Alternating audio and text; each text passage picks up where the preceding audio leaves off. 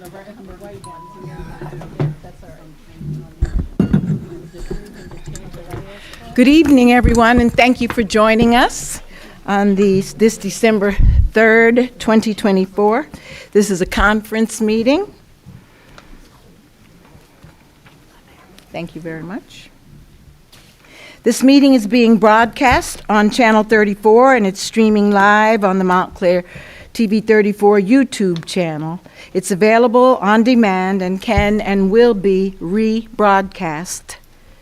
This meeting is called pursuant to the provisions of the Open Public Meetings Act. The meeting is included in the revised annual notice of the meeting schedule as set forth in Resolution R24-174, adopted by the Township Council at its regular meeting on July 17, 2024. It's transmitted to the official newspaper on July 24, 2024, and posted on the bulletin boards outside of the municipal building and has remained consistently posted. In addition, a copy of the revised annual notice is and has been available to the public and is on file in the office of our township clerk.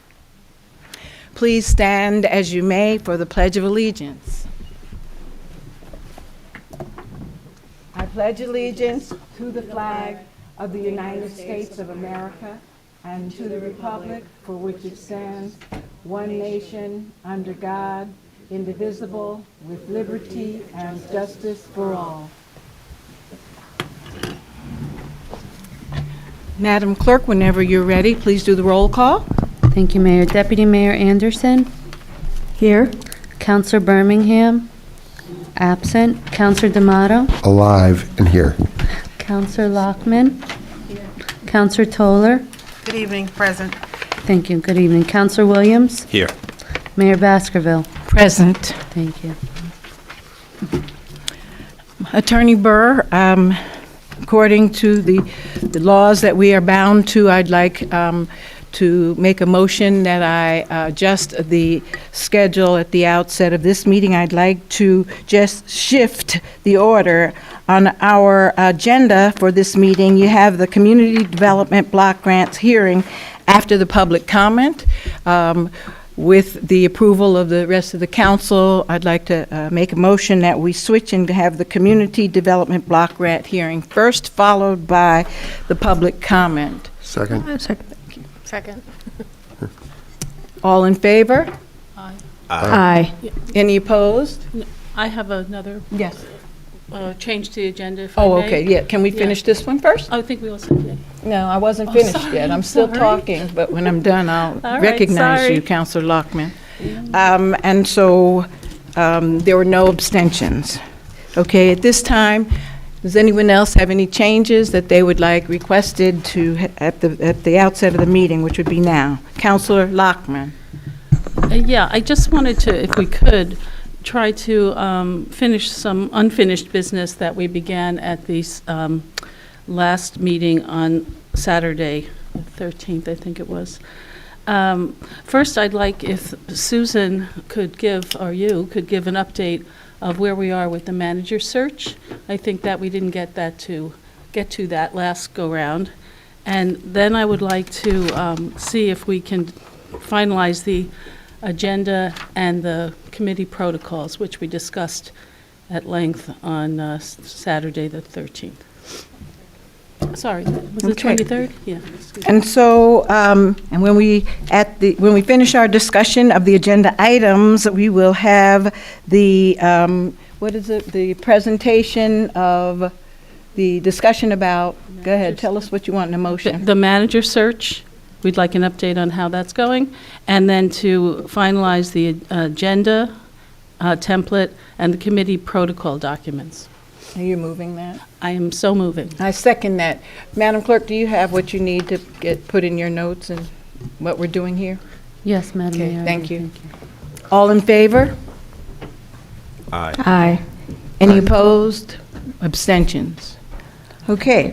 Anyone else have anything else that they'd like to change on the agenda while we're at the appropriate time in the meeting? No? Yes, sir? Mayor, with your yellow agendas. Yes. There are several agenda items that arrived late. I just wanted to add them for discussion on the agenda later, or you can read them and we can discuss them before the vote on the 17th. But because of the narrow time frame between meetings and the holiday, it was impossible to get everything done. So we just want to get these things, done this year. So they're not, major issues, and So I'd like to move that we add those to the agenda and that we discuss those at the end of the items that we have listed. And so when we finish discussion items on the agenda 15, then we'll roll them into what would be number 16 and following after that. Thank you. Is there a second? Second. Thank you. All in favor? Aye. Any opposed? Any abstentions? Thank you. Final call for any changes to the agenda. Good evening, Councilor Birmingham. If you have any changes at this point in time that you'd like to make to the agenda and either adding some things, there's some items that were not here and some changes we made just in terms of the order of things. Is there anything that you'd like to do at this point in time regarding that? Thank you, Mayor, for asking. I'm just wondering if we should go into executive session this evening to discuss personnel matters. I know it's not on the agenda, but it would be a closed session to discuss personnel matters. I would second that. The second, okay. There's a motion and a second for us to go into an executive session after we discuss the items that Councilor Lockman said that we need to discuss this evening. So all in favor, please say aye. Aye. Aye. Any opposed or abstentions?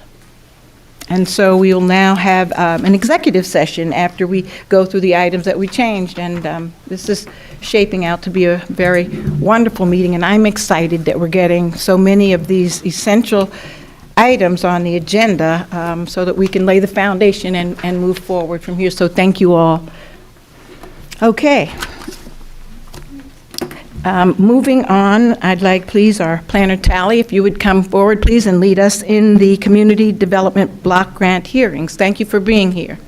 Oh, thank you. And this is the second public hearing for the Community Development Block Grant Program for the 2025 program year. These two public hearings are required pursuant to our agreement with the county.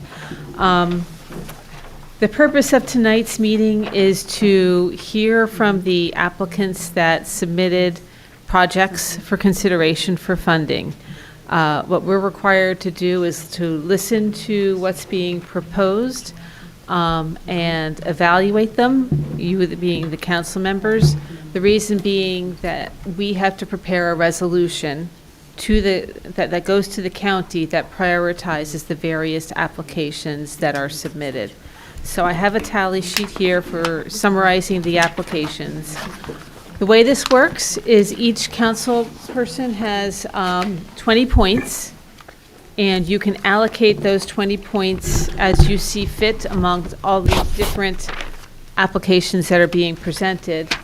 Once you're completed with this, within the next day or two, if you can submit it to me, I will take these and tally up the totals, prepare a resolution, and show which projects receive the highest priority because they receive the most points, and that will be on the agenda at the next council meeting.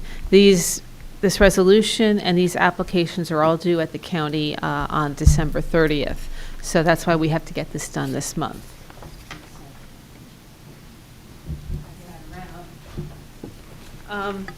So I would like to have the applicants make a 5-minute presentation. They all know that they have 5 minutes or so to answer questions, total of 10 minutes per application. And after they've discussed their projects, then I'll discuss the township projects that are being submitted for the 2025 funding year as well. So we receive about $300,000, give or take. Some years we get more, some years we get less. This is federal funds from the Department of Housing and Urban Development. It's filtered through the county. The county receives the funds.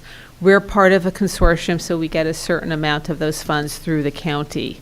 So at the end of the day, we make our recommendation. It's the county that makes the final decision and allocates the funds for various projects. They're also familiar with a lot of the applicants here because they do the monitoring. County staff visits all of the applicants, reviews their files, reviews their monthly reports. They know, have a pretty good handle of which applicants meet the requirements. As you may or may not know, this is a program that is intended to benefit low and moderate income households primarily. Overall, the majority of the funds are to be used for capital projects. By law, 85% of the CDBG allocation that goes to the county must be used for capital improvements.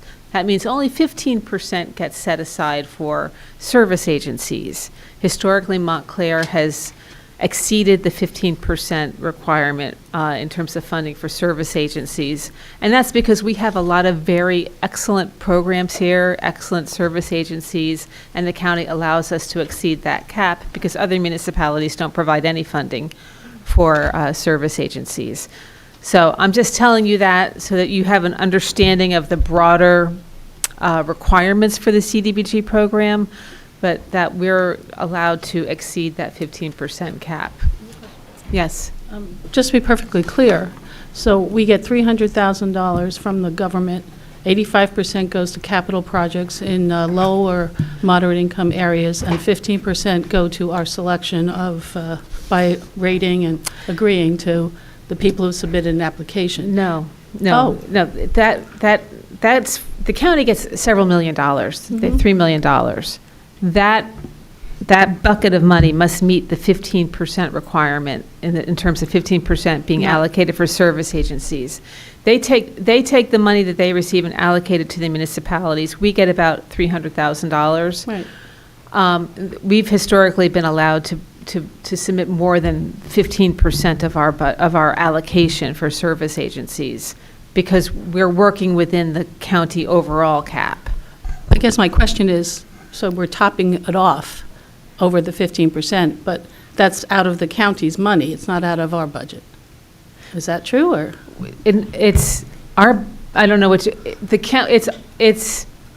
I'm trying to figure out, is it grant money, or is it out of taxpayers of Montclair's This is pocket when we top it off? This is all grant money. Okay, So, thank you. All Okay. right. So there's no municipal funds involved. The only time we use municipal funds is if a project doesn't have sufficient grant money and we sometimes need to add municipal funds to complete a project. But that's a finer detail, and that's not for tonight's presentation. So what I'd like to do is introduce our applicants. We have 9 applications, and we'll do this in as expeditious a way as possible. So I'd like to bring up Tia Airy, who's the Executive Director of Family Promise. Janice, excuse me, may I ask, please, that for the applicants, if you qualify for the Essex County Community Development Grant Funds as well, that you let us know, or if you have a reasonable percentage of people that you service that are outside of the Montclair community, if you would please let us know, I would appreciate that. That would be helpful for me in terms of my decision-making process. Thank you. Good evening.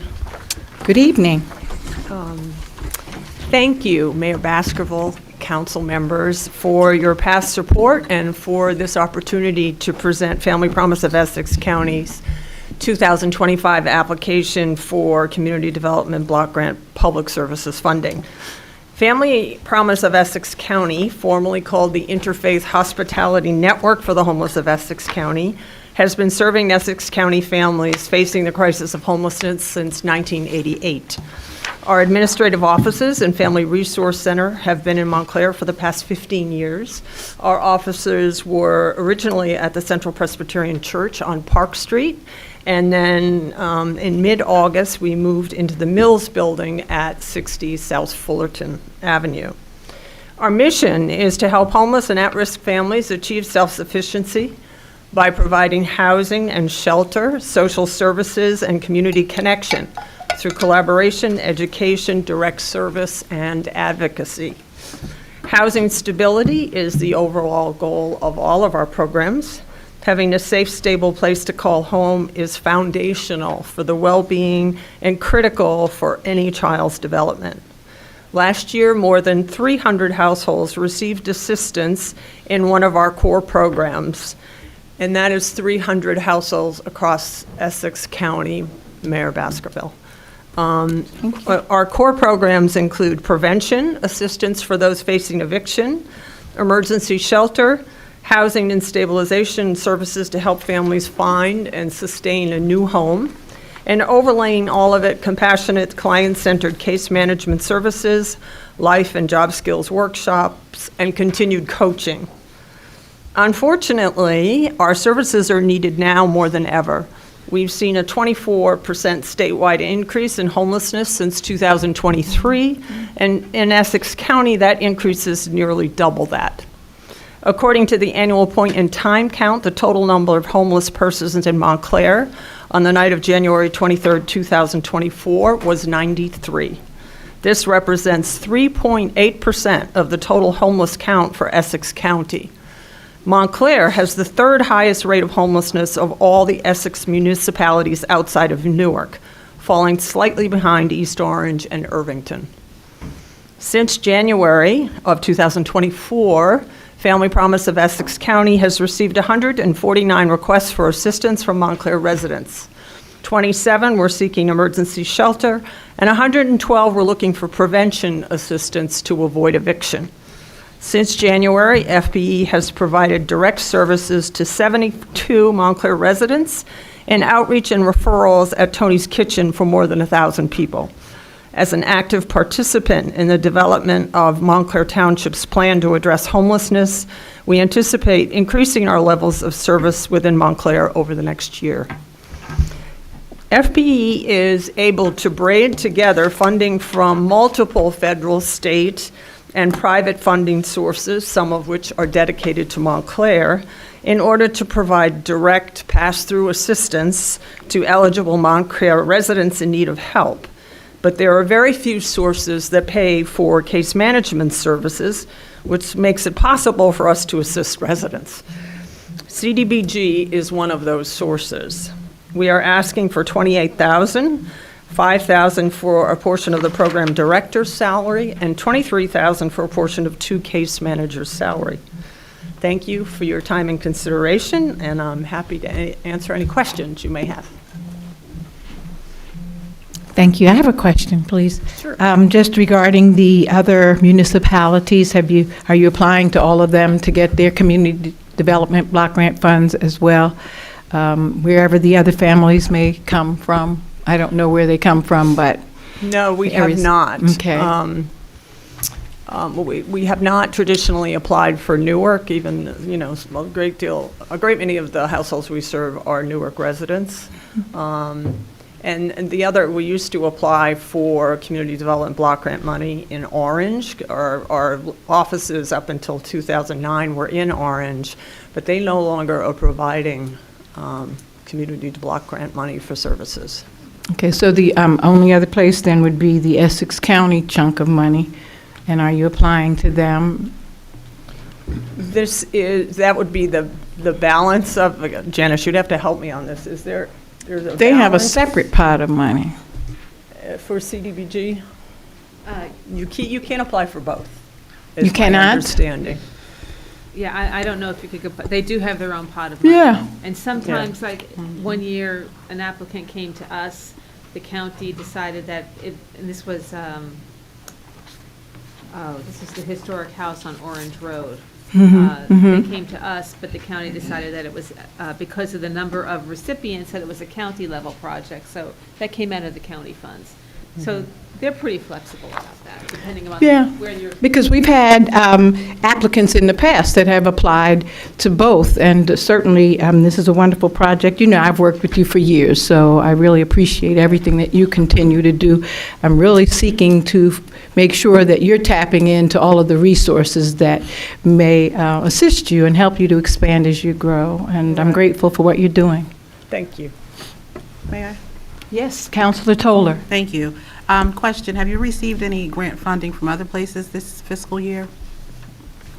From, Anywhere? yes, from multiple sources. We Okay. we have Emergency Solutions Grant funding. We have Social Services for the Homeless Grant from the state.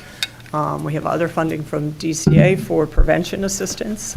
And we have some dedicated funding from a private donor in Montclair to assist Montclair residents. Thank you. Anyone else? Counselor Lockman? Does Family Promise operate in any other suburban towns that abut Montclair? Like Verona? We serve all of Essex County, yes. Yeah, but you have operations, or you tap into people who have needs in those communities as well? We assist families from all South other places, but we Orange, do not have Maplewood. offices Well, of I'm services thinking about in Cedar those Grove, Verona, Livingston? the more upscale towns. If people are seeking assistance, they can, any resident in Essex County can apply for assistance through, but typically, the majority of our clients come from Newark, the outer bands of Newark and Montclair.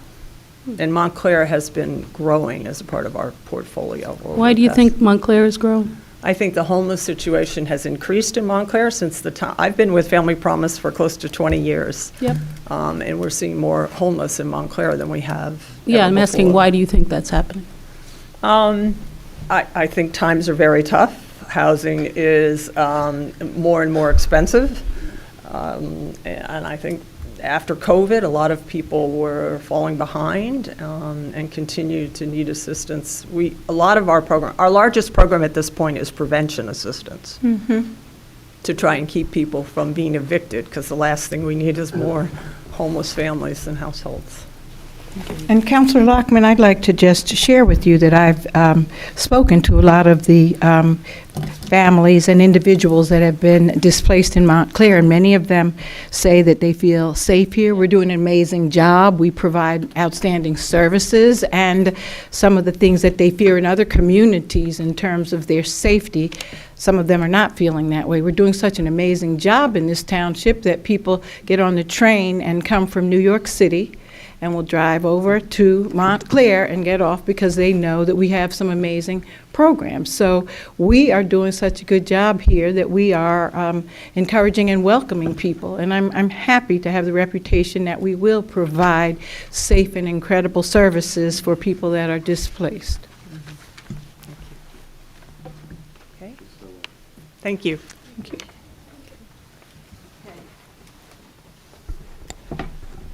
Next up, we have a new applicant this year, which is the Montclair Fund for Educational Excellence.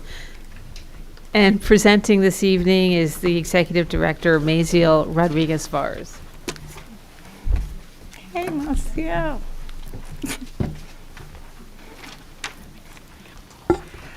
Good evening. We'll have a handout coming out to you in front of you in 1 minute, and I will start speaking. So, good evening. I'm Maciel Rodriguez-Vars, the Executive Director of the Montclair Fund for Educational Excellence, MFEE, and I'm here to present our CDBG proposal to support MFEE's bilingual after-school programs for newcomer students. You all have a page in front of you, and I want you to imagine that you have just enrolled in 9th grade after immigrating to Germany. You're taking 9 classes, all of which are exclusively taught in German, including biology and algebra. You are often the only student in your class that doesn't speak German, and your teachers, as nice as they are, cannot help you too much because they also don't speak English. And that page in front of you are the notes that your biology and algebra teacher gave you, and you have a test on the material tomorrow. This is the experience that many of the students in MFEE's bilingual after-school program face in Montclair schools. Well, our schools are doing what they can to support our newcomer students who are learning English. They do not currently offer the supports that multilingual learners need to be successful. Implementing these new practices will take time, and our students need help now. Montclair does not currently offer bilingual education. All of our classes are taught in English with little to no support in a student's primary language. So this situation is especially difficult for our teens who have a much shorter window to learn core content while also learning a new language in order to graduate. Additionally, several of our students have immigrated during the pandemic, and they lacked the ability to attend school in some cases because their home countries lack remote learning. So as you can imagine, these children are in a particularly tough spot. MFE currently supports over 100 families and 150 students in our programs to support multilingual learners. Our after-school programs serve about 60 students through 5 days of school year programming and 6 weeks of summer academic camps. We run 2 programs, one for kinder through 5th grade students that we call oruguitas, little caterpillars, and one for 6th through 12th graders that we call entrenadores escolares, or school coaches. Our programs are free. They are largely funded through philanthropic support and individual donors, and we are currently the only organization in town who offers bilingual academic support to students. All of our students live in Montclair. 100% of our students live on Montclair, and all are on free and reduced lunch. While we have been able to accomplish much with our dedicated staff and our committed team of bilingual volunteer tutors, we are requesting CDBG funding to be able to hire educators for our after-school programs. We were able to hire a few excellent teachers this summer for our summer programs, and it was a game changer. We offered in math intensive to reinforce fundamental skills and algebraic concepts, and we heard from the students that they learned more in those 6 weeks than they had in 2 years in school. High-quality teachers in small group settings can quickly identify students' gaps, they tap into their assets, and they can design interventions that help them succeed. Montclair teachers have a lot on their plates, and they too need support teaching our students with language barriers. We have already heard from many school staff members how grateful they are that we are supporting our multilingual learners, and many teachers are working closely with us to align what we do in our programs with what the students are learning in class.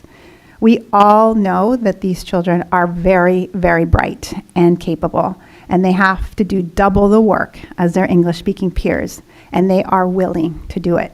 They just need these additional supports to give them the chance to succeed. And I am fortunate enough to have Kaidel, he's one of our participants. He's going to speak just a little bit about his experience.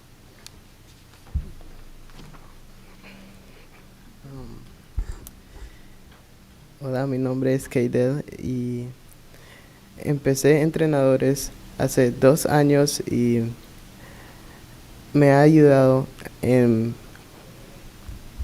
mi inglés y también en clases como ciencias y matemática. Hello, my name is Kaidel, and I started to go to entrenadores escolares for 2 years. It helped me a lot to learn English and with class such as algebra and science. Más fuerte, por favor, un poquito más fuerte.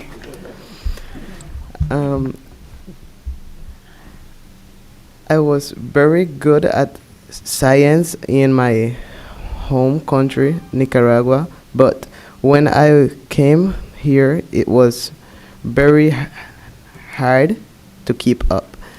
And I have went to the summer program of math, and it helped me a lot because the prof was teaching us step by step the process of math, and I think that the tutors that can speak Spanish helped me a lot to understand the things that I was learning. When I was just coming to this country, I feel like I was not smart enough to keep up in class, but with trainers helping me, I feel like I can do better now. Thank you for your attention and listening. Muchas gracias, muchas gracias. So I am one of the tutors that works with the Entrenadores Escolares, and I wanted to come before you guys to speak about the impact that it has on them. So every day after school that we have the program, we always start by checking their Genesis portal, which has their grades, their missing assignments, their graded assignments. We can see their quizzes, homeworks, everything like that. And when I first started, it was very common to see almost all Fs for all of our bilingual students. they were thrown into classes, much like the thing you guys had to imagine. They were thrown into classes where they don't speak the language. Having to learn reverse osmosis with different electrons and protons, they don't know what any of that means, and there was no extracurricular help to help them learn that. Now, with this program, seeing an F is pretty rare. We see mostly A's, B's. When they get a C, they are now more driven to contact their teacher, have us help them write an email in English. We help them study, we help them prepare, and then we facilitate them to retake an assignment or to prepare for an upcoming quiz or to do their homework. Without this program, a lot of these students might not graduate.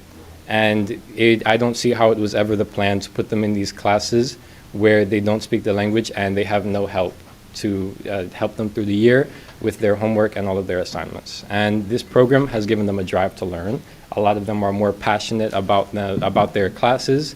They have gone from not doing homework to play phone games to now wanting to do their homework, wanting to learn because they understand it more. And I feel like without this program, a lot of them might not even be attending the school or the classes that they are so passionate about now due to this program.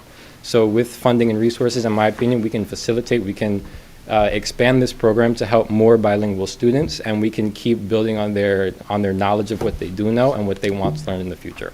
So thank you. Thank you. Thank you.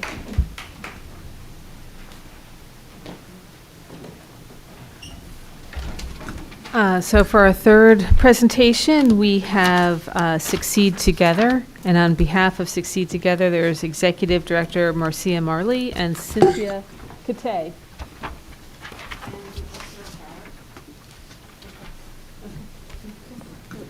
Cynthia Kate is here, our Development Director, and also Tony Martin, who is our Co-Director of Tutoring.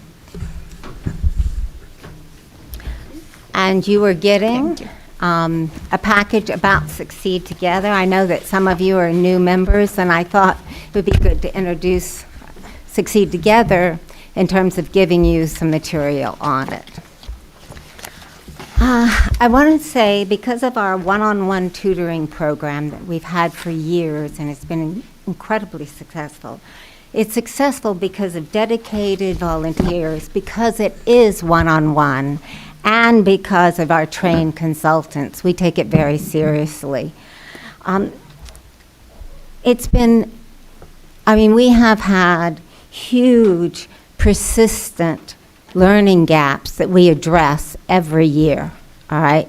We have 300 different students coming through our programs. Our tutoring program alone has over 100 students.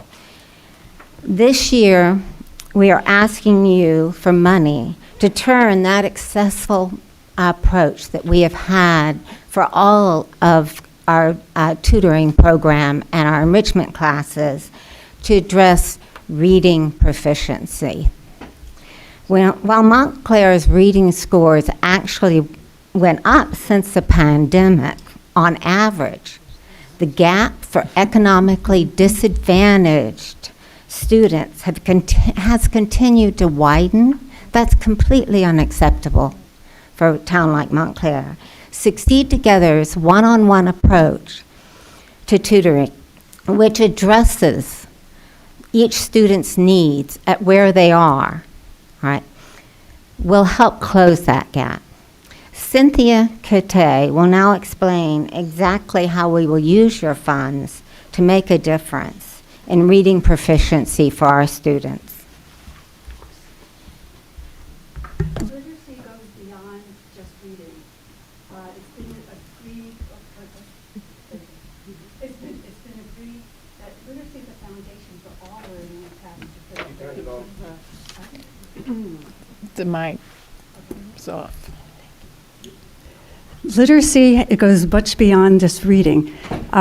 Because it's the foundation from everything the child learns from 3rd grade up. There's an old school adage that says, from 1st grade to 3rd grade, children learn to read, and then from beginning in 4th grade, they read to learn. And that's where we come in, because there's so many children in the town. As Marcia had mentioned, the scores were abysmal this year for children of color and children from low-income families. And we're here, and what we're prepared to do is to meet that challenge as was mentioned before, the schools have their hands full with a lot of different things. And that's fine, because we're there and we will take care of it and we will do what we can to help all these children. Our idea is, and we will go forward if we receive the money to pay for everything here, is that we are going to specialize in literacy. We're going to take the child from beginning in first grade and going up in every grade thereafter. We will be hiring literacy and reading experts who will be able to tutor the child one-on-one, as Marcia had said. The one-on-one tutoring is important because there are so many approaches for children to learn how to read, and every child learns differently, as I'm sure you all know from your own children, and it takes different methods to get through to each particular child. And that is our purpose. We can take one tutor and assign them to a child and maybe several children, but they learn the child, they learn what the child needs, they learn what the child wants, and most importantly, they establish a trust relationship with the child. And that's so key to learning. So they establish it and they teach the child what they need to learn at that time. And it goes forward, there's so many, as I said, so many different methods, but most of the things we learn is decoding, which is looking at, being able to look at a word and be able to sound it out by what the letters say, and be able to change it from what's on the page to through the mouth. And the second part of it is reading comprehension, to know what they're saying, what it means, so they're just not reading gobbledygook. And the problem we have is with children from the low-income families and children of color, they lack the resources. They can't hire individual tutors. Their families can't afford it. And culturally, maybe their parents work all the time. Maybe they have two parents. They need help, and we're here to help them. And if we have the money that we get from CDBG grant, we will use the money to pay for these teaching experts and for an administrative assistant part-time. And also, that's also very key, it's all part of this learning, is having parent workshops. Parents need to know what they need to know to support their children at home, whether it's reading to the child out loud at night or asking the child to read to them, but the parents have to be on board for this to be a success. And now we have Tony, and now there's Tony to talk about a success. But first, I just want to remind everybody, we are a community-driven, operated project. Our tutors are all volunteers. What we're talking about is hiring experts to guide us through guiding the kids. Our volunteers are incredible, and many of them are, a retired pediatrician, Dr. Baskerville, but a lot of them, some of the most effective ones, are high school students themselves. They need to learn how to teach the learning. They already are doing it. They're doing a terrific job, but we need more skills. Just this year, we learned about decoding ourselves, and we try to propagate it, but we're just by the seat of our pants at this point. We could really use some expert assistance. Now, I will tell you about one of our seat of the pants experiences that was sort of transcendent for me personally. We had a sixth grader. We had two last year who could not read. And this one young lady worked with a reading specialist who is a reading specialist, but she volunteers her time 1 hour a week with us. And she has brought this student, who is now in 7th, I guess, grade, to the point where just yesterday she read to me the fairy tale in which she sounded out the words, "Rumpelstiltskin is my name." And, these little tiny miracles happen every day. That was a pretty medium-sized one, But we can do this if you help us. Thank you. Thank you. All right. Any questions? Are all of your participants Montclair residents? Anywhere between 90 and 98%, depending on the semester. Thank you. Where are you physically located? Where do you tutor? We are at 11 Pine Street, and we also take over the third floor of the library Mondays through Thursday afternoon from 3 to 7. So we do tutoring there. We also tutor at 11 Pine Street, and we have classes. We also have the Literary Festival as part of Succeed Together, and we have summer classes and year-round enrichment classes, and a college prep program, which is fantastic, actually.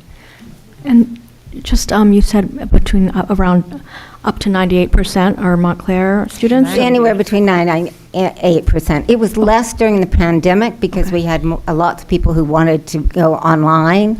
Now it's almost, because we have our tutoring in the library at Montclair, so most people are Montclair. Okay. And where are the others from? Well, it depends. It can be, it's Essex County, Okay. but we could be anywhere East Orange or Newark or somewhere else. We still have a few that are online still from during the pandemic, and they're getting help. And there's one person who's getting SAT help right now, but lives in Newark, and goes to school in Montclair. Oh, okay. Thank you. Private school in Montclair. I thought, yeah. Any other questions? Yeah, good to see you. Thank you so much. Thank you.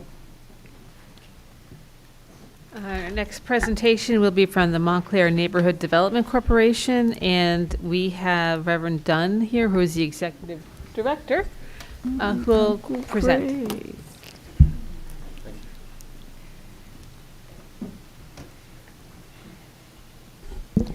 Good evening, Council. Good evening. The Montclair Neighborhood Development Corporation has been in existence since 1969. It has occupied an office on Bloomfield Avenue for the last 50-plus years until we were forced to move due to our landlord raising our rent beyond what we could pay. And so we're currently in a temporary spot on 1 Woodland Avenue, which is interesting for me because I grew up at 5 Woodland Avenue when I was born. I'm a product of Montclair. I'm a product of MNDC. I took my first martial arts class there when I was 10. I played in the basketball league in middle and high school. I worked there in college in the CETA program. I was an executive. I was on the board until I went back to graduate school recently. Then with the death of our ED, the board asked me to step in. I'm retired from publishing. I spent 17 years at the New York Times, 11 years with USA Today, and another company called Marshall Cavendish, which introduced the Singapore math methodology to the U.S. So I spent time in the role. I was the National Sales Director for Education. So I spent time in Singapore schools, as well as schools and colleges across the country. And so for our program, we do get funding from the county mayor. We get CSBG funds, but that is for suburban Essex. Okay. And that goes everywhere. Okay. But particularly for CDBG money, because we partner with the Montclair Public Schools, 100% of our kids are from Montclair. Good. And this program going forward, we had to pivot because of just numbers of low-income people are moving out, but then we're looking at how seniors are affected. So I've been talking to Judy Hurley, and we are looking to do what we call a Sunrise Academy for seniors, in addition to a coding academy for young people. And because we're located in Wally Choice Community Center, we have a computer room there that we're in the process of upgrading our computers there. And we talked about, Judy and I met yesterday, talking about how we can do an online entrepreneurial program for seniors. Nice. A lot of seniors are, you see, if you go to Walmart, you see seniors there greeting, you see seniors doing DoorDash, but we want to give them another opportunity to earn income and do those things. But then we also want to give our young people, because one of the things I keep hearing over and over again, particularly in that community, is that college is not for everybody. And for me personally, I hate to say that because having grown up in the Glenfield Park area, but then also having graduated from The Ohio State University and have a doctorate from Drew University, I know that that neighborhood you can go if you have expectations. There's a book called The Highest Potential, and it says that all students will rise to the highest potential expect for them. And so we expect our young people to learn. We expect our seniors to learn, and we expect MNDC to thrive. Do you have any questions?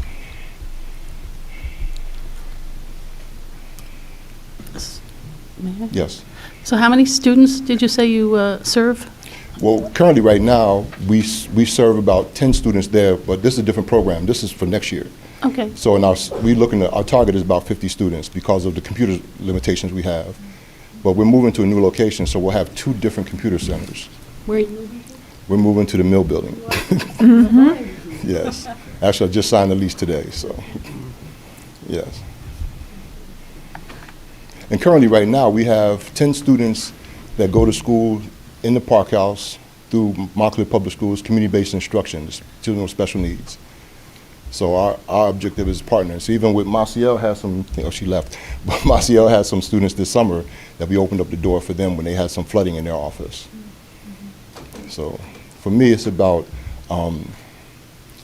building relationships as opposed to using people as transactions. And you have do you follow where the kids go later on in life? Do you follow them? Have any idea? Well, let me put it this way. Yeah. I have one sister, but I have 100,000 nieces and nephews. So you keep your eye on them. Okay. Yes. Thank you. Thank you. Our next presentation is Oaks Integrated Care. Is there anybody here from Oaks Integrated Care? Okay, I wasn't sure, I didn't think I saw them here, so we will have to skip that one and go to number 6, which is Sophia. Kristen Wald will be presenting for Sophia. Hello, good evening. Good evening. You're all receiving a folder that has some information. I think over the summer, I left some packets of information in each of your mailboxes because we wanted to introduce ourselves over the summer. And the way I usually start each one of our workshops is just by reminding everyone in the room that we all know someone who is in an unhealthy or abusive relationship, whether we know it or not. And that's part of what we do at Sophia, is that we try to lift that stigma and just talk about it directly and with care. So good evening, Mayor Baskerville and all Montclair Township Council members. My name is Kristen Wald. I'm the Vice President of the Board of Sophia, and Dee is one of our longtime board members, and we're both Domestic Violence Response Team certified workshop presenters and volunteers. So at Start Out Fresh Intervention Advocates, Sophia, we believe that the most effective way to raise awareness is through grassroots outreach and programming. Women and families affected by intimate partner violence and domestic violence often isolate themselves and shy away from attending or associating themselves with domestic violence events. That's why Sophia works hard to merge effective and stimulating programming with community-based outreach and events focused on topics that appeal to those reaching out for connection and growth. The funding received via the CDBG grant is focused on 2 areas of our programming. Our Sword of Success programming and our one-on-one therapy sessions. Our Sword of Success workshops and year-round programming center on physical self-improvement, financial stability, confidence building, and self-awareness.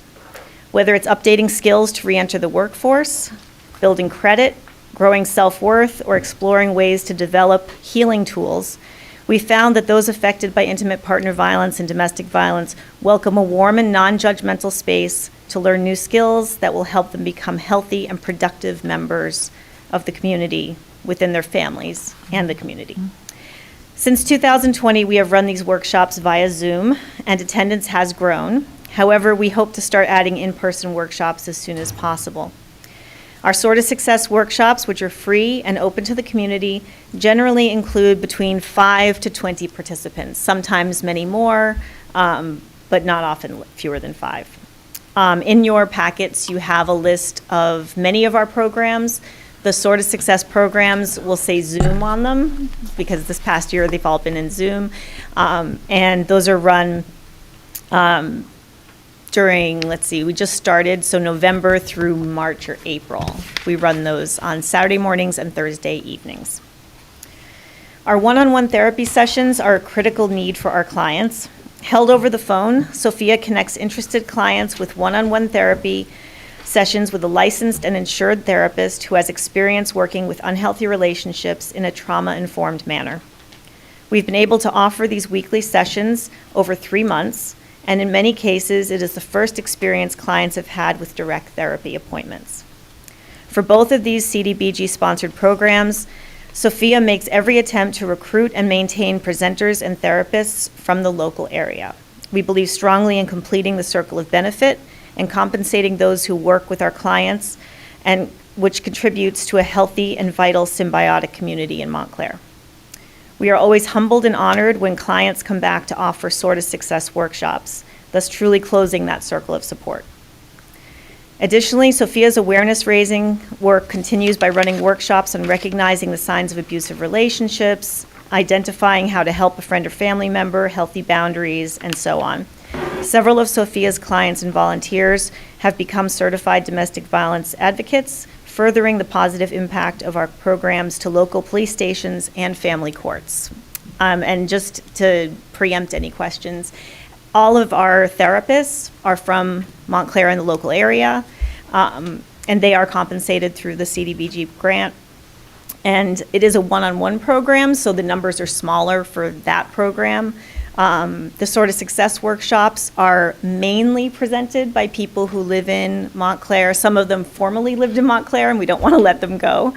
But our advertising happens just in Montclair. However, if someone from outside of the town wants to come to the workshops, they're free, and we don't turn them away. So I can't guarantee that everyone who attends is from Montclair.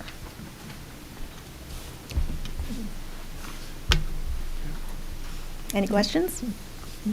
If I may, Mayor. The request for this year is just it's a multiple of last year, and you're the only provider on the list. I'm sorry, what? I said,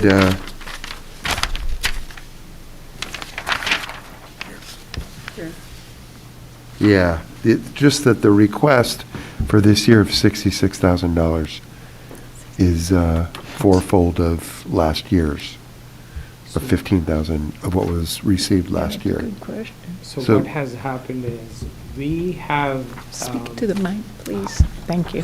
Thank you.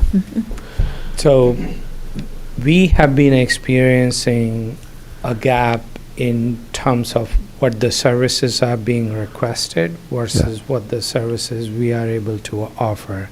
Like Kristen was mentioning, engagement of therapists or counselors in this case, those become very costly as we continue to provide one-on-one counseling services.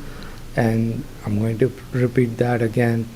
These people have never been able to actually go to a real counseling session. So one-on-one sessions are the general way to go about, and that we are anticipating there are more people who are looking for these services now. Last 2 years or last 3 years, because of COVID, a lot of those services, people for a variety of reasons were not coming out in terms of seeking those services. But now I think providers as well as most people have understood there are ways these services can be delivered without somebody having to go to places. So there is a multifold increase in demand, and we can only provide so much based on the CDBG funding that we receive. I think the services that you're seeking to provide are so important, and it's really important to have continuity in terms of the therapy and everything. I just had a question in the application. It says payroll, caretaker, medical personnel. Is that the therapist? So we do have people who are therapists that we Okay. contract with. Okay, thank you. Yes, Councilor Lockman? I'm just curious, so domestic violence knows no income bounds. So how do you, these programs are meant for low and moderate income folks. So do you restrict them to low and moderate income folks, or? I can answer that. Okay. It also, in addition, the program is, the CDBG program also is applicable to special populations, special need populations. Victims of domestic violence fit that. There's no income Oh, okay, there's no requirement. income driven there. Yeah, It's a thank you. protected class. Thank you. And just to, and also, we're more than happy to come in and do a workshop for all of you. I would love that. But just to point out, one of the reasons that the Sword of Success program focuses on financial stability and building credit is because one of the side effects of many domestic violence situations, in 98% of the Yep, cases, that's it's right. financial abuse as well. Financial, And so when that's someone right. leaves the situation, they often literally leave with nothing. So, with a different grant, we sometimes provide gas cards and suitcases. So that's part of the issue as well, why it's a protected class. Thank you. It's a very apt question, and I would say that we have met people who make 8-figure incomes. However, when you talk to them, none of that money is in their name, and there is such a trauma because it's a cycle, and how it has been manifested in their mind. They cannot use that money, as Kristen mentioned. Financial, 99% of the times, is part of the equation, how you control. Yeah. Thanks. Any other questions? Counselor Toller, Counselor Williams, you have any other questions? No? No? All right. We're good. Thank you for Thank your you. time. I look forward to the request for a workshop.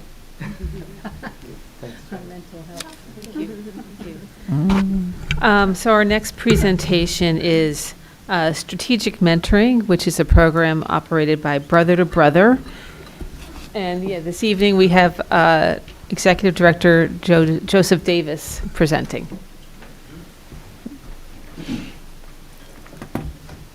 All right, thank you, Council, esteemed Council, Mayor Baskerville. Good evening. Thank you for allowing us to share tonight. My name is Joe Davis. As she said, I'm the Executive Director of Brother to Brother Mentoring, and we are a 501c3 established in 2007, and our focus is on mentoring young men grades 4th through 12th in the Montclair area. 99% of our young men are Montclair residents. And our focus, of course, is to encourage the young men to make positive choices in the various areas of their lives, promote high self-esteem and academic excellence. Our group mentoring activities are designed to be school-anchored and community-based, to foster safe and nurturing and positive relationships between young men in our program with their adult mentors, their families, teachers, guidance counselors, as well as local community leaders and social support groups. So as I said, 99% of the students are Montclair residents. So we're seeking $12,000 to help us to put together a leadership and entrepreneur training workshop. And this program is designed to deliver comprehensive and inspiring leadership and entrepreneurial education tailored for young men, as I said, in the 4th through 12th grade. Our proposed services encompass a series of 5 impactful workshop modules, each developed to equip our participants with practical knowledge and skills that foster leadership, innovative thinking, and strong self-efficacy. By engaging in these workshops, participants will gain invaluable insights into leadership principles, effective communication, entrepreneurial strategies, and personal development, setting the stage for future and academic career success.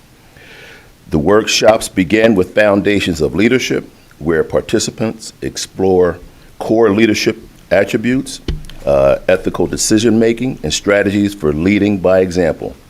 This is followed by effective communication skills, which emphasize the importance of clear and persuasive communication, active listening, and conflict resolution in various settings. The entrepreneurial mindset and innovation module encourages creative thinking, problem solving, and understanding of basic business principles, igniting an interest in innovation and self-started ventures. Building confidence in public speaking provides participants with tools to develop self-assurance, present ideas effectively, and overcome the fear of public speaking. So each module is structured to engage the participants through interactive exercises, real-world applications, and peer discussions that solidify learning and encouraging collaboration. The proposed services aim to inspire and empower young men, guiding them on a path to leadership and entrepreneurial success. By completing this workshop series, participants will develop a deeper understanding of their potential and improve their leadership capabilities and gain the confidence needed to pursue their aspirations. As Reverend Dunn said earlier, he keeps hearing that everybody doesn't want to go to college, right? It's not, maybe not college material. Well, we want to focus on how we can develop those young men to maybe start their own business. I'm a business owner myself, besides working in the Montclair school district, and I think it's a good thing. My goal is to inspire young men to have their own as well, and how to create business and help with public speaking, different things that they might have issues with. So each of the modules is structured to engage our participants through interactive exercises, real-world applications, and peer discussions that solidify learning and encourage collaboration. Understanding that our participants' needs is pivotal to success of this program. Our mentoring program, as I said, established in 2007, has supported young men from diverse backgrounds and socioeconomic situations in providing a strong foundation for understanding and the participant needs and tailoring services accordingly. The needs of the target population can be assessed through pre-program surveys, interviews, and feedback from parents, school personnel, community stakeholders, and national data and insights further enrich our perspective, helping bridge the systemic disparities and empower participants to thrive. So I think this is something, when we look at it, it seems like it's new, but I think it's creative in a lot of aspects, and I think it's time to take our young men to the next level.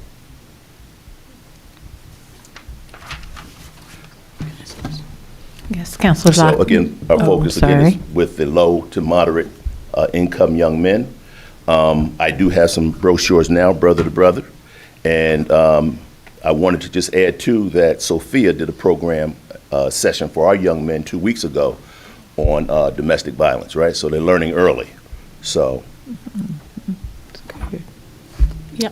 Councilor Lochner? Yeah, I just had where does this take place? During after school or on the weekends? 11 or Pine when? Street. No, where are the kids? When do they come? Is it? Okay, so we had a session tonight, as a matter of fact. So it's every Tuesday evening. It's an evening. We have the 4th through 8th grade young men, Mhm. 5:30 to 6:30, and our high schoolers come 6:30 to 7:30. Once a We're week. just about wrapping up our high schoolers now. Thank you. Mhm. Anyone else? Councilor Tola? Yep, thank you. Sure. I'm familiar with the program. Great. It says 25 youth. Has that number gone up or gone down? Going up Going significantly. As a matter of fact, we're hoping to reach between 50 to 60 young men with this now. Okay. Mhm. Okay. Very good. Thank you. Anyone else? Thank you, Mr. Davis. Thank you. Appreciate it. Thank you.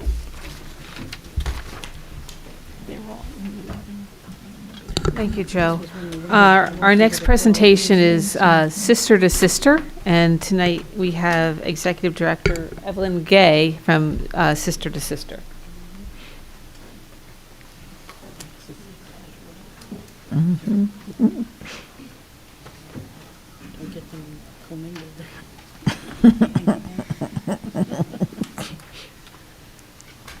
Good evening, Good evening. esteemed mayor and our town council members. Thank you for allowing Sister to Sister to make this appeal for CDBG grant funding. So Sister to Sister is a mentoring group that started at the Montclair YMCA in 1998. And when we no longer were allowed space there, we appealed to the Montclair Public School District to let us be part of the after-school programs that are part of what Montclair offers its students after school. I consider myself to be a very good mentor. I'm a terrible speaker, so please bear with me. Who we are. Sister to Sister serves the Montclair Public School girls in grades 4 through 12. And for the most part, our girls are not your typical Montclair Public School students. They are lower income. They are on free lunch. They sometimes are the ones who get in trouble in school, and so the principals call us and ask us if we will work with them. And I call them the strivers. They're the kids whose parents are paying exorbitant rents for 2-bedroom apartments above Crockett's Fish Fry, just so that their kids can go to Montclair Public Schools. So they don't have the money or even maybe the knowledge to know, some of the ways that other Montclair school kids succeed in this town. They don't have the money for the $80 an hour tutors. They don't always know that you should take your kids to college tours and that kind of thing. So Sister to Sister provides their daughters with that kind of exposure. Often these girls, I'd say 90% of the time, are the first in their family to go to college. And they are the first in their family to be expected to go to college. And Sister to Sister goes a long way towards making sure that that happens. 98% of our girls go on to college. And if they don't go on to college, they have to assure us that they have a plan. They're not just going off into the wild blue yonder. So here are some highlights of what we've achieved. Again, Sister to Sister is marking its 27th year of service. And since last year's presentation before the council, through mentorship, Sister to Sister has continued a legacy of inspiring young women in elementary, middle, and high school to be confident leaders. Sister to Sister sets our girls up for success by providing a comprehensive curriculum, extensive resources, thought-provoking discussions, and ongoing academic support. Our program is designed to help young women gain the confidence and skills necessary to become successful leaders while building a sisterhood among their peers.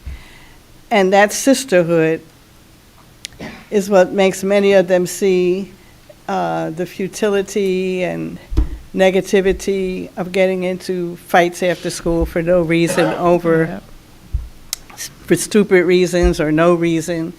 It makes them see each other as people and not as rivals, and makes them see what's good in each other. And that's why we often get young ladies who are recommended to us by their principals and even by the security officers in the schools. So our curriculum covers a wide range of topics, including personal advocacy, accountability, positive body image, safe relationships, avoiding drug and alcohol abuse, countering domestic violence and bullying, entrepreneurship, and financial literacy, just to name a few. And we are happy to announce that this school year, Sister to Sister served over 90 girls between the 4th and 12th grades within 6 schools of the Montclair Public School District. Sister to Sister high school mentees raised $1,600 through a candy fundraiser during the holiday season, The proceeds were used to purchase Christmas gifts for 15 girls in the Division of Child Protection and Permanency. We try to make our girls understand that their situation might be bad, but there are so many who have it so much worse. And that it is important to look at others and see them and try to see yourself in their shoes, not just concentrate on what you're going through. And that is one of the most positive programs that we have, making the girls see themselves as members of an entire community, not just what they're going through in their personal lives. We also collected and donated more than 200 cans of soup for seniors at the Montclair Inn. 2 of our high school mentees, Peyton Brown and Kennedy Phillips, were inducted into the National Honor Society.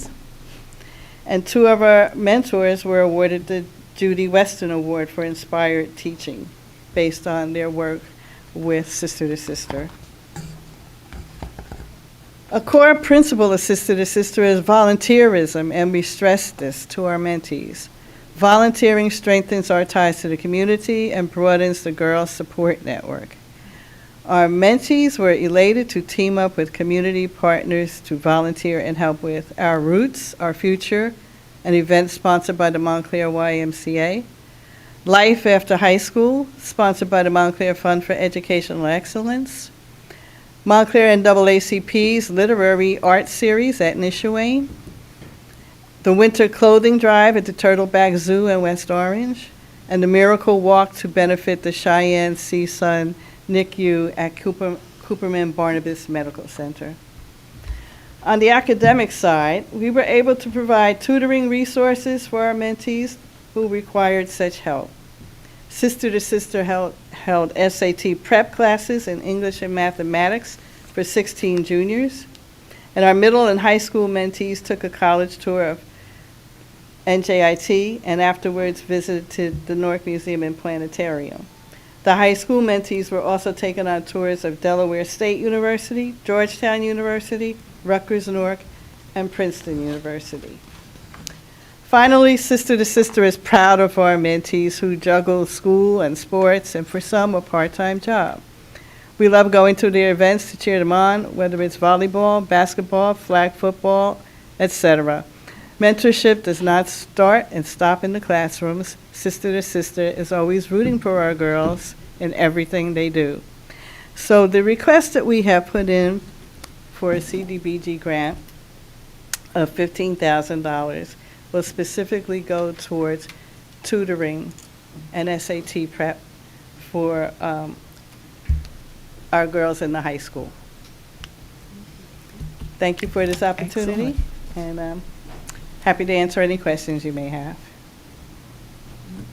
Yes, Councilor Lockman? So when someone enters the program, you said it goes from 4th to 12th grade, was it? Do they come back every year, generally? They do, and in fact, some of our mentors were actually in the students? program, Oh, yes. That's great, thank you. I was just curious, what kind of support do you have for your mentors? I mean, it's a big job, right? Is Reverend Dunn still here? He offers us mentoring support, and he is a reverend, so we know we can go to him, and he comes to us. But we also have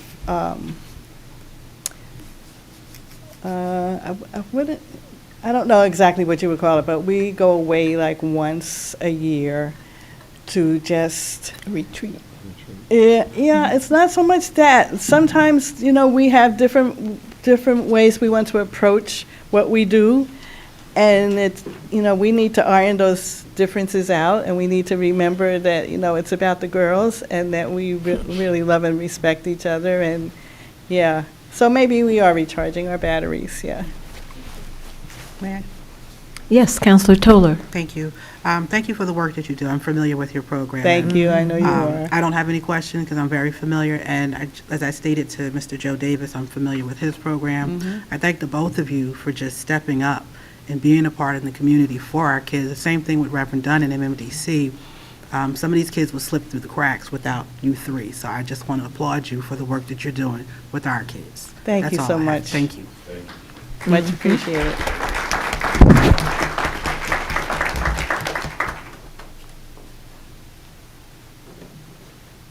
Okay, we have one more presentation, and this is on behalf of Neighborhood Council. And I believe we have Mr. Alton Dunn? No. No, he's on his way? Yeah. All right. All right, so we have another no-show, which is unfortunate because in order to receive funding, these organizations do have to be here to present to you. So we'll see if they make it. Is there anybody from Oaks Integrated Care? Okay. So those are the service agencies that submitted applications. The other component of this program are township projects. And we had a very well-attended first public hearing and identified several potential projects for township projects for CDBG funds. I'm not going to go through everything that's in my memo. I'm going to tell you what we did to actually identify the projects. There were security issues, lighting issues, safety issues that were identified in the eligible block groups, the eligible geographic areas in the township that were identified as part of our first public hearing. So following that hearing, I first sat down with the county and talked about what projects would be could be funded, because there's a component of the program if you want to do a project on a street where half the street is in an eligible area and the other half of the street is not. They generally do not fund that. That's right. Because it has to meet the criteria. We did the mathematical calculations to try and make the lighting improvements and streetscape improvements for Orange Road and the South End workable, but we couldn't get the numbers to work. So they said that would not be eligible. So following that, I worked with the Township Police Department. I know Chief Conforti is here and Deputy Chief Young is here as well. If you have any questions, we heard the concerns about safety on certain streets and the request to put in some cameras. So we got together and discussed what type of cameras would work with the program that they are launching to improve security. And they identified 6 locations. They reached out to a provider to get the cost. So that basically what I have here is the proposed locations and a cost estimate to install cameras in certain locations in the South End. And those locations include Orange Road near Rosedale Avenue, Willowdale Avenue at Woodland Avenue, Elmwood Avenue at Mission Street, Bloomfield Avenue at Elm Street, and Grove Street opposite the Durand School. And the cost for that would be $75,000. We did another project, which is Maple Avenue. All of Maple Avenue is in an eligible area and has some critical community resources, Glenfield School, Glenfield Park.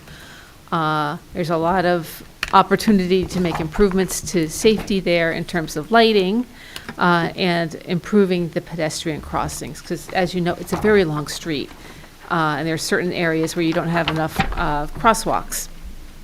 So I met in the field with Community Services Director Austin Ashley, Township Engineer Norberto Hernandez was there as well. We walked Maple Avenue to try and identify how we can make it safer, and came up with a program that includes new pedestrian lights.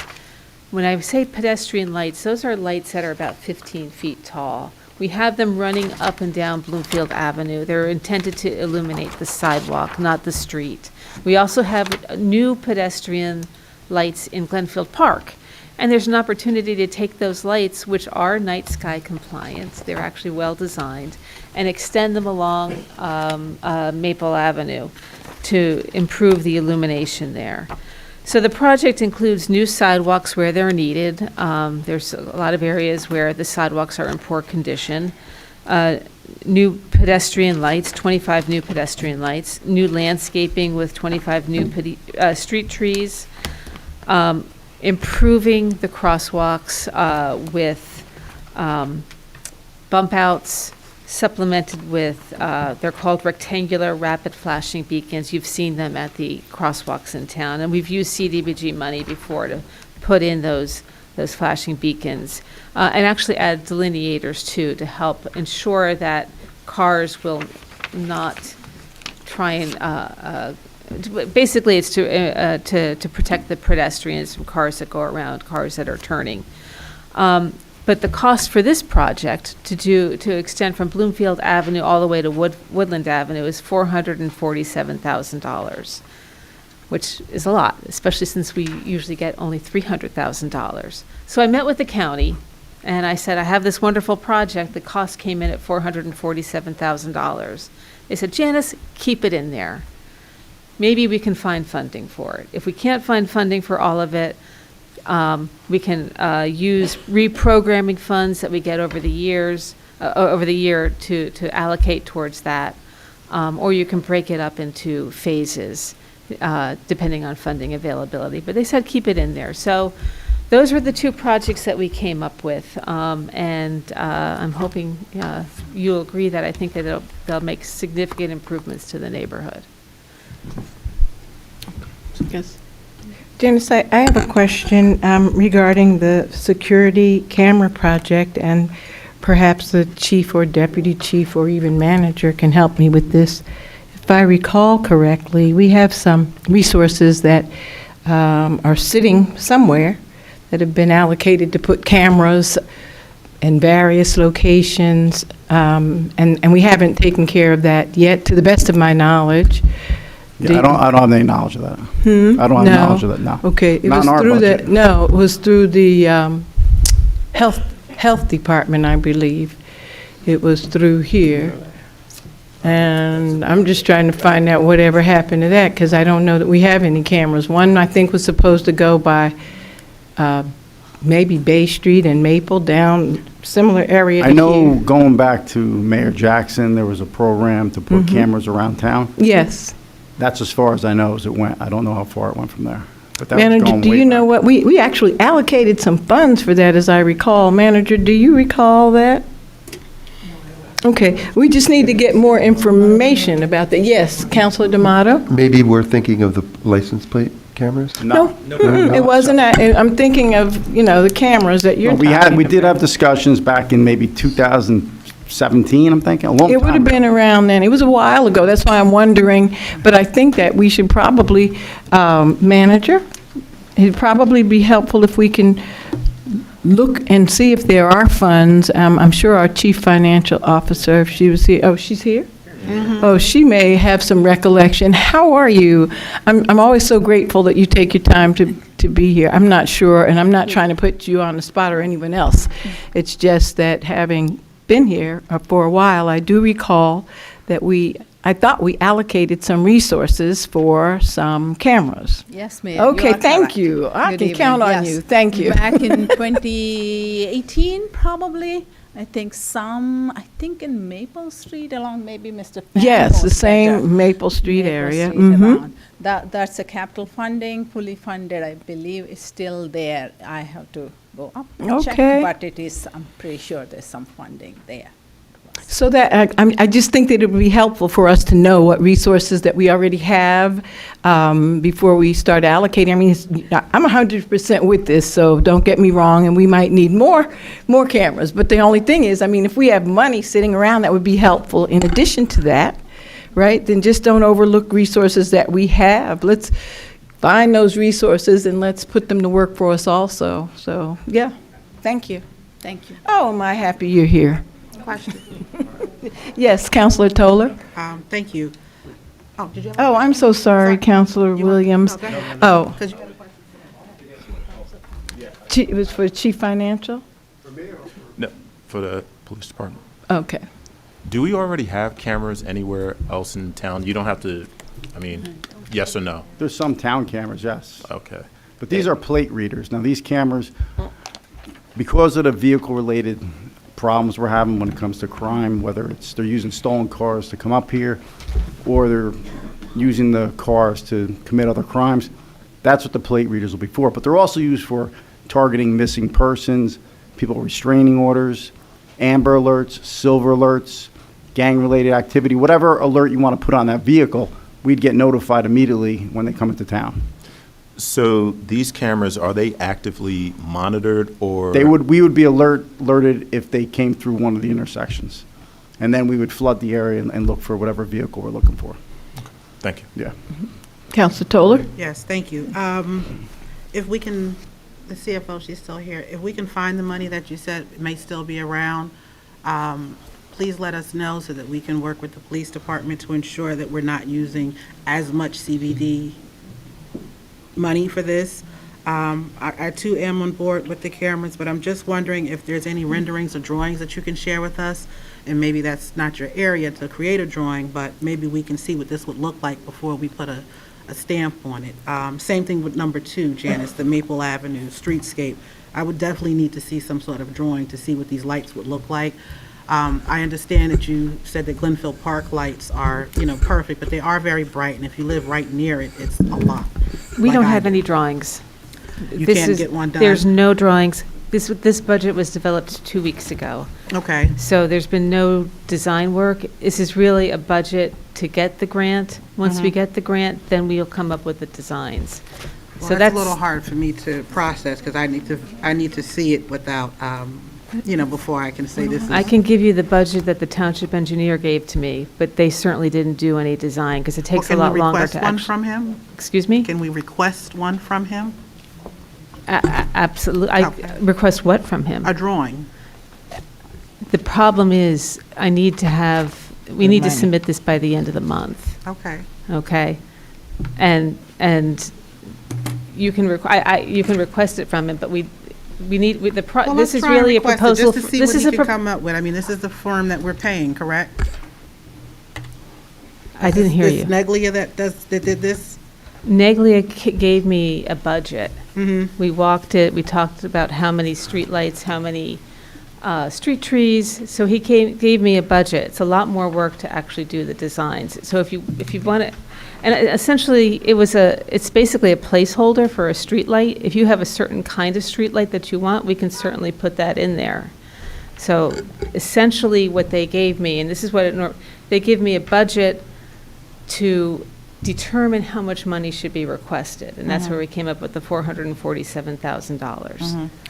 Once we get the award, we then go into the design phase, and they'd actually design it, and then they select it, and you can certainly have input in terms of the design and what you want to see there.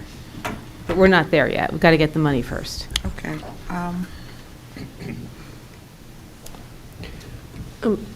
Is that it, Counselor Yeah. Toller? Yeah, that's Okay. it Deputy for now. Mayor Shin Anderson and Counselor Lockman, and then Counselor Birmingham. Thank you, Mayor. So I just have 2 questions. So just to clarify, so the 2 township projects that are described here, these are the projects for which we have some, numbers.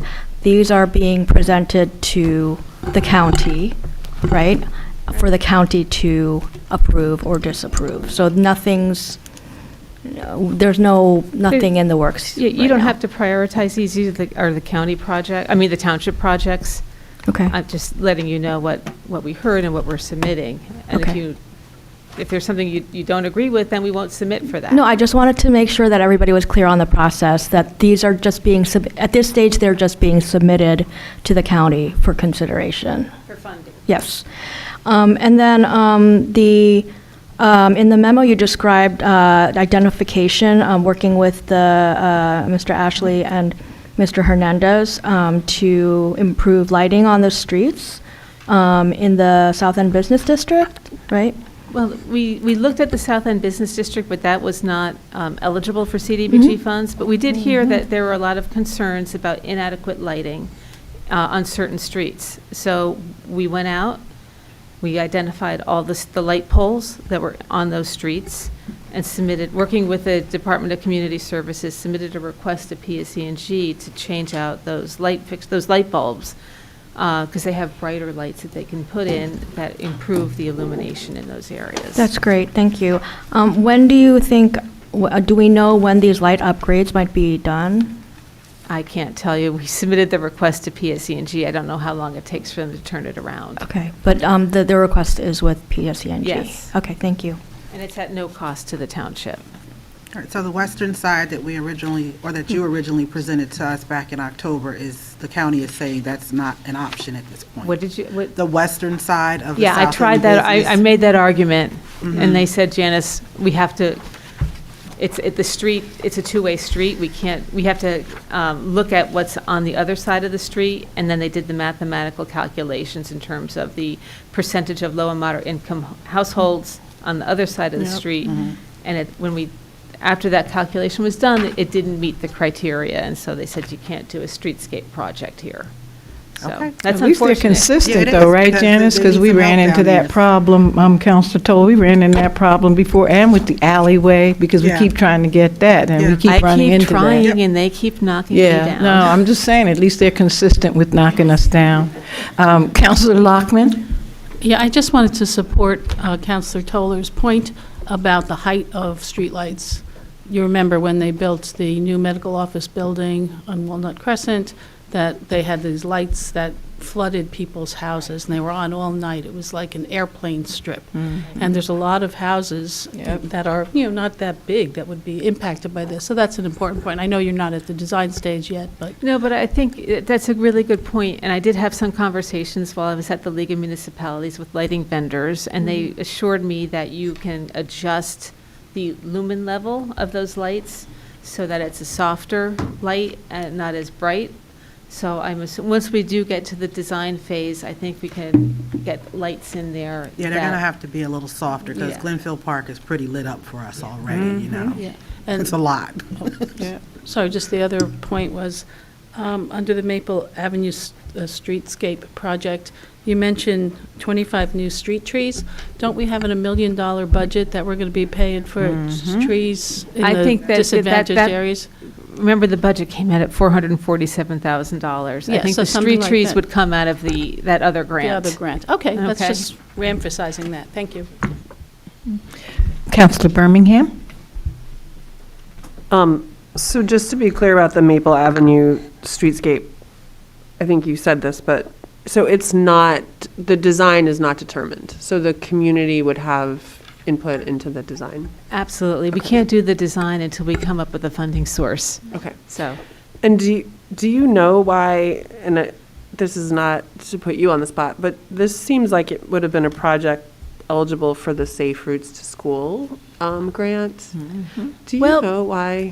the Safe Routes to School grant is temporary. I could tell you all about the Safe Routes to School grant, which is it's not the Safe, it's the Safe, it's it's basically the safety grant to create a safety action plan.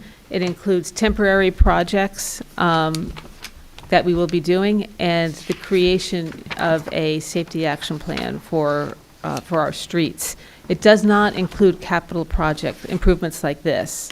So I anticipate that one of the things that we're going to be looking with that plan is, because this is a burdened community, where we have to focus some of the analysis and the temporary projects, we'll be looking at Maple Avenue. But at this point, that plan, that safety action plan, is at least a year out. Oh, yeah, I'm talking about the grant. We didn't even apply for the grant, the Safe Routes to School, because last year there were a lot of people in Right. here arguing, advocating to apply for the okay. November 2023 deadline, and I don't think we applied, but anyway, okay, I thank you, and I do hope we can get all the money. They didn't run me out of the office. They said, "Oh, keep it in there." Counselor D'Amato? Yes, thanks. I feel bad for the chief and deputy chief. They. All right, do you need us? No, so you can, it was for Planner Tally. Just one thing, Ms. Talley came to us 3 weeks ago. We did the best to put locations out there. If we don't get the money, we understand that. We'll Yeah. figure something out. If there's money out there that's in some other budget, we'll take it, but Yeah. we'll work on it. No. So you say that if people didn't show to make the presentation, that we're not able to give them points for the social service projects. You can give them points. I'm pretty sure at the end of the day, when the county finds out that they didn't show up, and that's Okay. one of the requirements, that they will not get funded. Okay. So can you tell us a little bit more about the neighborhood council request, which is quite large for a roof, what the building is and how big, or that it's a 3-building complex and how big that is? It is a 3-building complex. It's right across from Glenfield School. Right. They run a child care center in the in the building. So I know that this is the second year that they've asked for a roof replacement. There was a submission, an issue with their submission last year. I think they submitted it to the county and not to the township. Okay. So this year they submitted it to us to replace their roof. It's a leased property. They own the property own and it. lease it. Yeah. They lease it to the child care center. Ah, I see. And that 60 would also include new boiler. That's what they've told me. That But you haven't gotten like a quotes. I don't do this. They own the property. I didn't do their estimating. Right. estimating. I'm just wondering. I'm wondering because we have a request that's gone back and forth for I our gave own. them all the information I had for Cornerstone House and the roof and the boilers there Yeah. and how it skyrocketed. So Right. they know. They know, okay.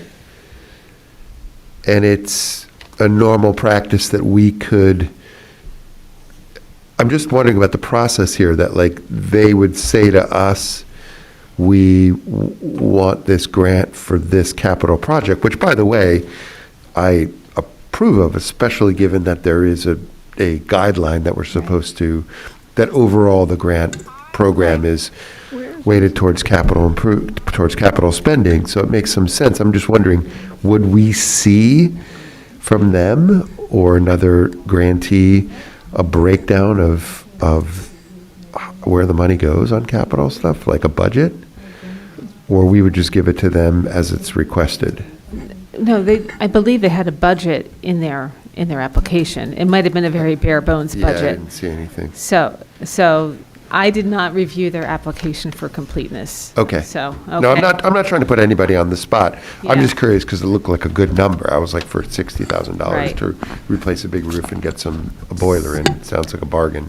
I just spoke with the individuals from the neighborhood council. It seemed as though there was a breakdown in communication, so I let them know if they could get over here before our meeting Okay. is over, then perhaps we can call them up at that time unless anyone objects and let them present that. Thank you. Okay. All right. So that's all I have to present. When you get a chance, if you can fill out those sheets and give me your numbers, I'll prepare a resolution for the next council meeting. And just, we get 20 points to allocate among them? Yeah. Okay, thank you. Okay? Thank you. Thank you very much, Planner. Okay, at this time, we're going to go into public comment.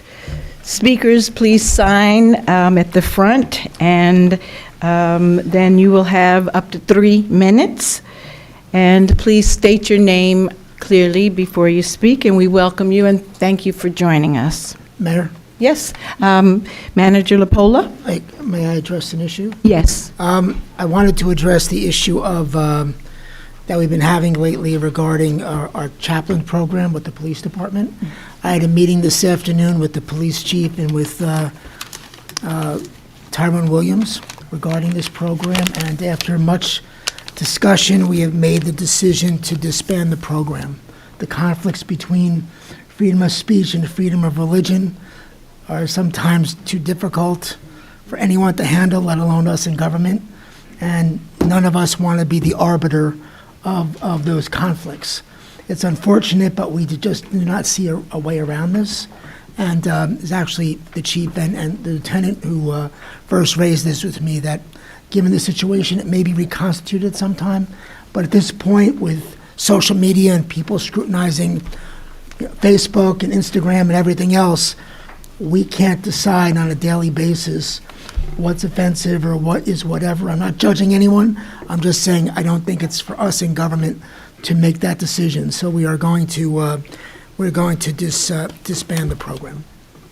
And that's for all of our chaplains? Yes. Mayor? Yes. Councilor D'Amato. Attorney Burr, that was established, the program was established by ordinance, was it not? I don't have a copy of the ordinance, Yes. but if it was, If it was established by ordinance, how can we dissolve it without well, another it would ordinance? require, I'd have to look at it, but it would require an ordinance to repeal that part of the code. Good call, Counselor. But the Counselor chaplain Birmingham? served, I'm sorry. No, The- no the- worries. The chaplain served at the pleasure of the Of manager? Was that yes. it? Okay, So- So we should just prepare a resolution for next go-round, change the It's ordinance? going to be defunct, so whenever you want to address it, Yeah, Oh, you'd we're prepare, just- we'd have the council, not have the council, we'd prepare an ordinance for introduction for the council to vote on and then. Or ordinance. Adopt, oh, sorry, Ordinance. ordinance, not a Yeah. resolution. An ordinance for the council to introduce and then adopt at a second hearing. Thank you. Counselor Birmingham. But do you, I guess do we have a sense of what the impact of this would be? Like, how often do we know, Chief? rare. Chiefs. Thank you. So without getting into every conversation I had and meetings I had with the manager, we still have our same community partners. Nothing is going to change at the police department at all. We still have the ability to reach out to people and help people, regardless of what's going on. Like the manager said, we're not going to sit and monitor everyone's social media. We're just not going to do that. Again, we're not losing contacts with anybody. We have the contacts and the partnerships we built up over the years. Nothing is going to change, and that's it. It was a decision myself and the manager made. So I'm sorry, I don't understand that. So We have community partners if we need them. you mean whether it's religious partners? Yeah, from every, yes. And if someone's injured and they ask to see a priest, you'll call We up could your always find a fellow? priest. We could always find Okay. someone if we need them. But they're not official Montclair? They're not officially under the Montclair umbrella of the police volunteers. department. That's They're not correct. okay, Yeah, that's what yeah. I needed to know. Thank you. Is that it? Thank you. Okay. Thank you, Chief. As far as though the ordinance, I know this program was originally brought here by Lieutenant Williams. So there was nothing in place prior to that. Okay. So I'm not sure how you dissolve it or not, but it was something that was under the discretion of the police department. I know that at that point, so, okay. Thank you very much. That's too bad. Manager, do you have anything else? I think that's enough for this evening. Thank you. Okay, so we're going to move into the public comment. So our first guest, would you please come to the podium and identify yourself?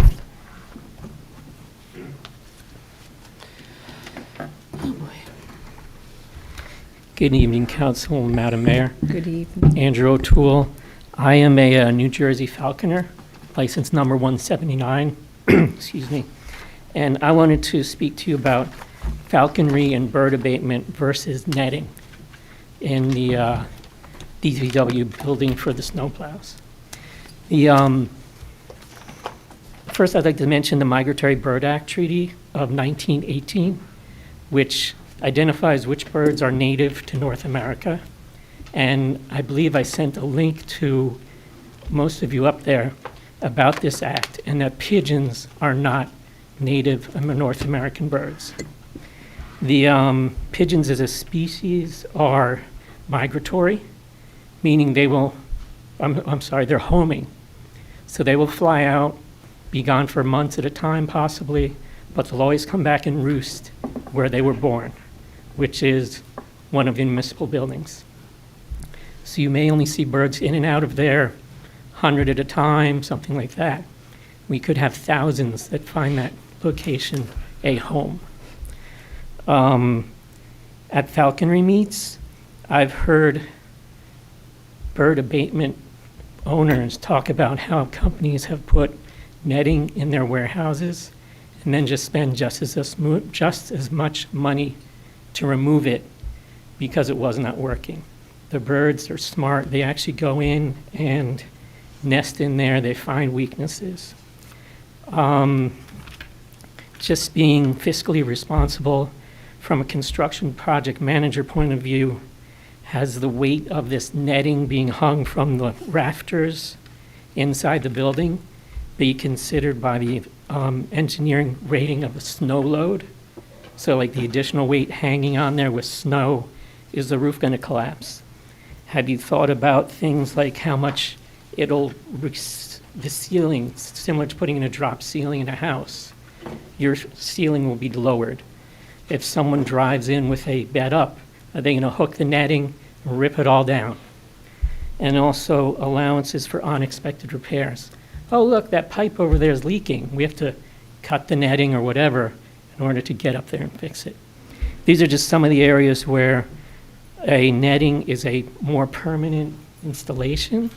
Having an abatement team come in, trap the birds, which are not native to North America, and remove them permanently, does not have the birds flying around to residents' homes, garages, other municipal locations, and setting up there.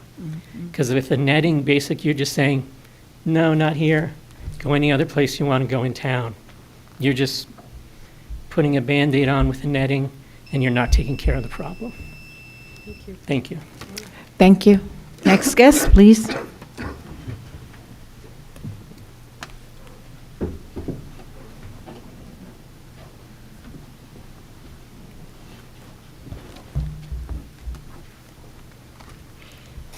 Good evening, Mayor Baskerville and council members. My name is Jeffrey Robert Grayson, and I oppose any form of racism, discrimination, Islamophobia, and anti-Semitism. Since the start of the war in the Middle East, worldwide attention and opinions have focused on the conflict. In the summer of 2017, a white nationalist rally was held in Charlottesville, Virginia, complete with tiki torches and swastikas. There were no African Americans, Muslims, or immigrants marching that day. In fact, they were across the street with the people protesting the rally. When asked to condemn the rally, the president at that time said there were good people on both sides. That same individual is set to return to the White House, and while there are many that seem to be excited about this, there are also many who are very afraid.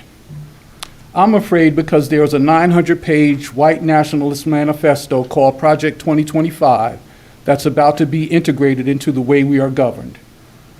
I'm afraid because the same week as the past election, students at historically black colleges received text messages telling them to report to the nearest plantation to pick cotton.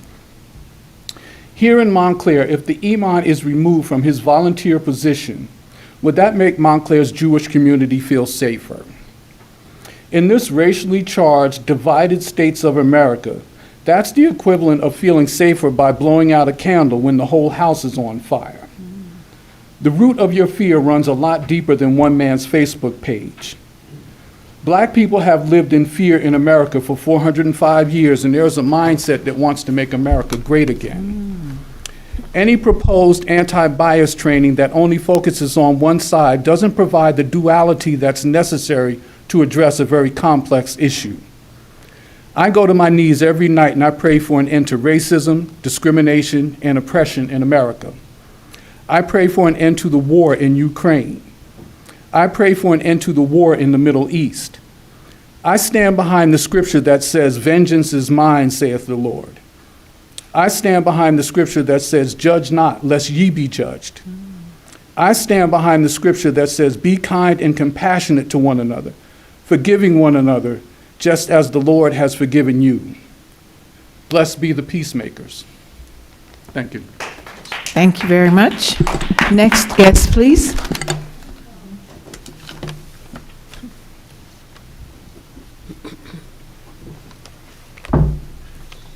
Hi, Mayor Baskerville and Township Council. Good evening. Good evening. My name is Jennifer Perry. I am a resident on Walnut Street. I live next door to 48 Walnut Street, where there's a huge construction of a three-family home happening. And presently, there are a lot of trade guys on the premises, of course, doing their job. And what is happening is that there are a lot of vehicles being parked right in front of the property, as well as in front of my property, sometimes blocking the driveway. What is the reason why I'm here tonight? And I did reach out to my counselor. Thank you, Amina, for responding. I also reached out to the code enforcement, who passed me on to parking enforcement.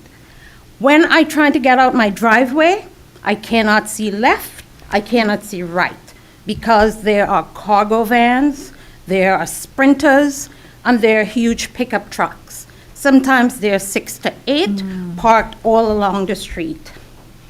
Last night I was coming out of my driveway. It took me 5 minutes to get out.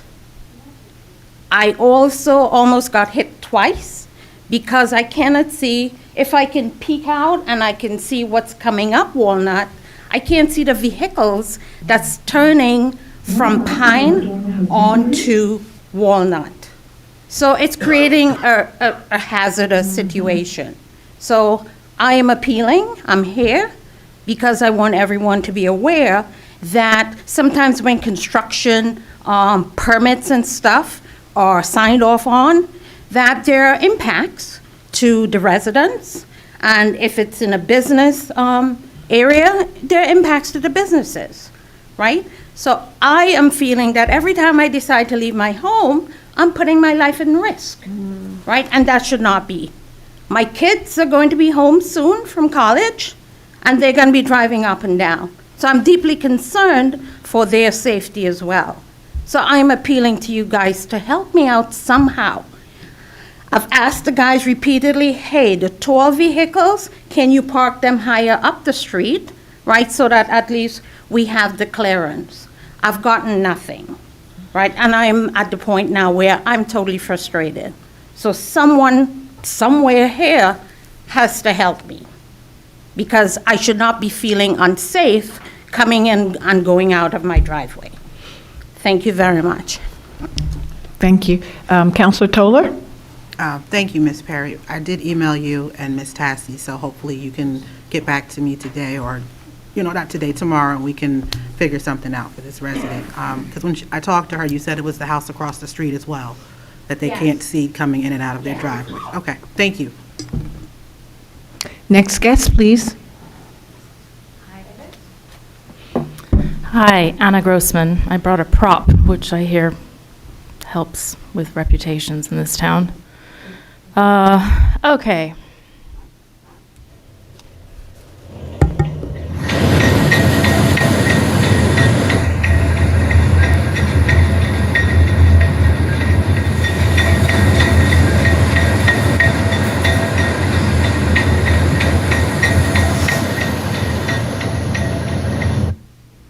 That's not even a minute. I have to listen to that all day long if there's wind, because you didn't send this site plan to the zoning board. So I have 50-foot poles, 30 feet from my home, with metal pulleys that bang against each one of those poles all day long. Those poles could have been retractable, telescopic poles. They could be gone 9 months of the year, since they're only needed about, 3?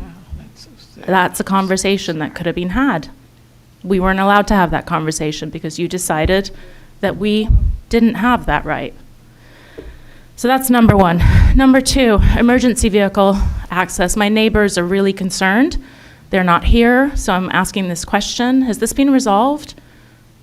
If one of us has a fire in our homes, can a fire truck get through? Is it up to code? Is it compliant? Has it been inspected by the fire official? How about the baseball field? No ambulance can get on it. And that's exactly the reason why they said they had to move it to the Essex side. If I recall, I think it's on tape. They needed emergency vehicle access. You can't get an ambulance on that field. If something, God forbid, happens to a kid, he's going to have to be removed with a stretcher. All right, Nishuane Playground. I've shared information about a sustainable surface called Corkine. All I know is it's recyclable, it's permeable, it'll keep the kids cooler, it's non-toxic, it's not a fossil fuel. I've asked a million times, sent all the information, contacted Green Acres, found out it was compliant with Jake's Law, and Mr. Hernandez gave 3 different reasons why it was not going to be okay. All 3 of those reasons were countered by Corkine, including one that was patently false. And you all know that. You have that in your inboxes.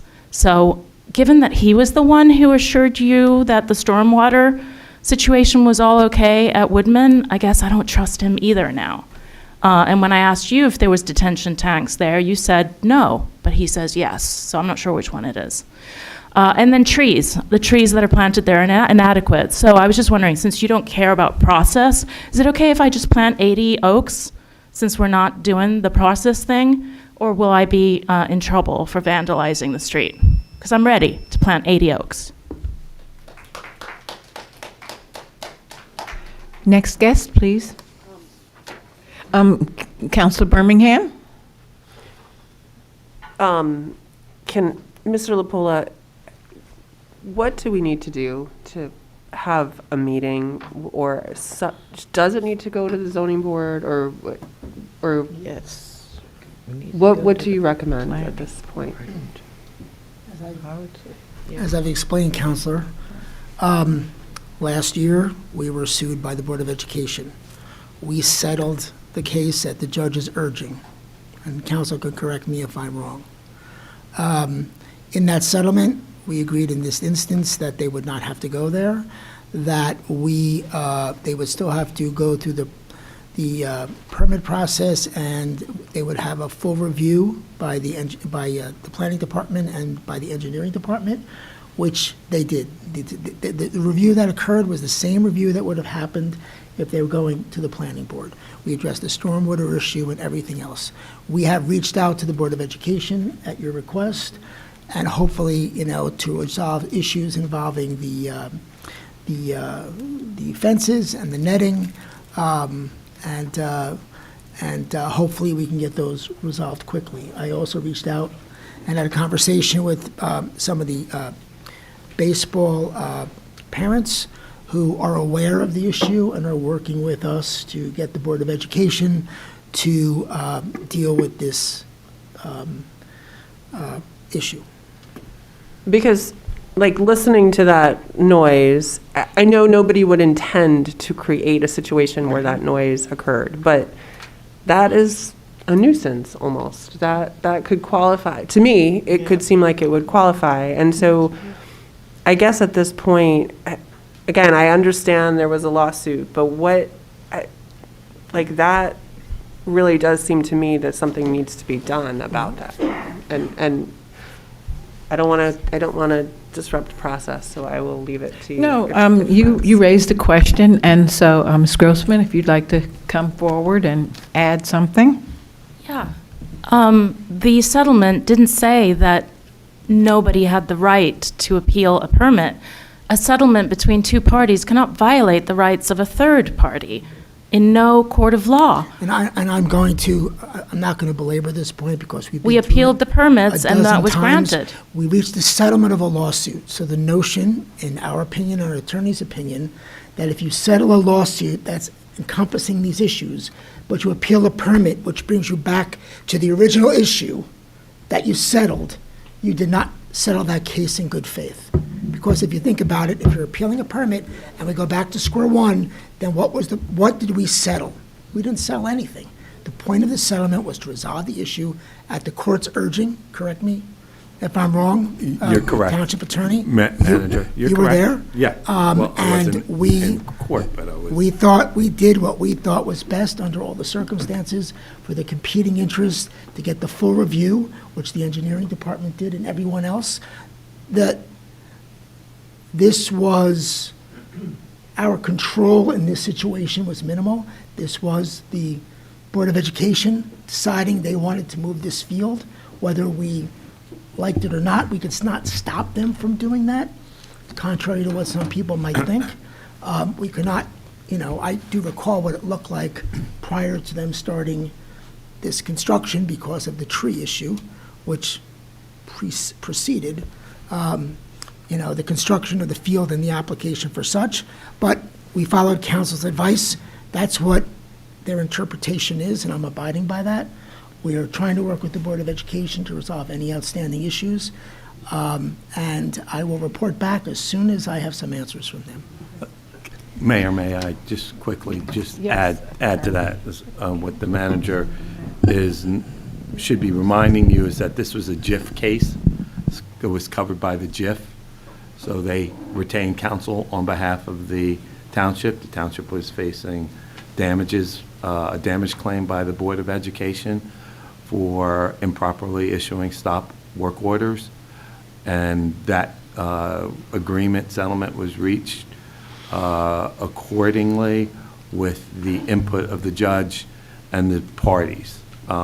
We followed what the JIF wanted us to do and what advice of counsel. We relied on advice of counsel.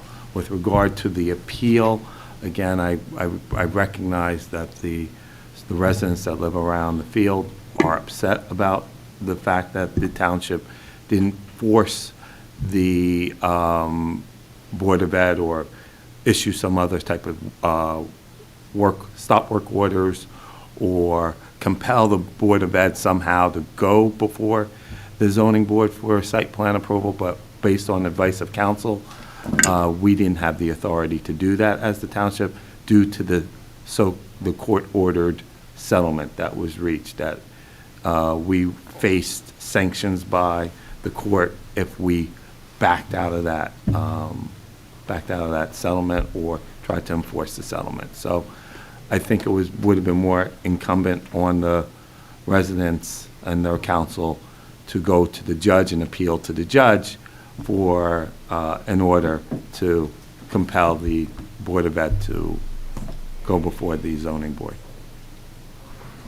Okay, so then for things like where emergency vehicles are going to go, those should be able to be answered. There's a dress, and I believe there's a space where there's a path into there. Mhm. I had discussion with the police. With the police department regarding reviewing parking on the street there and making sure it's accessible, et cetera, and that is all going to be addressed. Okay. Maybe we could talk about a timeline to let the residents know about As that? I am trying my best to get specific answers from the Board of Education, and as soon as I do, collectively will be the first to know. Okay, thank you. Mayor, may I also add, if there are code violations, existing code violations with the permit, with the structure as it is built, if there's a violation basically that is a nuisance violation of the ordinance, the town can enforce those violations. That wouldn't be going back on the settlement. So if there's any existing violations, the township is able to enforce those. So Can I just follow up on that then? That clanging of the pulley, how do we know, what would we need to do? Yeah, we'd figure have to out have code enforcement take a look. So you have to look through the code and then have code enforcement take a look at that or the buildings department. I would assume if the meeting could be set up with the Board of Ed and the issue could be raised and they could somehow address it by either tying those pulleys down or dropping the pulleys so that they don't clang, maybe that's a faster and easier resolution for the parties. Thank you.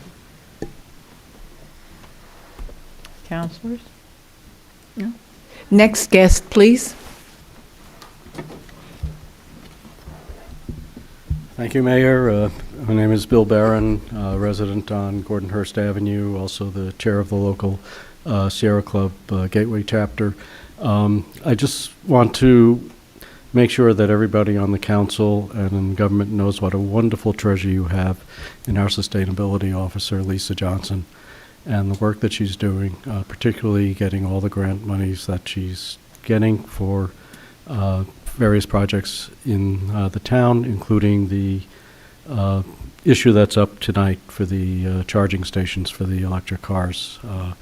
So really doing a great job. I appreciate the council finally moving to purchase electric vehicles. It's a small first step, and hopefully, we'll expand that fleet much larger. I'm going to work with Lisa to see if we can figure out how to get chargers installed at cheaper rate than has been quoted in the past. I'd also like to put in a plug, since you were talking about budgets earlier, that the recycling grant money that the town gets every year, about $40,000, should be dedicated to recycling education and expansion of the recycling program, and not just absorbed into the Public Works budget. There's been no increase in recycling in the town in the last 20 years. Other towns put out flyers to every household explaining what's recyclable, what's not. You need to do an expanded effort to categorize recycling that's being done by commercial activity within the town and increase the amount of grant money that you're eligible for. And all of this needs to be done. So please give Lisa the resources she needs to do the job. Thank you. Thank you. Next guest, please.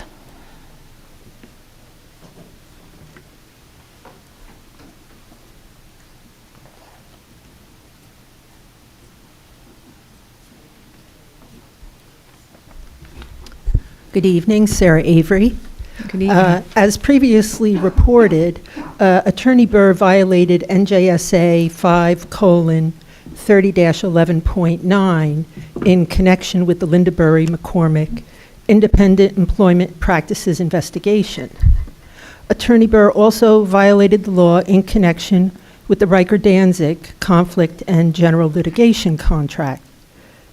Per the RFP, the vendor shall notify the township when 70% of the not-to-exceed amount has been expended. The contract amount must be amended by resolution. Otherwise, the vendor must stop all work until the amendment is approved by the governing body. In 2022, the Riker not-to-exceed contract amount was $50,000, but Riker continued to work until the expended amount reached $85,000. That's $50,000 over and above the 70%. This violates local public contracts law and criminal statutes. Attorneys are prohibited from both dispersing money and from incurring obligations in excess of approved contracts. Incurring obligations in excess of the not-to-exceed cap is a violation of NJSA 2C:30-4 and is a felony carrying an 18-month prison term. The CFO's job is to ensure that the laws are followed, but Riker filed a motion seeking a protective order to prohibit the CFO from doing her job of ensuring the town follows the law. This council permits the attorney to violate laws that put this community in harm's way. This council allows the manager to collude with other employees to target, harass, and retaliate against the CFO for being a whistleblower who is protecting the residents. This council allows the clerk to respond in a disrespectful manner, as if the council works for her. Minutes are summaries of matters discussed. No one expects them to be verbatim. The residents' safety has been compromised because the town does not follow laws or enforce the code. Over and above all, the residents value compliance with the laws of the land, honesty, integrity, loyalty, accountability, and transparency. Thank you. Next guest, please.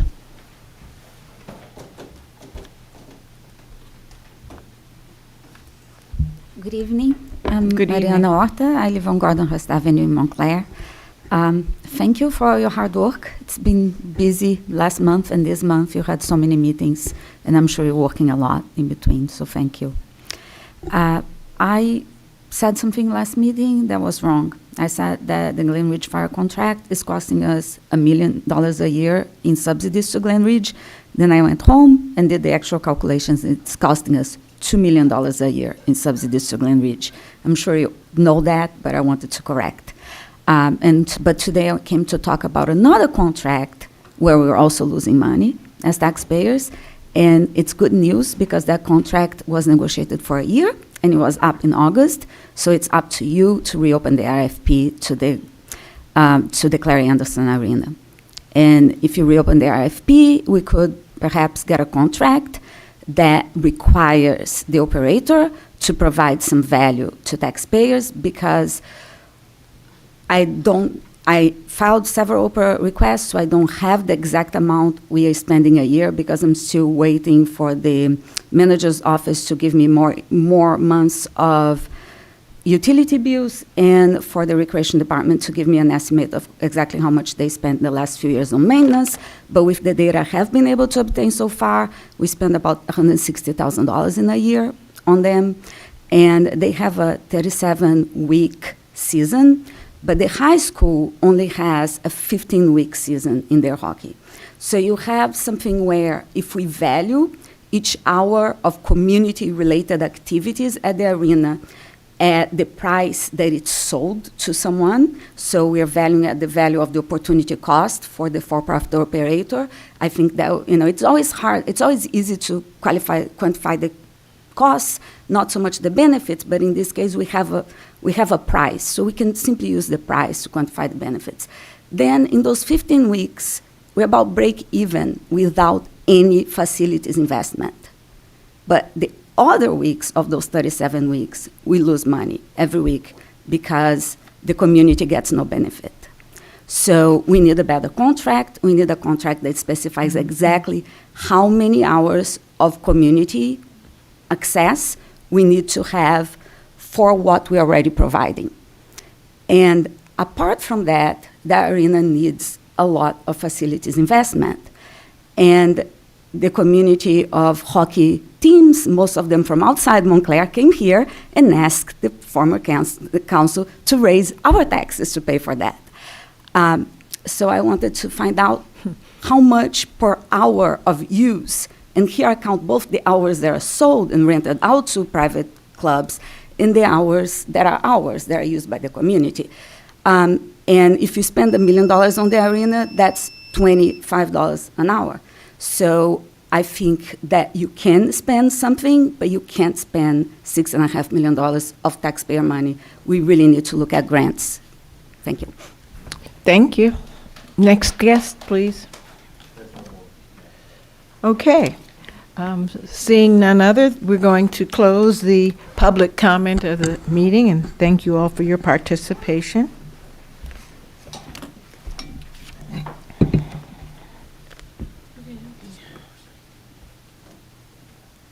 Thank you.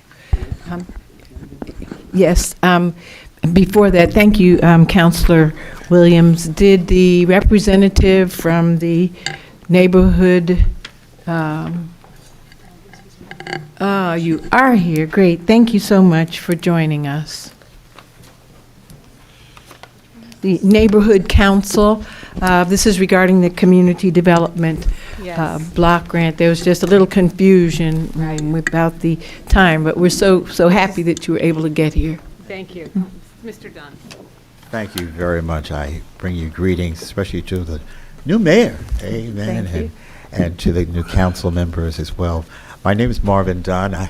I'm representing the Neighborhood Council, better known as the Neighborhood Center. It's been around since 1926, so we're almost close to 100 years old, and which has housed several, we'll say, organizations in the past. And I started there in 1976 and still there.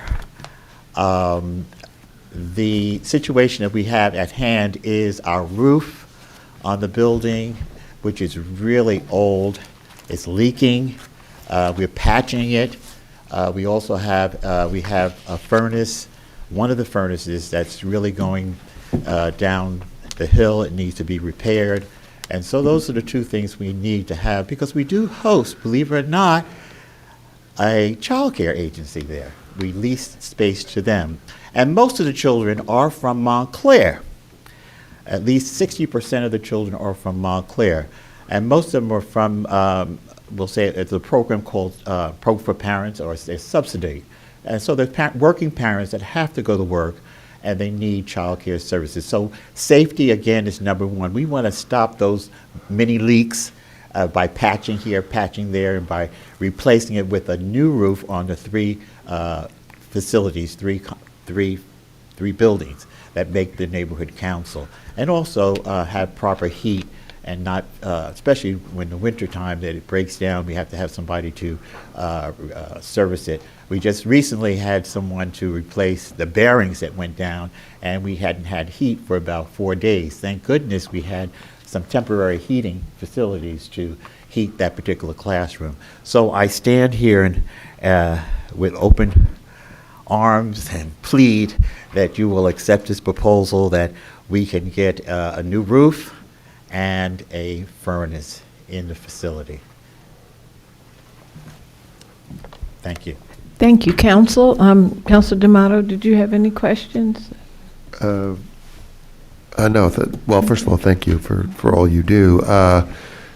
So you have estimates from contractors for this? Oh, yes, we you have. do. Mm-hmm. And this $60,000 that is the total of your request would handle both a furnace and Correct. a roof? Three roofs. About 10,000 for the furnace. For the furnace. And the roof. It's, we have a flat roof, and then we have, which has to be replaced. Yeah. And then we have the regular shingles on the complex, has to be replaced, and new boarding. So it has to be totally ripped off. Yeah. Everything from scratch. Understood. And put back. What is the square footage, not by floor, but the floor plate of the building? Do you have any I'm going to idea? be honest with you. You No, don't? I don't Okay. have those figures, no. Okay. But I'm with the contractors that, that did look at it. Great. They do have the figures Great. as far as square footage is concerned. We're best kept secret, they say, 30 Maple Avenue, right across the street from I'm glad. Glenfield School. Yeah. And we notice now with the new brown awning Yeah. that we have. And so, yes. Well, thanks so much for all you do. Thank you. Councilor Toller? Thank you. Yes, thank you for all that you do. I'm very familiar with your Oh, program. thank you. My question is, how many children do you serve? Or rather, how many children are enrolled, and what is the age group of those children? Okay, we're licensed for 85. Right now, we have 70 children. We have we have the infant program, which has license for 12. We have 10 right now. We have the toddler program, which is licensed for 12. We have 12. And then we have pre-K 3. That room is licensed for 12, but we have 10. And then we have another classroom, pre-K 4, is licensed for 12, and we have 7. And then we were privileged 2 years ago to be grandfathered in with the Montclair Board of Education for the University Pre-K. Wonderful. That's And so we have 15 students upstairs, and we're so far with the support of the township, well, say Montclair Board of Education, they've been very pleased. And the parents have been very pleased with the service that we're rendering. Okay. Next question I have, the furnace. Yes. Is it keeping the classrooms warm now, or are you fearful? Yes, it is. that- Yeah, we Okay. did fix it was the bearings that went. Okay. Now, if you look at the center there, from the street, from the left is the original, we have the original building that was purchased in 1926. Then you have a house, and then you have the third house. That house right there is the one that has the problem with the Okay. furnace. But the thing is, we have a heating unit in the wall that gives low heat and give air conditioning to that classroom. It was just the fact the office upstairs, which were above, we weren't getting any heat. Okay. All right, and then also this office downstairs in the basement, which was also was hosted by a credit union years ago, and that neighborhood council federal credit union, and so it was heating that facility. But we, like I said, we were able to provide heat, and it was the right time because It wasn't cold, really, those 3 days, and we had a person to come in and serviced it. All right, well, thank you, and thank you for being open during COVID. I remember you guys. Yes, we were. We were you so the much. only, I think, Yes, in you the were. Township of Montclair Absolutely. that serviced the emergency care, Yep. you know, for the township here of Montclair. So we've been around a while. Yes. And we Thank have you an so very excellent much. director and staff as well. You do indeed. Thank you so much for Thank coming you. in. I really appreciate it. Okay, council, you have anything else here? We're going to move on to new business. Deputy Mayor? I'm sorry, may I just? Yes. Just very quickly, because this is bothering me. Thanks. It's regarding a comment that was made during public comment. Yes. And one of the residents was saying something about the recycling grant of $30,000.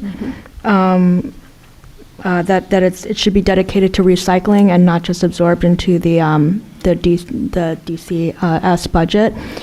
Is this something that we can look into? Because I think that if we're getting a grant that is specifically, for activities related to, what was applied for, I don't understand why it's being absorbed into a larger budget. And the reason why it's bothering me is because last month I met with a group of second grade Girl Scouts who were very concerned about recycling and not having enough information out there about recycling. So that's just why I wanted to bring it up. It's my understanding that that traditionally has been the case. The CFO is here and can, based on the grant, I guess, is the decision of the administration as to how that money is used. Good evening, Council. If I remember correctly, last year's grant and this year's grant is still sitting there, hasn't been used. Sometimes Public Works sends me information on, hey, these many hours are spent for this particular purpose, so I can charge that grant for that.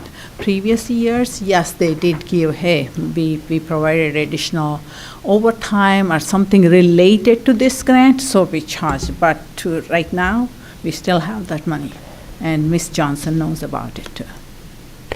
But it's not, Councilor Birmingham and then Councilor Lockman. but it's not for the sustainability office's use necessarily? Like, it's sitting in the DPW and not Both the... have access. Ms. Johnson also has access. She is now the Clean Communities Coordinator, I believe. She's officially Township's Clean Communities Coordinator.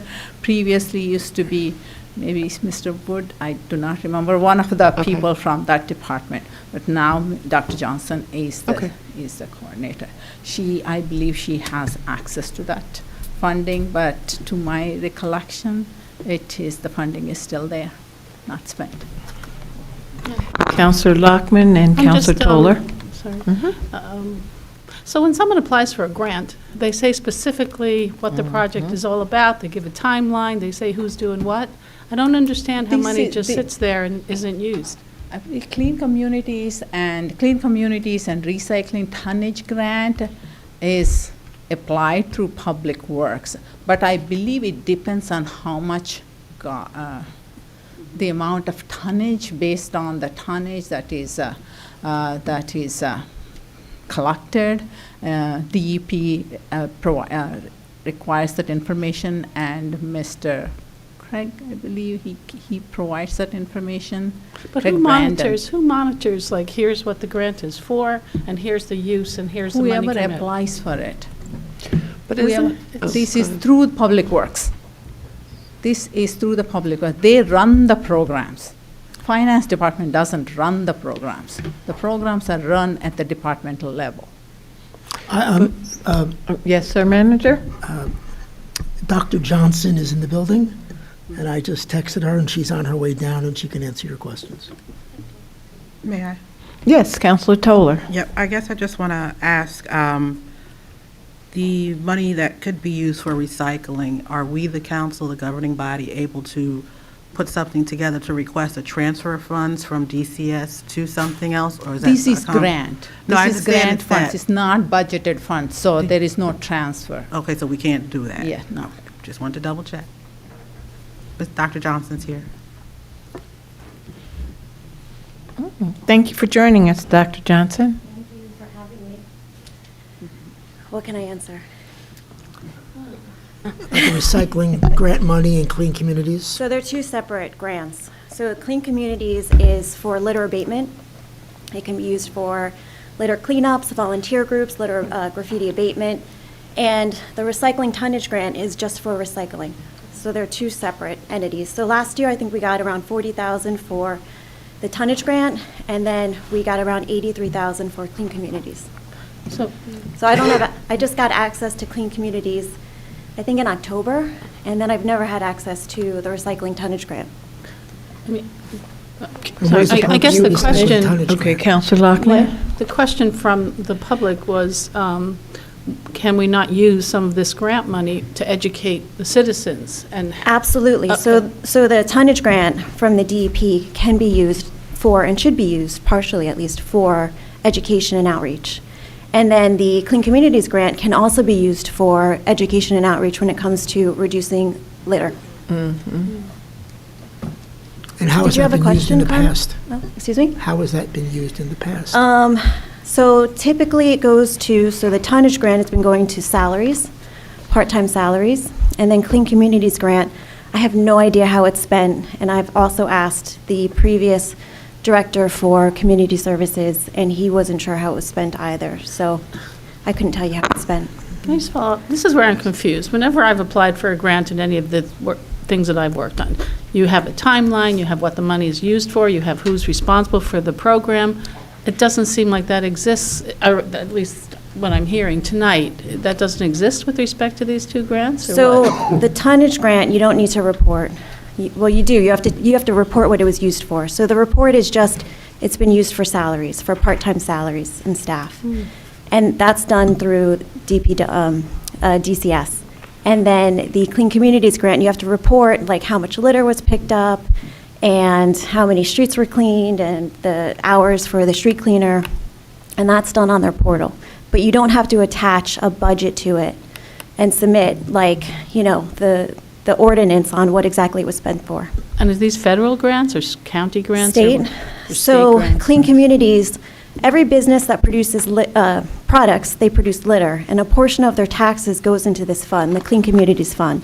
And that's distributed by the state based on the number of households in a municipality.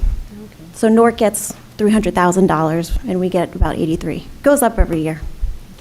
So it should be used for litter abatement, activities like that. And just one more follow-up. Yeah. So are you now responsible, since, you're recent hire, right? Are you responsible now for all these grants to do with environmental stuff? I'm not, no. Oh, you're So not? there are, so the tonnage grant goes to the solid waste supervisor, and then Clean Communities, I don't know who was managing that before. Okay. Well, me and Director Austin Ashley. We're going to be working on it together going forward, because he didn't have access to it either, the funds. Just to close it out, I just, I'm not trying to put blame on anyone. I'm just concerned about, we get grant money, I want to make sure that if we are able to use money for things like education, which, I've heard in multiple community meetings, like one of Councilor Toller's meetings, people were asking about, recycling, and they had a lot of questions or they're confused. So if we have money available to do these things that can help the public, I just want to make sure that the departments can access it, that's all. Me too. Sorry about that. The $40,000 comes under the recycling department division of DCS. That money has historically been used to offset salaries. This is a different pot of money that Dr. Johnson will be in charge of. We have had several meetings on how we arrange for access and now developing the programs to spend that money going forward. Oh, and it could also be used, the Clean Communities funds can also be used at about 25% for stormwater, like a leaf cleanup for that, and also for salaries too. If I may add, in one or two summers, there was some special cleanup done by Public Works with, in Fourth Ward, if I'm not mistaken, there is with the young students, summertime with the students' help. That was at that time considered eligible for that. So when you say salaries is mostly overtime for, technically for that specific purpose, recently I got information from Public Works giving me these people, these many hours, these can be charged to this grant. So they must have done something related to the clean communities or recycling. That's why they gave me that information, and I'm charging that grant. No, the clean communities can't be used for recycling over time. Only litter abatement or pickup over time. You are included in that email, probably. Check it out. Yeah. Doctor, can I ask you a question while we're on the recycling thing and we're doing education? Is it possible that we may need to do some education regarding, I guess, when people take your recycling and leave it, is that considered a criminal activity or whatever? Because we've identified, people in different communities that do that. You put your recycling out and we watch them come and they take, a lot of times on their bicycle, but sometimes they bring their pickup truck and they take our recycling. So if we're getting things that are based on the tonnage for our recycling, that seems as though that might be, and I know we've got a lot of legal people in here and you probably know the law. I just don't know. Is that considered, violation of the law? Is it punishable by something, or they can just have at it when you put it at the curb? I don't know about that. So the tonnage. There's rate all can the only- legal people that know Yeah. everything about the law. We have people in here, so many wonderful attorneys here. I was just wondering if anybody knows that. Do you know? I would be making an educated guess. Your Go, Honor. give it to me, because I wanna Once the know. recycling is put out the curb, it's free game. Okay. All right. Thank you. Thank you. Anybody else? Counselor Toller, did you have something? No, I just, she mentioned, the CFO mentioned that last year there was money put aside to clean the Fourth Ward, and that was the Clean Streets program, and it's where it was high school students that were hired to work on the weekends during the summer hours only. So hopefully that'll come back. I know that we're going to meet with Northeast very soon and do some other conversations, so I'm excited, and I thank you for being here. And again, congratulations on receiving your doctorate. Anyone? I would Counselor just make D'Amato. Just a very, very short observation on all of what we've been talking about tonight so far. With all these grants, they're baffling to me, all the different arcane regulations, and I think that we all need to understand that there are a lot of costs involved in administering them. We have to, and we employ very, very, very smart people, and they have to work very hard, and every grant that's small that we get is a burden. There's a cost on it. This entire cycle of community development block grants amounts to 1 day of taxes that we raise in this town. It is 1 day. It's $300,000, basically. So we should wean ourselves off slowly off the notion that this is free money. It always does come with a lot of strings and a lot of work that is draining for the people that we employ. That's all. That's my sermon. Good point. Thank you. Okay, we're going to move on, and we've been presented with the minutes of the November 23rd, the retreat, council retreat, and we've also been presented with the November 26th regular meeting. Are there any corrections, additions, comments from the council? Yes, Councilor Lockman. Yes, I did provide to the clerk Yes. my comments on the November 23rd meeting, and I'm just wondering if you're going to incorporate them. Yeah. Yes, copies have been provided to each governing Oh, it's body been member. changed here? No, copies of your Oh, additions sure. have been provided. Yeah. So if the governing body accepts those additions, then they'll be incorporated Okay. into the approved version of the minutes. Thank you. You're welcome. Anyone else? So do you want me to go over for anybody's benefits you have everything? We got them. Okay. We all right. got them. Yep. We do things different on the planning board, that's why. Was there anything in particular that you wanted to highlight for us, Councilor Lockman? I appreciate you taking your time to do this. Well, maybe for the benefit of the public, it might be good for me to just mention that one of the things I wanted to put in here, and on our copy, you can see where I've inserted it, that I wanted to say that with respect to the Saturday meeting on November 23rd, the meeting was not recorded or streamed live. I think that should be noted in the minutes.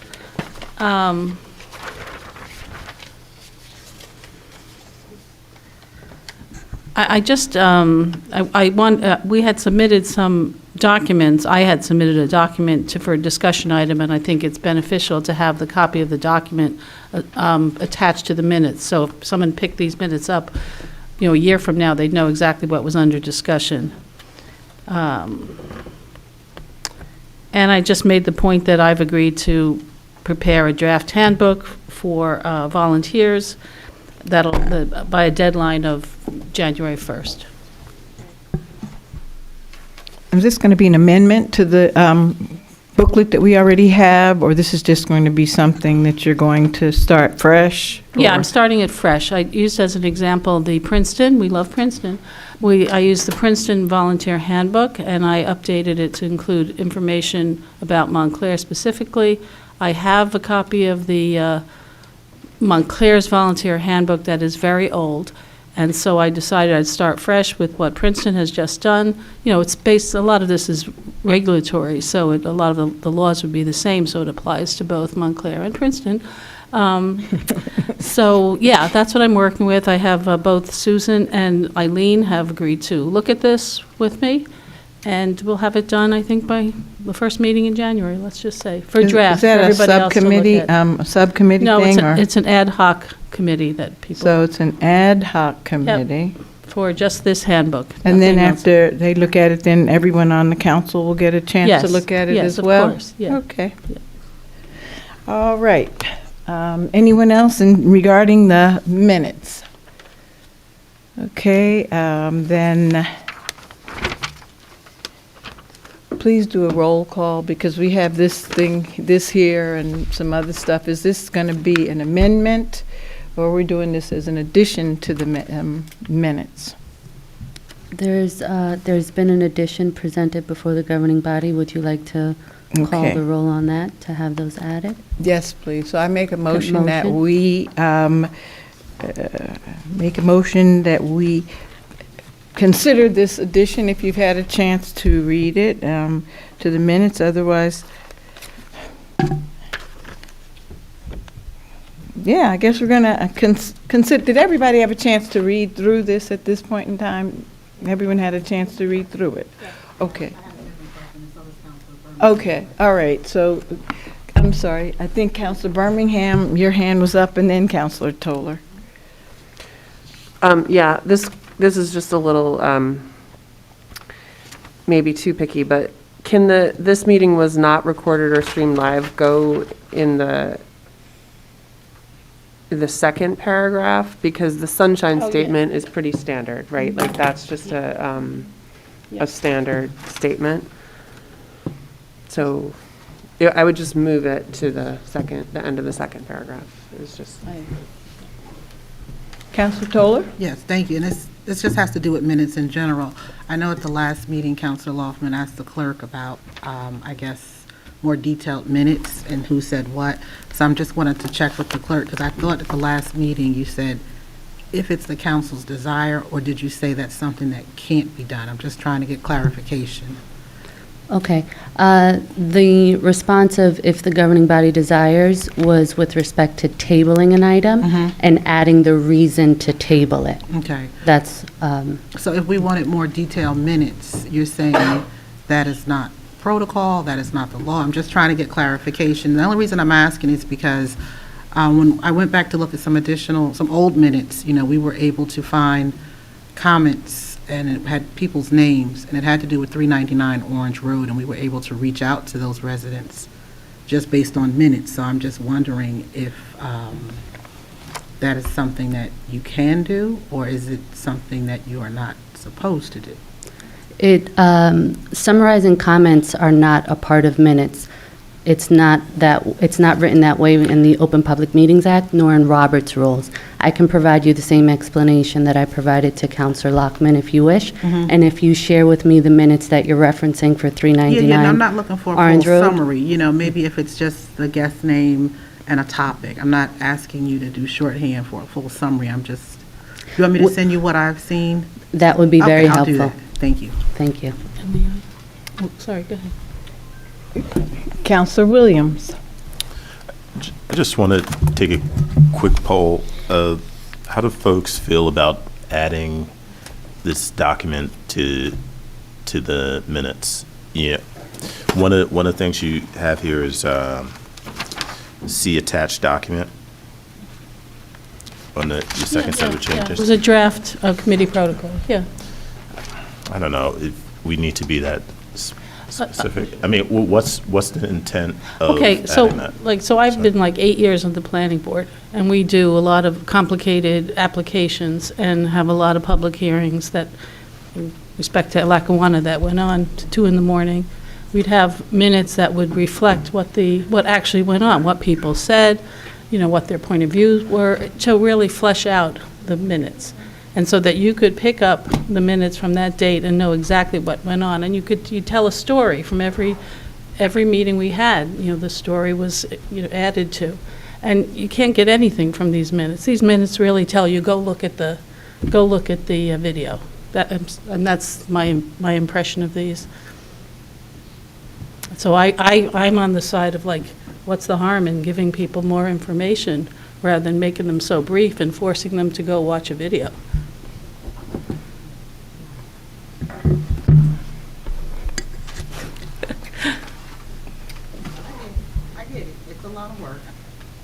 I understand where you're coming from. I kind of agree with you on that. I'm not trying to make any more work for anybody, but that's why I'm going to share with the clerk what I saw. And I think it was from maybe the late 70s, early 80s. Did I send that? I had No. Another resident Yeah. sent it to me, and from that, we were able to find some families that still live here, when Orange Road, 399 Orange Road was, I'm going to say, under attack, if you will. But, yeah, so it is helpful to have some detail of some sort.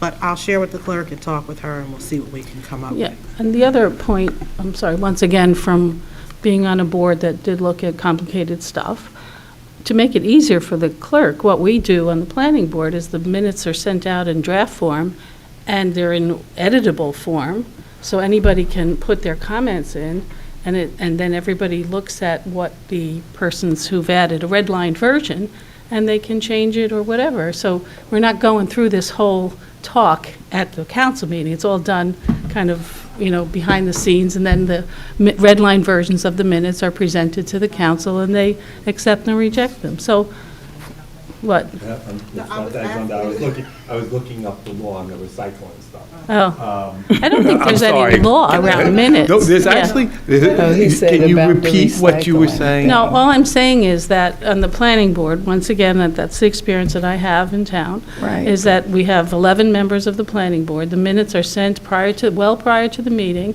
for everybody to review.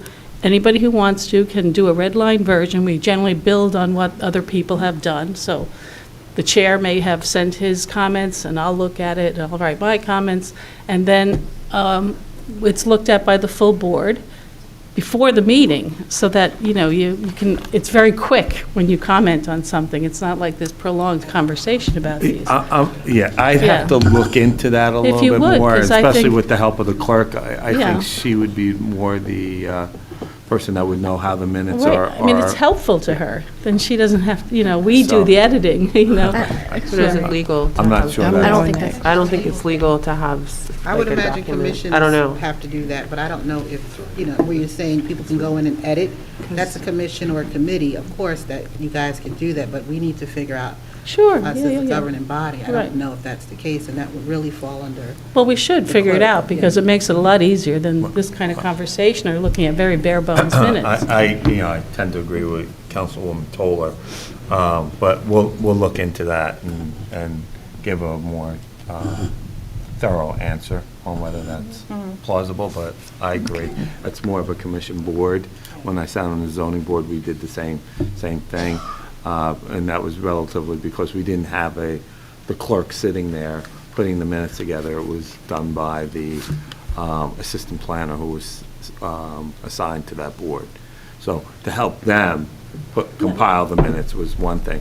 But I think for the governing body, not sure that's appropriate. But again, like I said, let us take a deep dive into the law, and I'll speak with the clerk and figure out whether that's I'm just trying appropriate or to not. simplify the process and make it more expedient and a fuller picture of what goes on.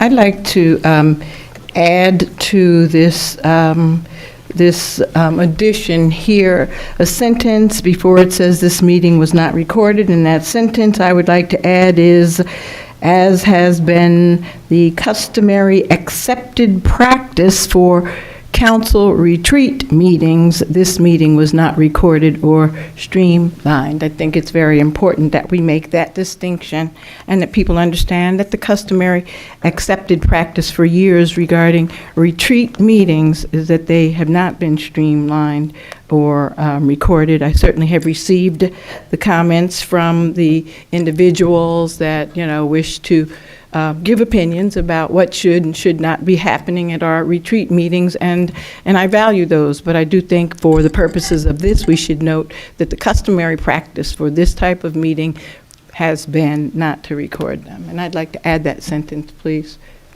Yes, sir. And if possible, I'd like to have it reflect that I actually got dressed up even though it was a Saturday. No, I think on the question of adding details to minutes, it can be on the counselor to correct and add things. I would not expect that the clerk should have to have a detailed description of everything that happened in a 6-hour meeting, but to try and to be consistent. And I do know that looking back over the years, that there was a description of what public commenters were talking about, only a couple of words, because I know that I've seen my own words capsulized, and I think that that's important. And I do think that it would be a good practice if somebody raises a substantive question that is about our work for it to be fleshed out. For example, Ms. Avery's comment tonight, I will go back and look at what she said on the tape, but it would be good to have, something that did even mention the law of what was brought up, where it's a substantive issue, where a person has made, done some work on it. Can the Communications Committee meet and discuss these fine-tuning things, you think? Yes? Councilor Williams, will it be okay if the Communication Committee, meet and discuss these things, and we can move on and vote on the minutes that we've been presented? Mayor, if you want to do that, we can do it. It's a question. I'm not one way or the other. I think Councilor D'Amato said he would be willing to do that. The three of us are on there, then, yeah. That's fine. Okay, good. Thank you. So we'd like to move on, and I ask that we vote, please, on the minutes that have been presented to us from the minutes. So roll call, please. I'm sorry, Mayor. There's a motion. To vote on the minutes that were presented to us. I'm not making a motion to add this at this time. If somebody, after we vote on this, wants to do something else, they can, because I just think that there's some things that needs to be, added, deleted, and other stuff, and I'm not sure that I want to do that. I just want us to vote on the minutes that you presented. Do you mean the minutes as amended, or? No, I understand, Madam Mayor, that you are moving to have the two sets of minutes approved as presented. Yes. Is there a second? I'm sorry, I don't understand. Do you mean as amended, or the original one, the original draft that Angelise presented, or the ones that I had amended, and that you just added another sentence to amend them? I really think at this point in time, if we're going to amend these, I just got these when I came and sat down here. So I'd like to have a chance to go through it and, read it. Excuse me, it sounds like we want to table, motion to table so the November 23rd. Well, no, I wanted to vote on the minutes that were presented to us, and then if we need to add an amendment at some other time or something else, my motion right now, and it's either going to be voted up or down. I'd like to vote on the minutes that we've had and that were presented to us by our clerk of those meetings. Just Yes. would that include Councilor Lockman's amendments? No. Councilman DeMaio, you have to second the motion first for the adoption of the minutes. And then, after the motion is seconded, if someone wants to make a motion to amend those minutes, then I they would- second the motion, then I would make a motion to amend. And then Well, you- there's one, I'm sorry. Please forgive me, Attorney Burr. I have a movement Yeah. to approve the 2 sets of minutes. Correct. As presented. Correct. Is there a second? I will second it Seconded. and then motion to amend as per Councilor Lockman, if you would like to second it. Yeah, second. And I have a motion to amend, to add the sentence that I suggested that go in before this meeting was not recorded or streamlined. I'll second it. Okay, I understand. The only question that I have at this point is, are we attaching the draft document? I don't know what you mean by attaching it. I've got one paper here, and I've got another paper. You mean for you to rewrite it and put these together? No, Mayor, I'm sorry, I'll try to clarify. Okay. In the additions that are presented by Councilor Lockman, it includes attaching a document that was handed out at the meeting on the 23rd of November. Something like that.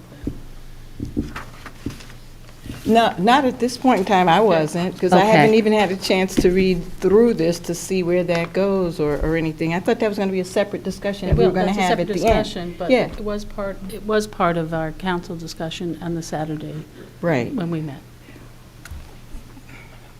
Whatever, if that's what, I mean, I thought we were going to have, at the beginning of the meeting, we agreed we were going to have a separate discussion on that, and my expectation is that we're going to have a separate discussion on that.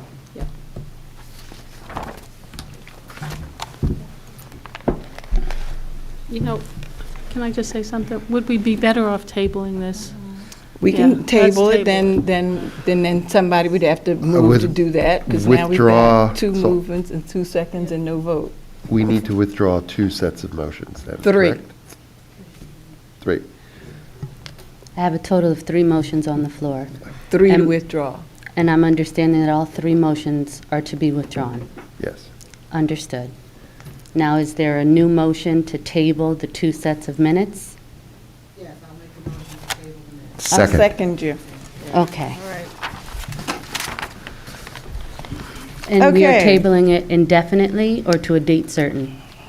Table this, please, until the second meeting in December. The 17th of December, both sets of minutes will be before you. Thank you. Thank you. Moving on to new business, starting with Ordinance A. Let's go to Counselor Toller. Gotcha. Am I reading? Yes. This is the, Ordinance 02437. okay, but I just wanted to make sure this, okay. Ordinance, I'm sorry, 024-37 to amend Section 327, Vehicles and Traffic of the Code of the Township of Montclair, New Jersey.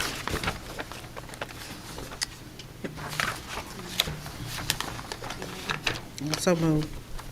Second. Discussion? Council? No.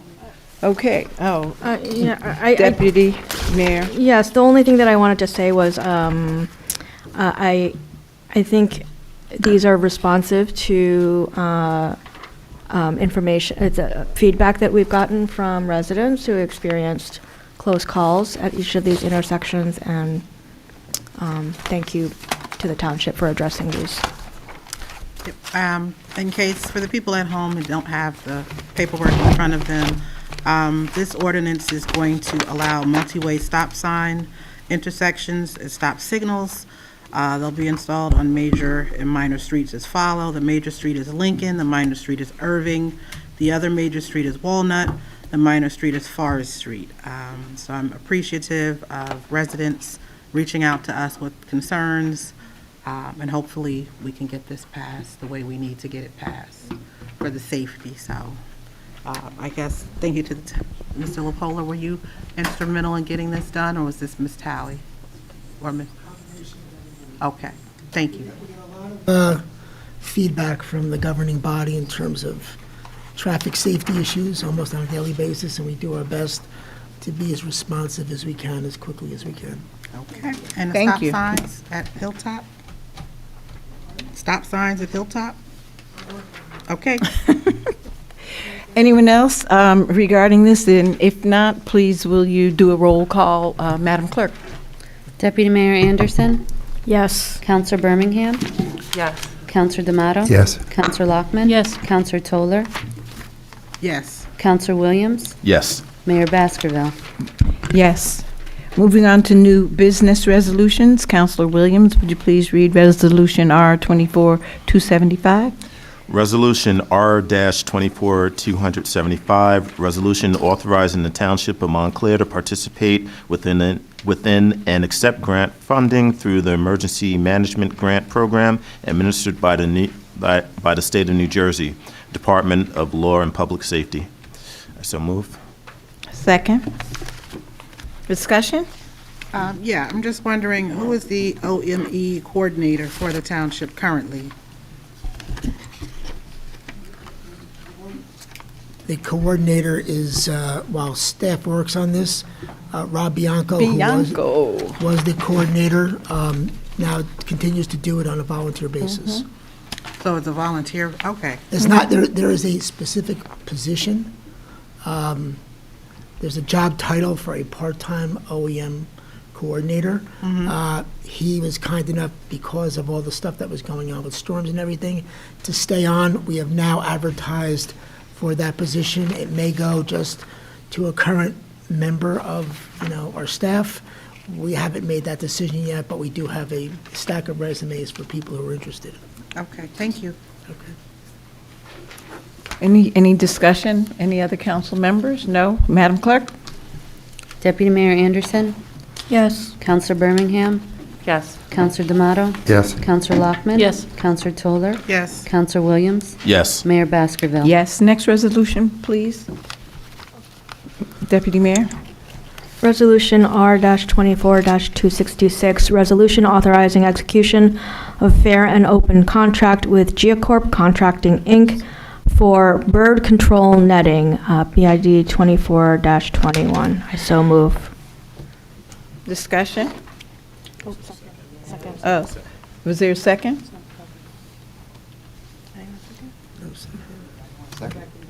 No? Thank you. There was a second? Yes. Discussion, please? Can we just explain to the public that they cannot comment on this? It's the second reading that we would, there was no second. There's no second reading. Is the public allowed? No public comment? You have that already? No, but on a specific item is what I'm asking. The public comment was made during public comment on the resolution. Okay, thank you. Any further discussion on this? Counselor Toller? Yes, so this is the bird netting, right? Yes. And I guess the gentleman, Mr. Ashley, is not here with us this evening? No, he's not. Lord have mercy. I have a lot of questions, and Mr. Ashley's not here, so I guess the cleaning that needs to happen in that office space, is that going to, how often does that happen? You don't, I'm sure you can't answer that question, he's not here. Does Amazon have this netting? Another gentleman that spoke that has the Falcon talked about some of the possible issues with installing something like this, and I'm just wondering how many sites this is going to cover, this total netting here. Is it just that one particular location, or is it going to be other sites within the township? It's that particular building. Okay. Do you know how many square feet the netting would be? I do not know that off the top of my head. I know several of the members, several councilors did take a tour of the site. Yeah. Mayor, can I just chime in? And Deputy Mayor. Thank you. I'm sure other people would like to chime in too. I did get a chance to go by the garage, the facilities. It's a very, very large space. That's where they have, garbage trucks and snow plows and other very large pieces of equipment. So it is a huge space. I would describe it as huge. It was also explained to us that it's where these pieces of equipment are serviced. So there are approximately 80 workers that work in that space. When I visited on last Wednesday, the space had been cleaned 3 weeks ago. And so I took some photos, which I believe the Montclair Local has published. And I could see that excrement was, all over. It was covering the windows, the front windows of the vehicles, on the floor, piled up in the, where the traffic cones were being stored. And I was actually there when some pigeons started pooping. I mean, they're just like coming down as I was in the building. For me, I did ask about how long this netting lasted, and I think there are some questions about how effective the netting is.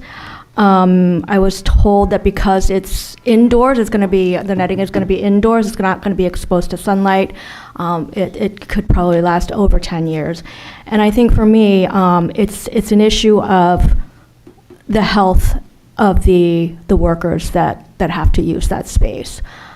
I don't think that our municipal workers have to work in filth. And so it is, to me, it's a health hazard, and that's kind of what I walked away from after seeing this space and understanding what it was for. So please, anyone else who wants to have an opinion, chime in. Councilor Williams, Councilor Toller, and Councilor Williams. Yeah, so we went to the garage at different times, and we saw, and I saw the potential for it to get pretty bad. And as Deputy Mayor Shenanderson mentioned, I think I've listened to the public comments and I read the public comments, and there's a lot of controversy about it and some money, but I do think that the folks that take care of us on a daily basis need to have a good working environment, and I think that that's actually what's being lost here. Now, I do think that $94,000 is a lot of money, right? And I do appreciate the fact that folks from the community have been reaching out with various other solutions that we could maybe use here that aren't as costly. So what I would like to suggest here is that because we got a couple of emails over the last couple of days with the Montclair Local article, people are paying attention, and, different birds groups are, opining on this and things like that. I would suggest that we table this for this meeting and revisit it and kind of go through the motions with some of these solutions that are coming from the community and see if we can find a less costly way to remediate the issue. And if not, then, we're going to have to spend the money. That's my suggestion. Councilor Toller? Yep, I'll second his motion to table it, but. There's one on the, did someone to- move and there was a second already? You didn't move it, whoever read it. You didn't? Okay. No. All right. I concur with you about the employees' health. That's number one. I just want to see the RFP because I just want to make sure that this is a complete install. We need to know the square footage and make sure this is not something we're going to have to spend another, $80,000, $90,000 to do in 6 months. We need to know what the RFP states this work is going to cover and how long it's going to last. That's only my concern. As I agree, the employees deserve a clean place to work. Their health is important. So yeah, let's table it and look at some other solutions. If we can't find anything, then we'll have to, 'cause I did ask Mr. Ashley for the RFP, and I haven't received it yet, so. Thank you. There's been a motion to table and a second. All in favor, say aye. Aye. All opposed? Any abstentions? Moving right along to the, you abstained? Abstained? Okay, thank you. Moving along to the bill list. You always end up Oh, I getting the do. bill list, That's right? 'cause- Thank you, Counselor Lockman. Okay. Bill list, I move the bill list, which is Resolution R-24-276, whereas invoices against the Township of Montclair in favor of the following persons for the amounts set opposite their respective names have been received, duly audited, and found correct. Now therefore be it resolved by the Council of the Township of Montclair in the County of Essex that said invoices be and they are hereby ordered paid, and that checks be drawn by the Finance Department to the order of such persons for the amounts respectively, and hereinafter stated on the schedule attached hereto and made a part hereof, on our council meeting date, December 3rd, 2024, total amount $5,671,949.31. Second? Second. Discussion? Counselor Toller. Thank you. I just had a question about Motorola Solutions. It's on page 2. It says radios and communication system for $83,000 and some change. Is this going to cover police and fire system, communications? System is a fire system, police system, and there's also the dispatch system. So everybody's going to be on one channel, if you will, or one platform? It's, I can provide you, I'd gotten, Counselor Williams had raised similar issues, and I'd gotten answers from all of from the police and fire departments, and I didn't have time to forward them to everyone, but I could give you, they give detailed explanations as to what these different radios are used for. Okay, thank you. Anyone else? No. Yes, Counselor I Lockman? guess I feel like I say the same things, but I guess I have a little bit of an issue having the employees' names public on this document. I don't know if that bothers anybody else, but I think they should be redacted. Yeah, okay? Can you put names in here? You just can't put addresses? Who do we address this to? Yeah, you can put names, you just can't put addresses. I understand that, but, I mean, you're saying legally they can put the names Right, down, but legally, I don't legally. think we should have this as a public document that everybody can see that Linda Wanett is incurring $1,000 worth of expenses. It should be blanked out and, Right. That's the finance department. so that's a finance department issue? I mean, it's only a couple of pages. How hard is it to white them out? If that's the council's preference, we can do that. Or you can put initials or whatever. Madam Clerk? Roll call, please. Deputy Mayor Anderson, Yes. Counselor Birmingham, Yes. Counselor D'Amato. Yes. Counselor Lockman. Counselor Toller. Counselor Williams. Yes. Mayor Baskerville. Yes. I'm sorry, but were we voting on this, accepting the bill list? Yes. Oh, I had just one more question. I'm sorry. That's okay, it won't Okay. affect the vote. Okay. But I was just wondering, what are purchase of coin bags for counting to the tune of $2,300? What is that? Got to have the coin bags. The bags that you carry coins.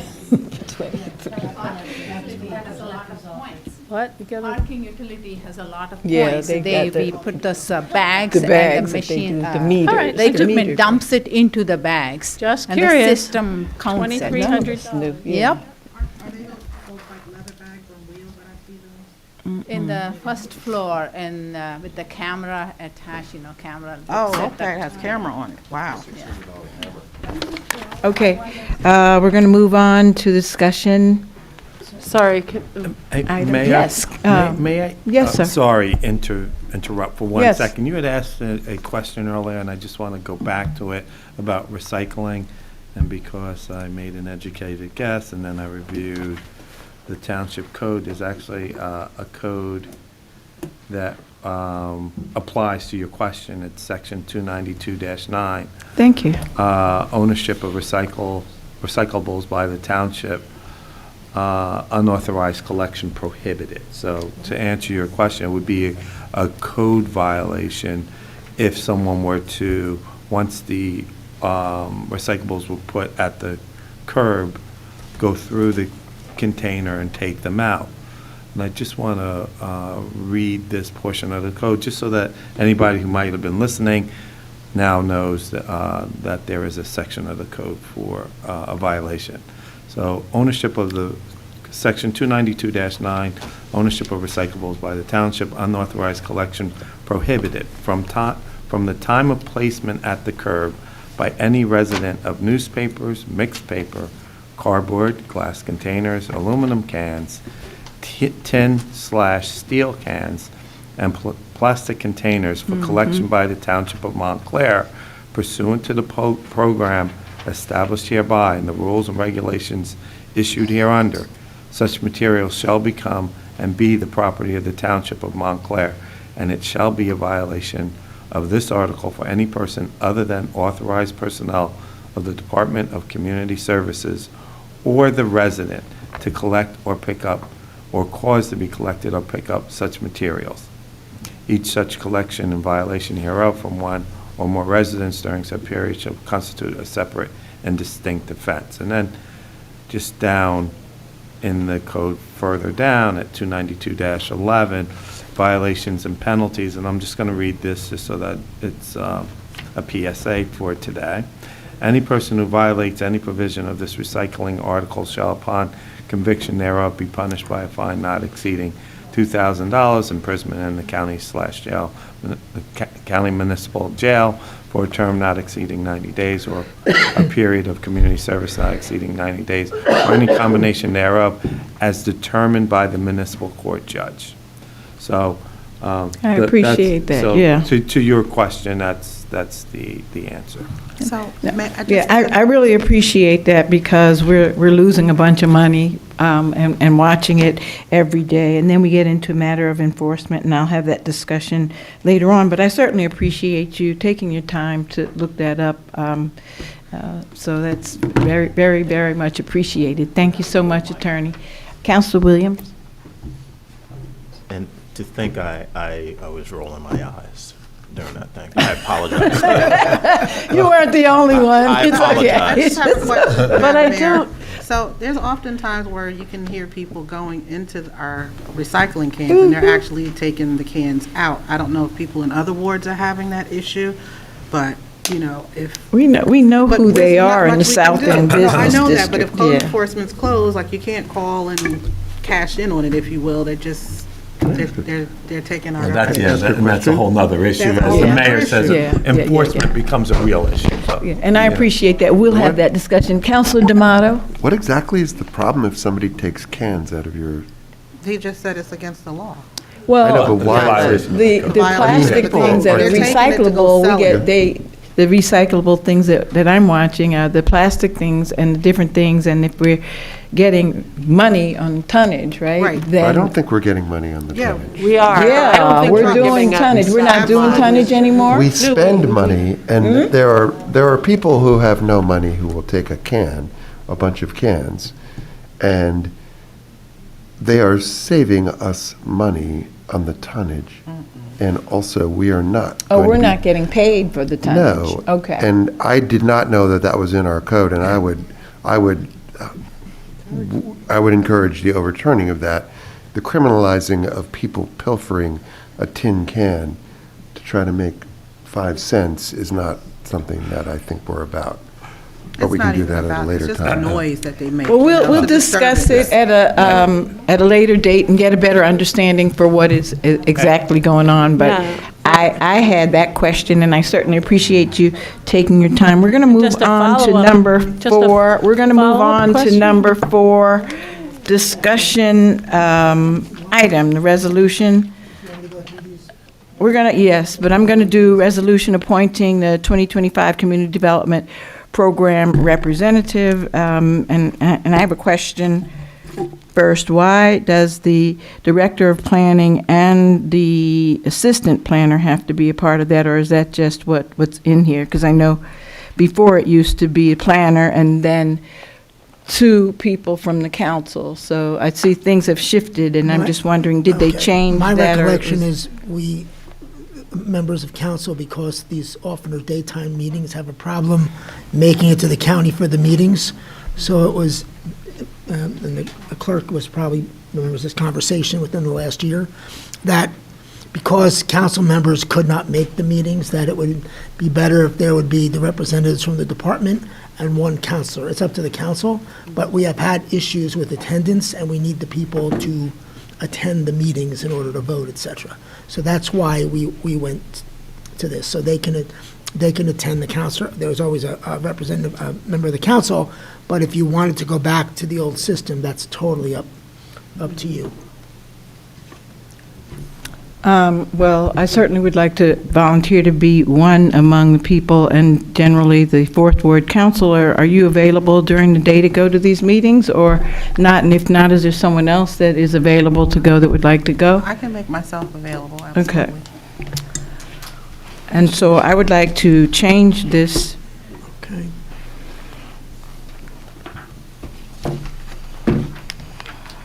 Director of Planning, the 4th Ward Council person, and the mayor. And I would like to move that. No, we're not voting. Oh, we're on not this moving that, tonight. we're just These are- discussing this that is for just what discussion. you'll vote on at the Okay, 17th. thank you. Then let's roll. If Okay. you would, please, manager, just go Sure. straight down. Thank you. Okay. Resolution number 5, authorize the award of a fair and open contract for renovations of the Township of Montclair Department of Health and Human Services, bid 24-19. And please feel free to stop me. Well, I'm sorry, we're going to discuss these after you read them all? We could stop and discuss them as we go Madam Mayor, along, depending on would you your like preference. it to do? Discuss now? Each one, or after he reads all of them? No, let's go through them as we're on them. Okay. So that's the health department. I'm just curious, is there anyone that can report how much work or renovations have been done to date in the health department? And how much more work is needed in that department? These renovations seem to be every other month, there's something new. Just curious. This was a grant initially covering a lot of different things that totaled over $1 million. It wasn't all for renovations. They did a lot of renovations already. This is the last phase of that project. It's total grant funded. So, and whatever we don't use here, if there's leftover money, will revert back to us. But this was, I think a pretty clever way at the time, because the building is in such bad shape. And we did have in that part of the building, as much of the 3rd floor is very problematic, with leakage in windows and flooding, bricks separating and all these things. People literally sitting at their desks and getting wet when it rains. So that is used, and also we have issues because members of the public go up there. We have some instances where we need to secure. Part of this is going to go to make it secure when you go in, so someone can't just wander in or just go past somebody and get into the areas where they do see people here for a variety of reasons, whether it's medical consultation, inoculations, whatever it is. So there are private offices in the back, and we have to maintain that privacy, but also security for the people that are there, because sometimes people just show up and either, don't stop and just barge in and everything else. So we want to make the lobby secure so that we protect our employees, but also maintain the privacy of those people who are there. So this is all grant funded. They've done a lot of work so far, and this is the last phase of the work that's going to be done. Thank you. Okay. Anyone else? On to the next one? Okay. Number 6 is a resolution authorizing the award of a fair and open contract to Cameron Animal Hospital for veterinary services for the Township of Montclair Animal Shelter for for 2025. You have that information. There was one bidder on that. Number 7, resolution authorizing the use of competitive contracting for consulting services for multi-sport instruction. I have Director Camerata here, if you have any questions on that. Yeah, this was one of the questions that I asked. You know, why do we send this out for a consultant? And it seems like we need folks to coach or provide instruction. It seems like we have gym teachers at the BOE, MKA, MSU. Why not? Okay, let me explain. So our activities are still coached by parents, or if we have paid coaches. This contract is started, I guess, over 5 years ago. We brought in this company to take over our tennis lesson program because the pros were running amok with running their own programs out there, not having the proper insurance and that kind of stuff. So they came in, they established a tennis program, they have equipment. Okay, there is no teaching of private. It is always group instruction from small children through adults. We've had some requests for other sports that we're not able to give. So golf lessons, some preschool programs that take place during the day. So we have used this group before. Many other municipalities use them. They come in, they work along with the recreation department to set up those programs. It is of no cost to us. In fact, they give back a percentage of what the registration is back to us, but they can provide the service for us. Because most of these things happen during the day when our high school coaches are in school, when college kids are still in school, so they're handling that. But all of our other programs are done with, our staff or either volunteer coaches. Thank you. Okay?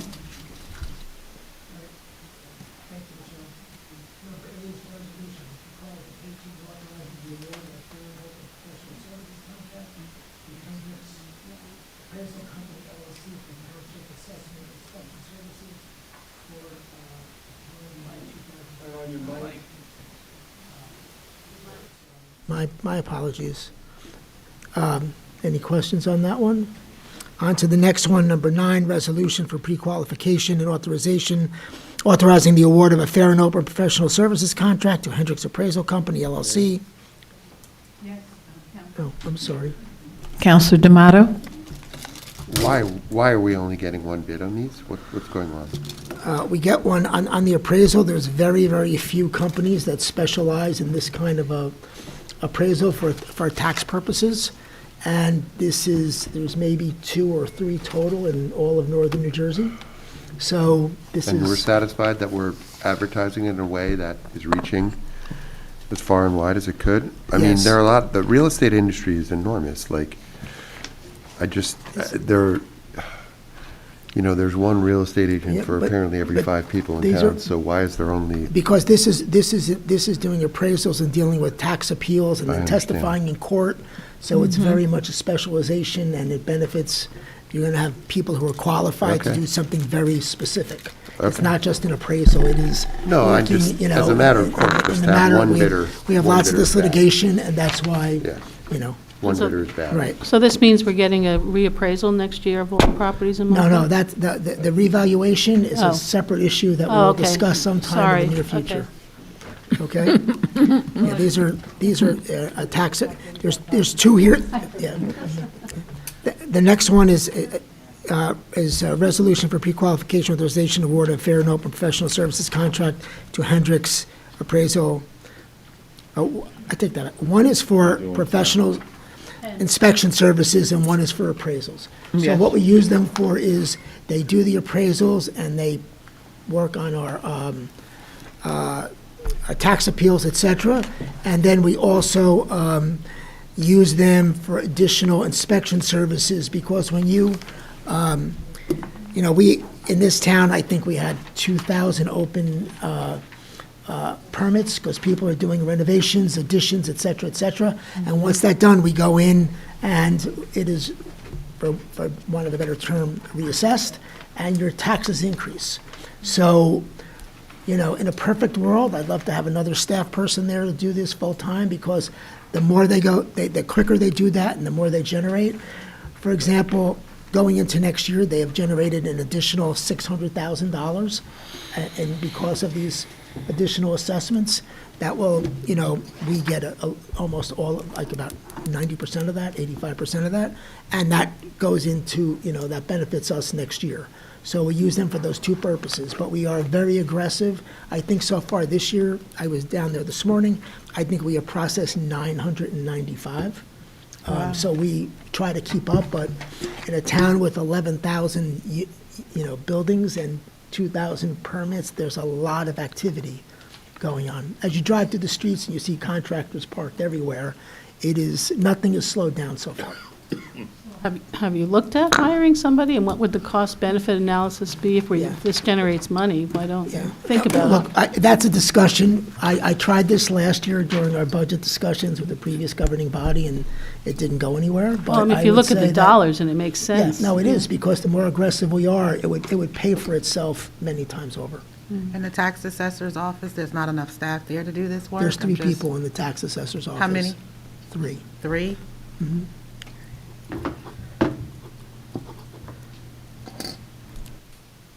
Okay. Number 10 is a resolution for pre-qualification authorization of the award of a fair and open professional services contract to clear Jacoby, Alfieri, and Jacobs LLC as tax appeal attorney for calendar year 2025. And number 11 is the same thing. Excuse me, number 10, I just have a question. Who was the prior tax attorney for us? Is this someone new we're No, these are hiring? not new. I believe these two are the same. One does the primary and the other one does the conflicts. It's not the same two? I don't think so. But Oh, it used to the, be Bernstein, I'm Yeah, sorry, it used to I'm be sorry, I'm Bernstein. sorry. Yeah, so yes. why are we switching? Yeah, look, the way, under the statute, and counsel, correct me if I'm wrong, but the tax assessor's office is sort of in but not on government. Like there are employees, but we are not allowed, I am not, or you are not allowed to interfere with what they do and how they do it. They had their own process here between Mr. Labrizzi and Ms. Garland, who work there, who are both certified tax assessors, and they solicited the proposals, working with Altaneros, our purchasing agent, and they did their evaluations on these attorneys, and they recommend them for appointment. We're not part of that. You know, that's their recommendation to make. just Okay, so they brought this people forward. Yeah. should note that the copy paste is wrong. The now therefore clause in 10 specifies, they specify the same firm Okay, mistakenly. all right, I will have that corrected. I did not catch that. Okay. All right, thank you. Well, how come on this, we don't attach the bids? If you want us to attach the bids, normally under professional services, we don't, but if you want, we can attach them on all if you want. It's the responses. Yeah, the responses, you want the bids or the responses to the bids? Bids? The bids? The bids itself. Okay. Okay, number 12, resolution awarding a fair and open contract to First Priority Emergency Vehicles to equip the Police Department Tactical Team Van pursuant to New Jersey State Contract number A Did we 81336. skip over number 11? I did 10 and 11 at the same. Okay, I'm sorry. Do you have a I meant to question on that ask one? you something quickly. Sure. It says in there in the third whereas, a committee evaluated this. Who's the committee? The committee would be George Labrizzi, the tax assessor, and I believe it was Tashira Garland, who is his deputy, who also is a certified licensed New Jersey tax assessor. Okay. So number 12 is the outfitting of the Police Department Tactical Team Van pursuant to New Jersey State Contract. Number 13 is a resolution authorizing transfer of funds pursuant to NJSA 40A:4-58. And then the last two are, number 14 is a resolution authorizing, I know that Dr. Johnson and we all like saying that tonight, so, awarding a fair and open contract for the installation of a dual-port electric vehicle charging station at this building, 205 Claremont, pursuant to state contract. And the second one is authorizing a fair and open contract for the installation of a dual-port electric vehicle charging station at South End parking lot pursuant to New Jersey state contract. have a They are question. here to answer questions. Sure. And Lisa, you can introduce, you can make the Evening, introduction. Council. My name is George Kutsaratis. I am the sales manager and project manager for Bryan Electric, and I'm here to answer any and all questions you guys may have regarding these two resolutions. Yeah, I have a question. So I think the one in South End is for public use. The one at 205 is for public use as well, or just for municipal use? So the intention for it, so you're correct about South End, it is fully for public use. As far as the one for here, it is for mixed use of fleet as well as public use. And we do have the capability to make sure that when the public is using it, it is during times when the fleet would not need to use it. So while they are out doing their runs, what have you, and then we can actually lock it out.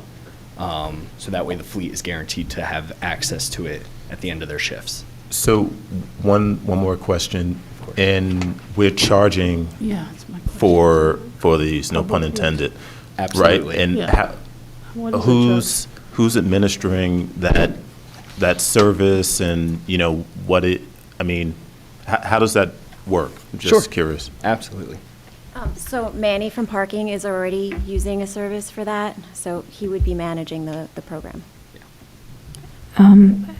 And I did ask for if Manny could provide, Mr. Hermano could provide a report on how much revenue is actually generated from the ones that we do have in service now. So it's okay. I just wanted to make sure that everyone knew that that was requested. Councilor D'Amato? Hi, thanks for coming. I have a couple of questions. First, so following up on that, just to be clear, the rules around the public charging and the paying and all that stuff would be harmonized between the South End lot and the decks, right? Like the amount of time you can stay there, all that kind of stuff, like your parking, and I guess you, obviously, if you're parking for 6 hours, you can charge, and so you're encumbering one charging slot. It's not on the wire only, there's only one spot where you can charge, right? So if a person is So parked there. these stations are dual port, so Right. there'll be one station that will be in between two stalls that can charge simultaneously. And it can only charge 2 cars. Like, in other Per words, if station, somebody's yes. in that spot Yes. for a certain number of hours. Okay. So my main question here is, and I am very excited about this, we've talked about it months ago in the summertime, is the money and getting more amps for our buck. $90,000. Break that down. Sure. So part of it, of course, is the hardware itself. Okay, which is about how much? Which is, for South End, it is about $5,000 and change. For the dual port charger? Dual port station, correct. On a bollard, yeah. Yes. Okay. And then for here, because it's 2 stations, it's double that at So roughly that's 4 $10,000. slots that we'll have. Yes, here will be 4 slots. Okay. Then the other part of this is, of course, and the main factor to it is we are building new services for both of them. Understood. So we will have distribution panel, your separate structure, dedicated meter, and all of it will be outside of any existing utility bill you have. You'll have a separate one for these. But this cost in total includes the hardware, the software, the maintenance, which is prepaid for 5 years, which includes parts and labor. It also includes engineering, design, as well as requested, Yeah. public education. Public education. Now, in the south lot, why do we have only 2 bays in the south lot when it's a public lot? Was there any determination that demand there would be very low? It just seems like if we're going all in, so one question would be, how did you figure on 2? And then can we expand it easily to 4 if we wanted? Oh, no, not the south end lot. There's not enough spots What? for that. No. No. There's only, It's about 12 spots there. Yeah, parking there's spots, only a maybe handful of 14. spots. And that was going to be one of my questions. I didn't mean to cut you off or interrupt you, because these ports or chargers, if you put one in there, you're actually taking away 2 parking spots. Is that correct? In the sense that they are no longer parking spots, they are Right, charging spots now? stations, yeah. Yes. That's a lot of spots for the businesses down there to lose, to be quite honest with you. And this isn't a question for you, this is really a question for maybe Dr. Johnson. Is there another parking area in town with more spots that could handle this charging station? Because I don't know if the south end parking lot would be the best. Yeah, And so parking is very tight down there. as far as the property that we do own, there's not much space there. No, I mean, it's another lot in town besides the south There- end. yeah, That this abs- could possibly work Absol- better in. Yeah, absolutely. We looked at, so of course, there's got to be appropriate power supply. We looked at the Valley Road lot, which has also been approved. We need to get Walnut it. Street? Walnut Street would be better. Walnut Street. Yep. What lot are you referring to? Because we did look at, The one where the farmer's market is? Big parking lot. we There's did 2. look there, and when we brought PCG there, they said it would be very expensive to bring the appropriate power there. We could always bring them back and do another assessment. But we looked there, we looked at the Grove Street lot by the corner. We looked all over town. So the ones we identified as the best places that would be the most cost-effective for us to put chargers in, the Valley Road lot across from the police station, the Bellevue lot, the South End lot, and then obviously here.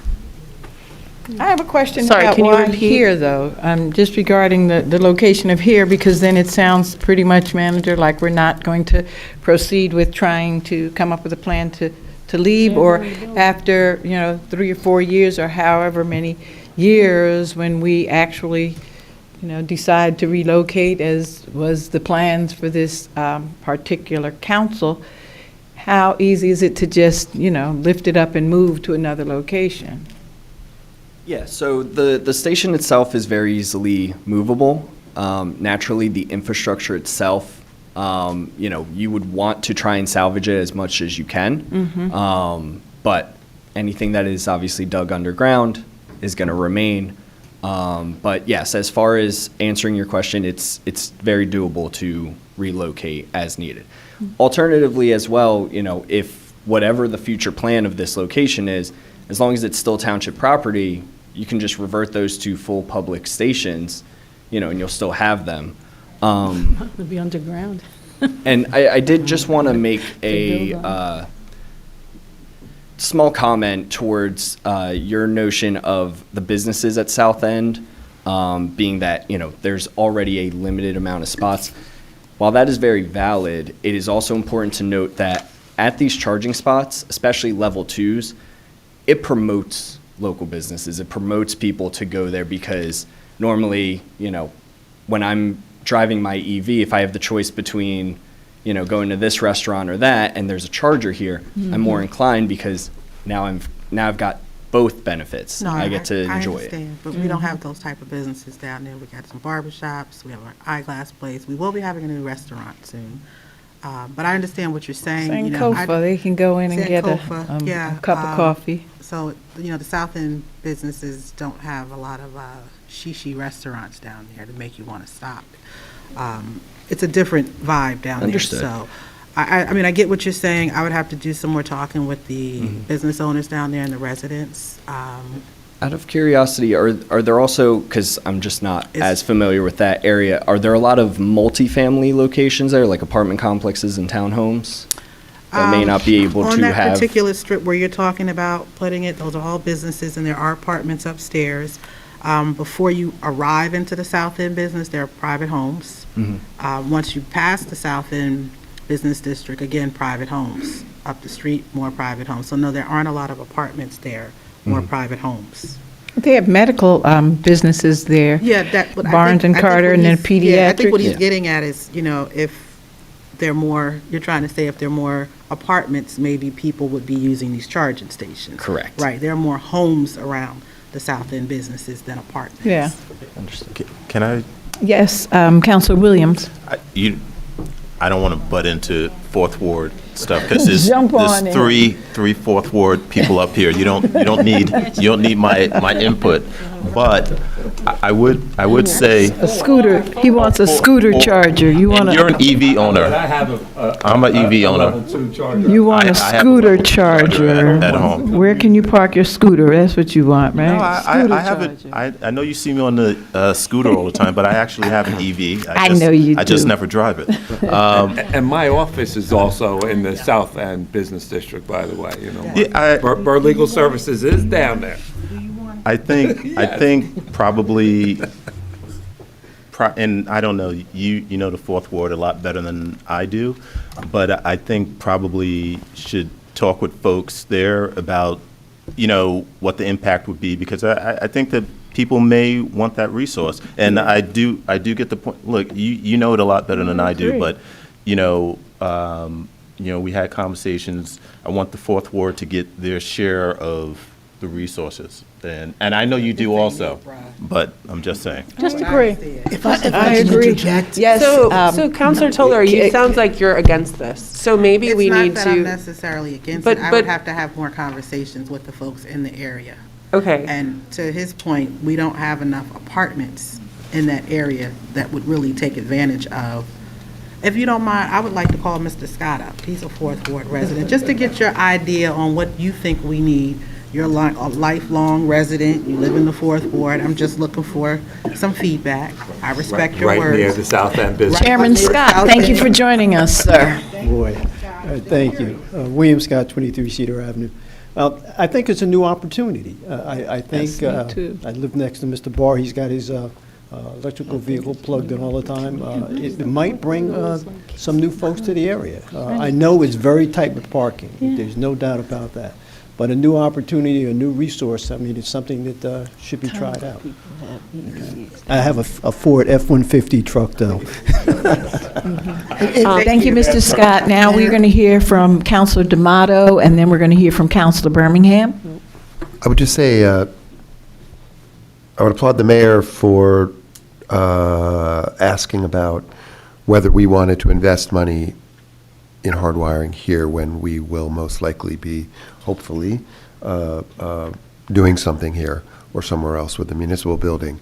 And it pains me, too, to think of every penny that we might put into this building when we have to do some work on the roof and so forth. So it's very, I get that. But I would say this is an exception because I agree. not only is stuff going to be moved, but even, there's depreciation over 5 years, and it will be 5 years. But this is a demonstration project also. Yeah. So a town of our DNA, the fact that we don't have a charger at a large town hall with a big parking lot is kind of preposterous. So I think it's non-negotiable that we need to have it here. And if it's Yeah, agreed. 3 years or 4 years, whatever it is, Yeah. it will spur people, it will spur ourselves to electrify our Agreed. fleet. So I think it's a no-brainer. And the question I would ask is, I know that this is time-sensitive as a grant, but to address Councilor Toller's legitimate questions about the South End parking lot.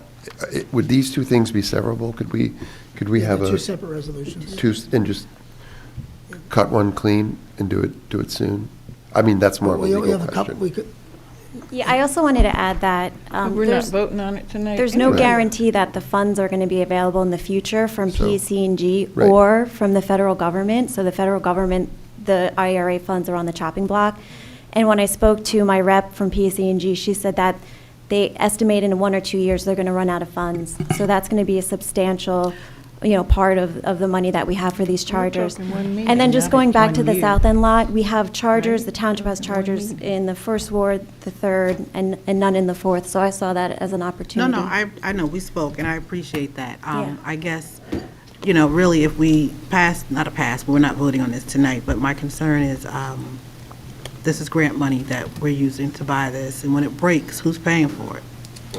So, again, part of this On the 60th. Part of this cost includes a 5-year prepaid maintenance plan, Awesome. which includes parts and labor and proactive monitoring. So you don't even have to worry about that's any of you excellent. or Dr. Johnson monitoring the things. Excellent. Someone will actually contact you, you know, God forbid something happens to the station, a wire breaks or what have you, and they do have all their safety features involved. So, you know, in those unforeseen circumstances, the public is always safe with these stations. Mayor? Mayor? Yes, Deputy Mayor and then Counselor Lockman. Okay, I have two questions. Yes. The one is, do we have sufficient power source at both of these locations to support these chargers? Yeah, so both of these locations were surveyed with PSE&G, and being that we are building new services off of their direct lines, yes, there is sufficient power. Okay. My second question is, and given the time sensitivity, is there some reason why we couldn't vote on these tonight? I'm just asking. Councilwoman, yes, you could vote, you could pull it and move it tonight if you felt that you wanted to, if the council as a whole felt that. we don't I'm have just to trying to know figure out what is the time sensitivity, other than you said a year we have to have this done. So I'm just trying to figure out. Yeah, so I'm sorry to interrupt you. Yeah. So the BPU grant is until May of 2025, but the Right. biggest concern is the elective pay from the federal government could get pulled. It's been threatened that they're going to pull back the elective pay, and that's pays for about 30% of our projects. So They think they might be pulled with the institution of the new government? Yes, yes, that's been said many times. And Okay, then let's roll it. Just Did one any more other? I question. think, I'm sorry. I recognized Counselor Birmingham before, and then we just sort of went in a different way. I apologize to you, Counselor Birmingham. No worries, Mayor, thank you.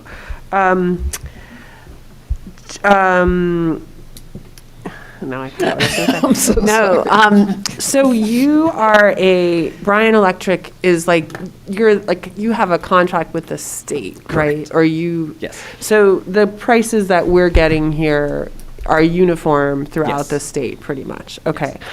And then my other question is, I know you said this, Dr. Lisa, but what are the other sites? Because again, this really needs to be done by May. So if it turns out that the South End is not the desired location, what are the other sites that are ready to go that have already been pre-qualified or sort So of? the Valley Road lot across from the police station in the 3rd Ward, and then the Bellevue lot in the 1st Ward. Okay. And then right now, we're talking about a fast charger at the Midtown deck. And can I suggest another Possible. site? Did you look at the, behind the stores on Grove Street? Yeah, there was no adequate power there. Not there, nor on the Walnut Street parking lot that services the train. There's not adequate power where the electric train We is. looked, we couldn't find a good place.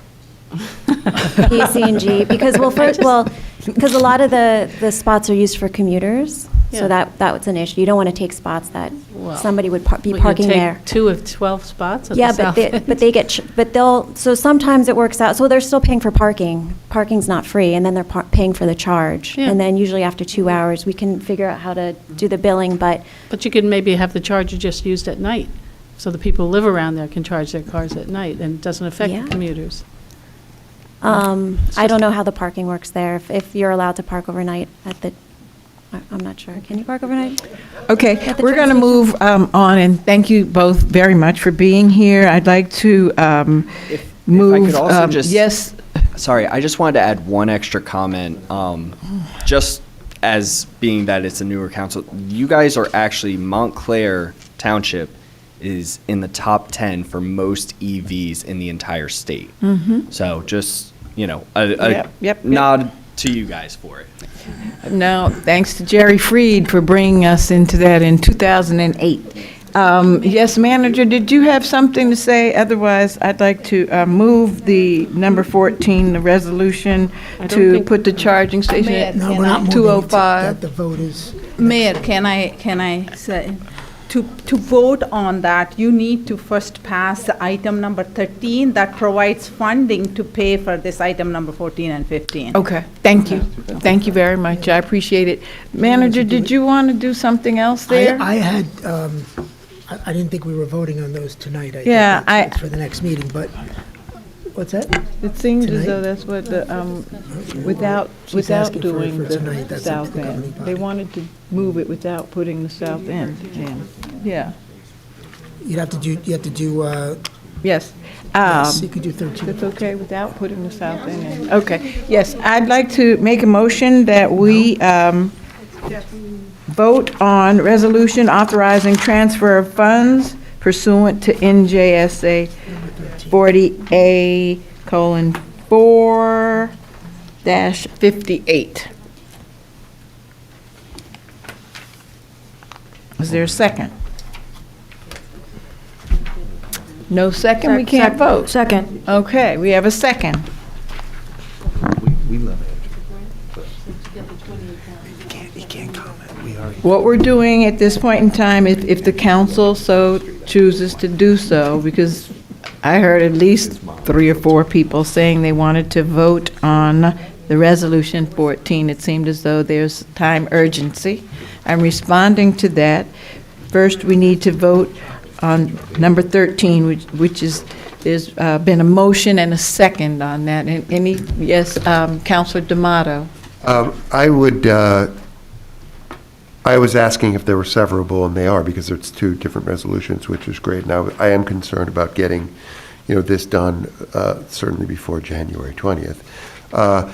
However, I do think that there's a process thing here that, these were listed as discussion items, and I think moving them tonight, I think Councilor Toller's got a great point. She does want to do a little work and just confirm with people in the South End what they think about it.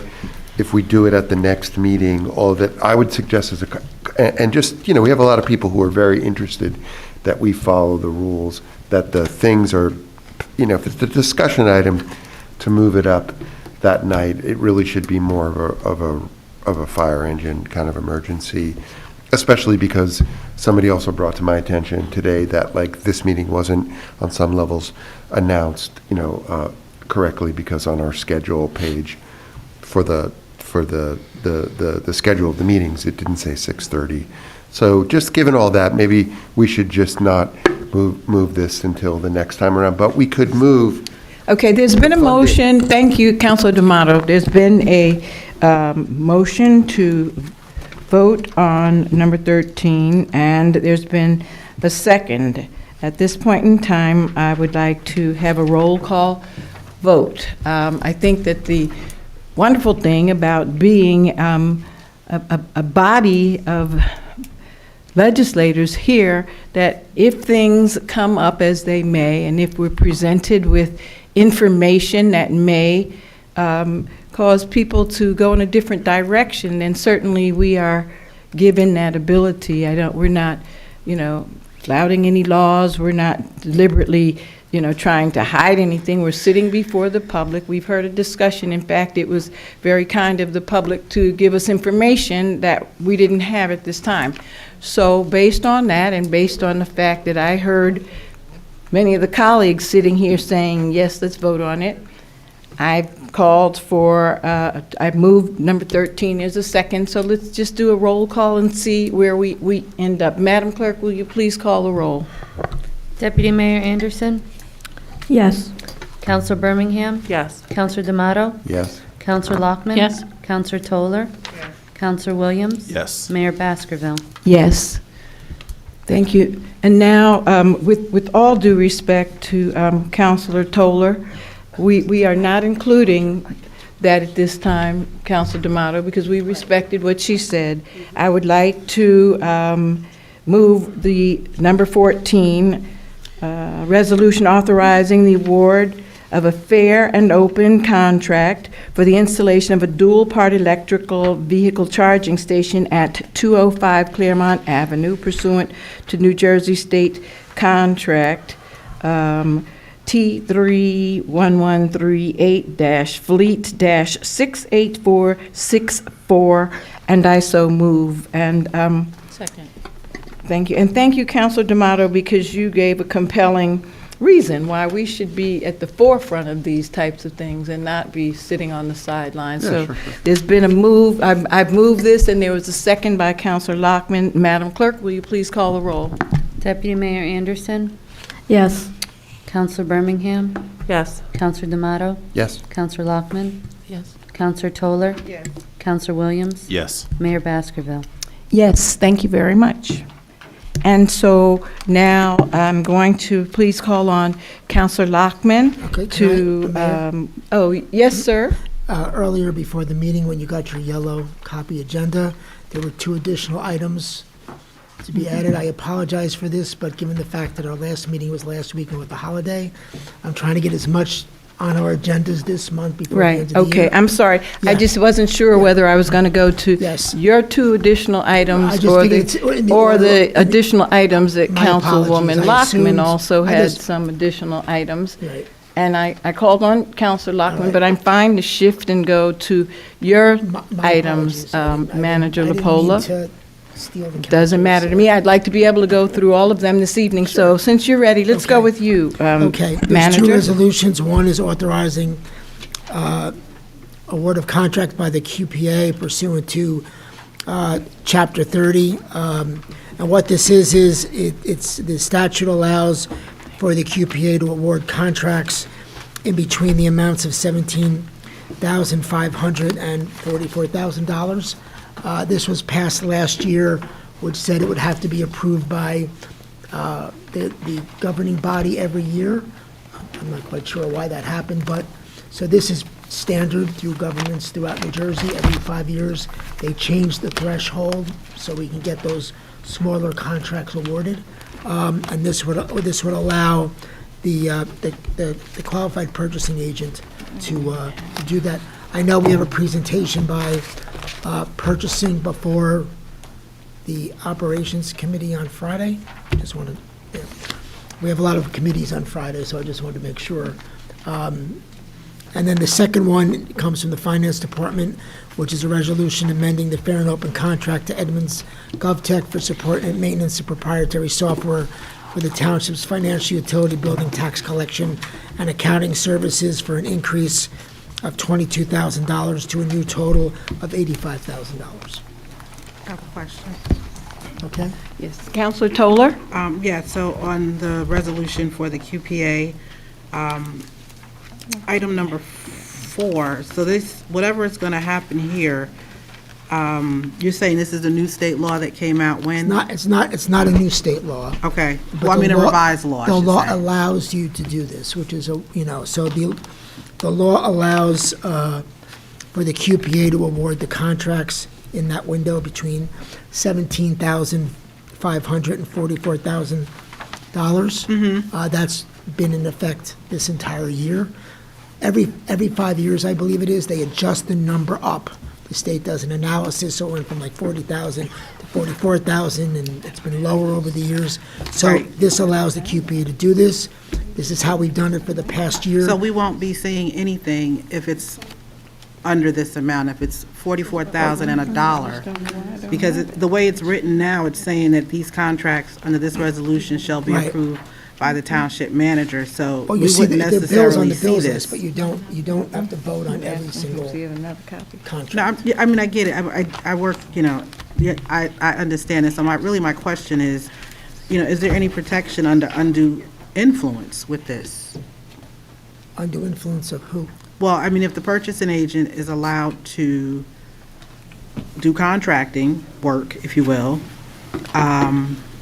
because the threshold is now up to 44, we, the people, won't see this technically. Yeah, but he doesn't do this on his own. Everything comes through, whether it's my office or the departments, so it's not, he's not going out and doing this on his own, but we do have many small contracts that if everything had to come before council, we would be here a lot longer. So this is just a way, that the state has said, and this is a pretty, low number vis-à-vis what many towns would like So it these to could be. be like but- partial contracts, like if it's 22,000 or 28,000, we would never see it. It would just get approved. You and the QPA would handle it. We don't award a and we partial wouldn't know contract, anything because about you might have a contract for the full amount. I don't understand what you meant by a partial contract, but it. Well, I'm saying if it's Yeah. under the threshold, then we wouldn't, you you would be wouldn't the see it under authorization, you would be the 17.5 person anyway, authorizing it, right? Yes, look, this is a matter of efficiency. I understand what are- you're saying, but you didn't answer my question. My question was, if it's You under will the see it on threshold, the- you would be you the will see person it- approving it. Is that correct? I'm sorry? If it's under this 44, Right, okay, if it's 39, you would be the person approving it. yes, Okay, that's all I need to know on record. Thank you. thank you.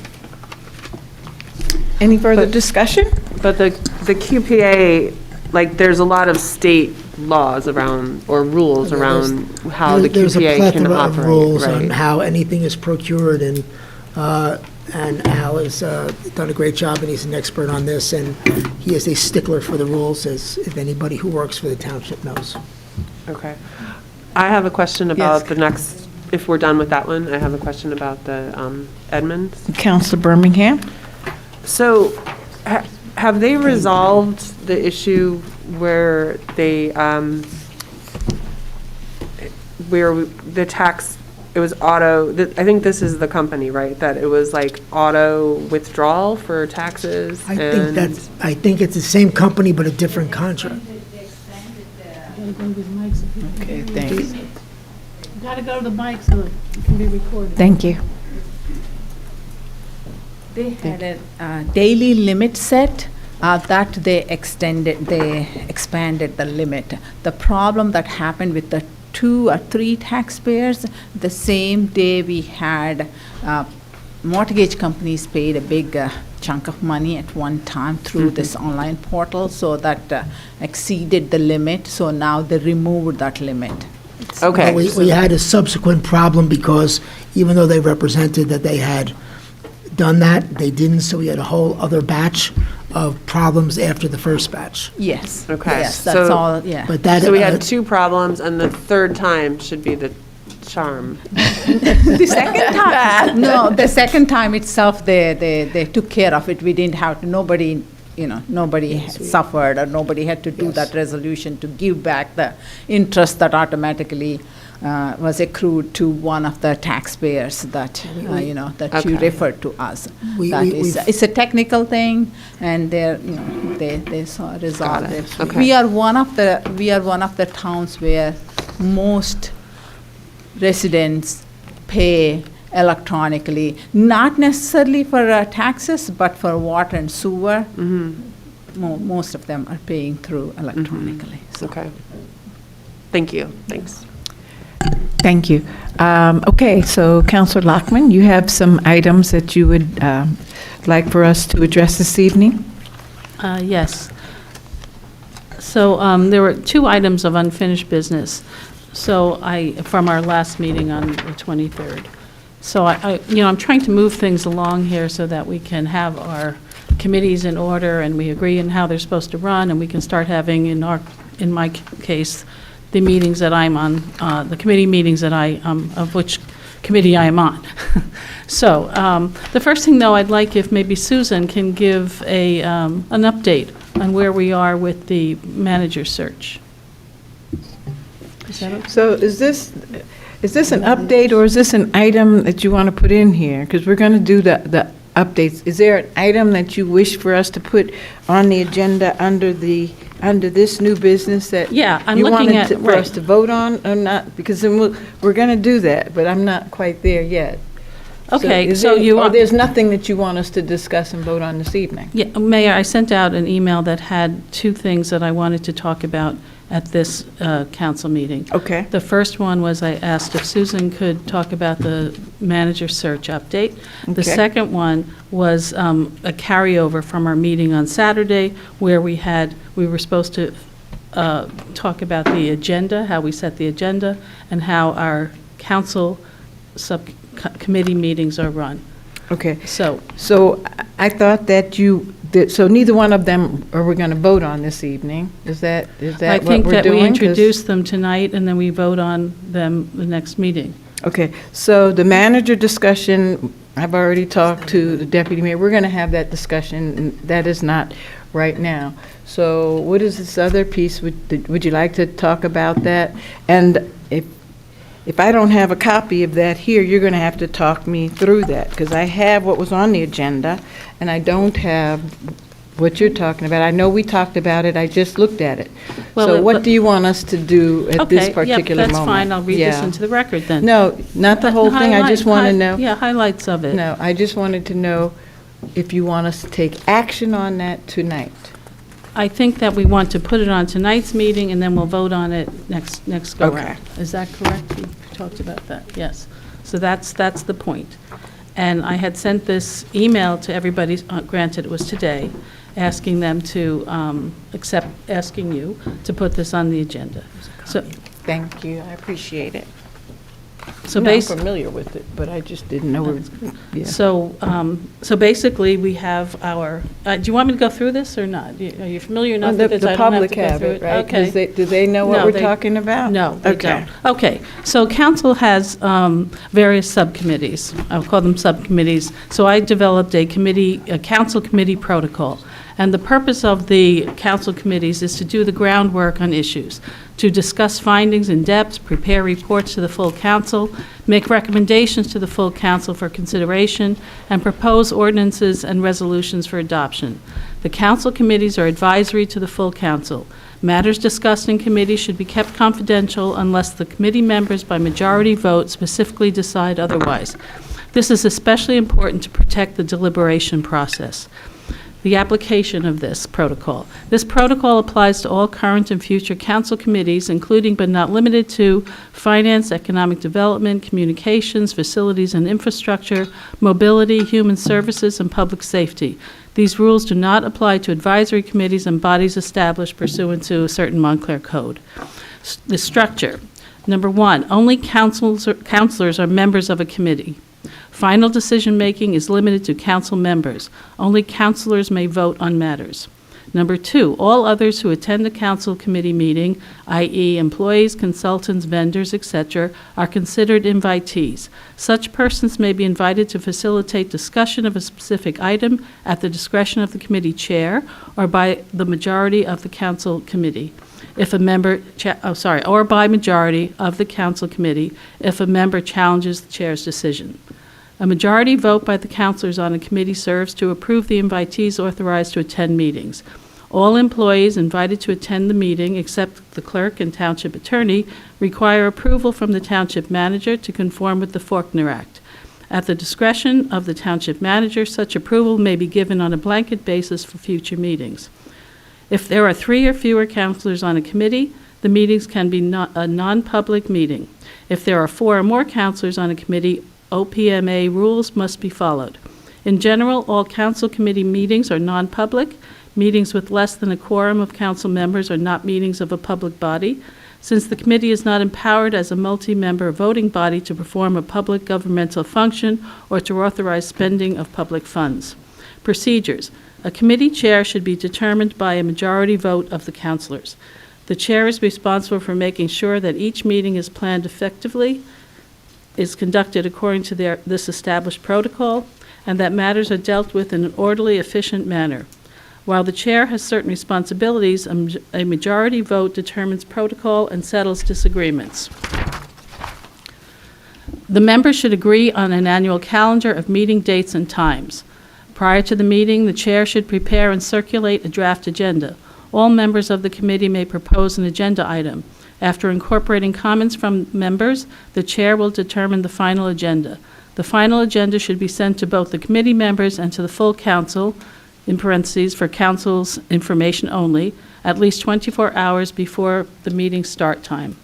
This agenda will indicate who proposed the item, and if a non-member will be invited to attend the committee meeting to address that item. All agenda items should be raised and addressed if sufficiently prepared. However, at the discretion of the chair, an item may be deferred to a later committee meeting. Any dissent with respect to the agenda should be resolved by a majority vote. A high-level recap of the meeting should be prepared by the chair. The chair or designee should be ready to provide an oral report on committee meetings and activity at the council meetings. And that's it. Thank you very much. Any discussion on the document that was presented to us? I have one question. Yes, Councilor D'Amato. First of all, I'm happy to see this come before us. I love this. My other question is, the chairs of the committees, we probably should specify that it is a vote of the people on the committee or of the whole council? The 3 people on the committee. Committee select the chair. I Okay, think I so said just make that. I didn't say that? I think that's in here. I think so. It didn't say Just- 3, but it said, yeah, it was, it Okay. didn't say the 3 people. Yeah, I'll add but- that. Okay, anyone else have any discussion or comments on this document?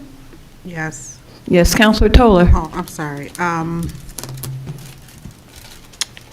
just trying to understand and wrap my head around this, not involving people that are employees that have institutional knowledge on some of the matters that we'll be discussing, why they wouldn't be part of a committee that they have previously sat on under many other administrations. That's my first question.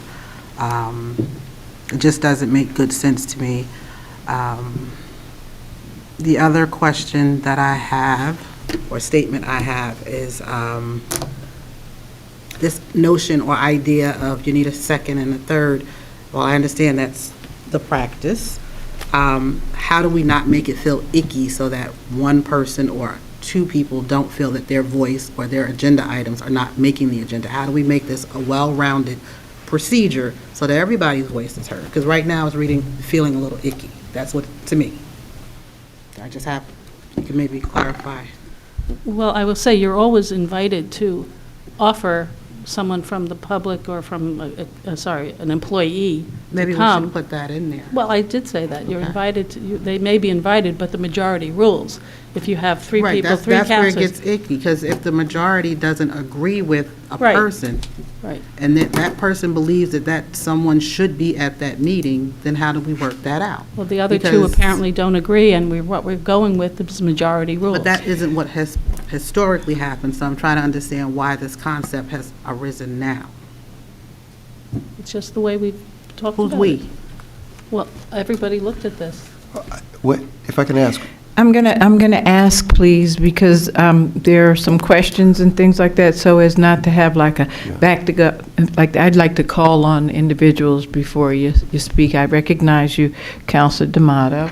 If you're finished speaking, because I recognized you, Councilor Toller. Okay, Councilor D'Amato. I just was curious as to when and how outsiders were in committees. So, for example, I do know that there was a history in which the CFO was always in the Finance Committee. And I think that would be a standard feature of things. But in terms of other committees, were there any members of, for example, the Economic Development Committee Yeah, the that were CFO, my understanding. Deputy The manager. deputy manager, the Okay. planner. I So- can say that, and I was Okay, probably... just one moment, All please, right. Manager. I'm going to recognize Sorry. Yeah, so Councilor the- Toller. The deputy manager, the CFO, the planner, sometimes maybe even the tax person, and all this is prior to Mr. LaPola's arrival here. You can go back and look at the resolutions of folks that sat on committee meetings, so this isn't something that's just being made up, if you will. But it's nothing that would be Okay, prevented. and then I'm going to recognize the manager. In terms of the EDC committee, what I was going to say, and at the time I was there, the only person who participated besides the elected officials and myself was Janice Talley, okay? The other thing is, I want to make very clear, it was my recommendation to you and you, that no staff members, including me or anyone else, are members of your committees. They are there to work with your committees, but they are, by definition, not members of any of your committees. Just want to be very clear on that, okay? But- So for the short time that you've been here, you haven't noticed anyone else other than at the Economic Development, Well, other than prior- Janice Talley? And so for the From when I 8 arri- years that I served on the Economic Development Committee, we had the deputy manager, we would have the manager, we'd have Janice Talley, we would invite different guests, but I mean routinely, we would have the manager, the deputy manager, and the planner, as well as the 3 council members that were a part of that group, and then we would invite different people. Yes, I'm so sorry, I did leave out the attorney. Yes, Attorney Burr. The subcommittees are basically the committees of the governing body to get business done so that you're not violating the Open Public Meetings Act. All the other people who attend those meetings are invitees, even the Right. employees. Those employees can be expected to be at the meetings, at every meeting that you have. That would be up to each committee. Right. And so, obviously, I've been here since 2021. The township attorney and the township manager generally attended all of the committee meetings, went to all the committees, but we went at the invitation of the governing body. Right. The deputy manager also would attend those meetings, and we were generally expected to be there. Right. Finance Committee, EDC, Public and Safeties Committee, and these are the committees that were set up when I started working here and the prior governing body was seated. I don't know what the predecessor, Mayor, you would know because you were a member of the predecessor 2 councils ago. But I would, strongly recommend that, as the manager says, is that we're not saying that the employees are members of them, but that they're invitees, even if they come every, because you don't want to give more delegation of. Correct. No, I understand what you're saying, even though it was 1 council ago. Councilor Williams.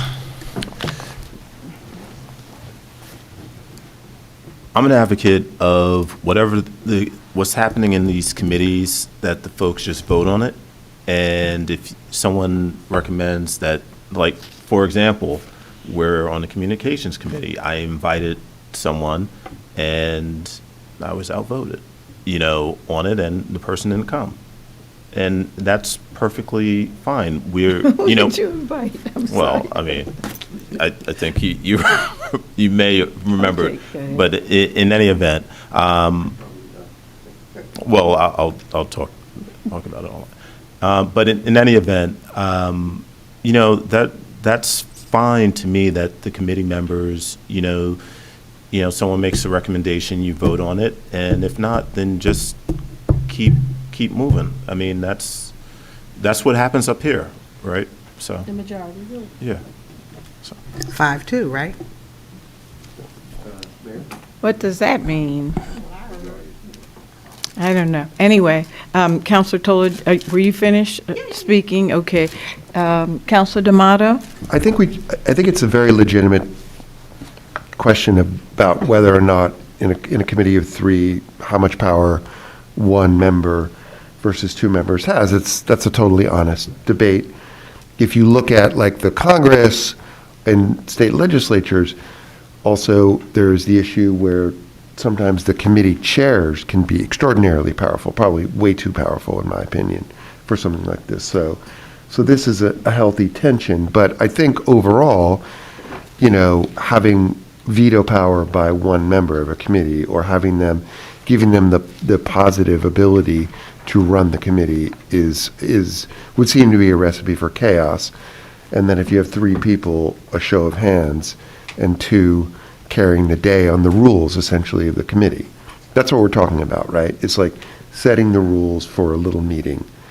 And it would stand to reason that it's like Robert's rules, that a majority of the quorum is going to have the day. There's 4 of us up here gets to decide what goes on. And it should be the same thing probably in a committee over these kind of just the rules, the basic rules of the operation.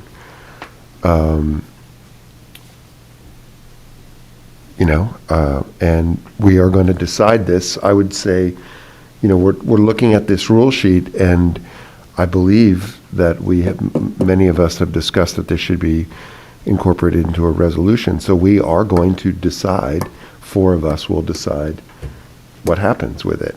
And I think within the committees themselves, there's no great reason, logic to not having the same concept apply, that, 2 out of 3 win. Yeah. The other thing that I'd just like to add for the group is that regarding these committees and whatever, we did these very rapidly as soon as we came in. And if people are on committees and they're not feeling as though they are a good fit for a committee, or if they're not feeling as though they're being valued in a committee, or they're being heard on a committee, or things just are icky, I think that the thing is for us to work together so that we can get as much done as we can for this township, however that has to happen. And I don't think anybody should feel as though they have to stay, lockstep in something, because when we first started out, that appeared to be a good place for them. So if there are people that are here and feeling as though something is icky and not working, I think we should work with one another to try to find the best fits so that we can get the most work done, however we have to do that. And that can be done, it doesn't have to be done in a public place like this. We might have to have some chats and say, well, hey, are you not feeling that you can get a lot of work done there? Are you feeling whatever, the term was? And then let's figure how to work it out so we all feel good. 4 years is a long time, and I want us all to work it out the best way that we can to get, a lot of stuff done. Council, I'm sorry, Deputy Mayor. It's okay, you can call me whatever, it's late.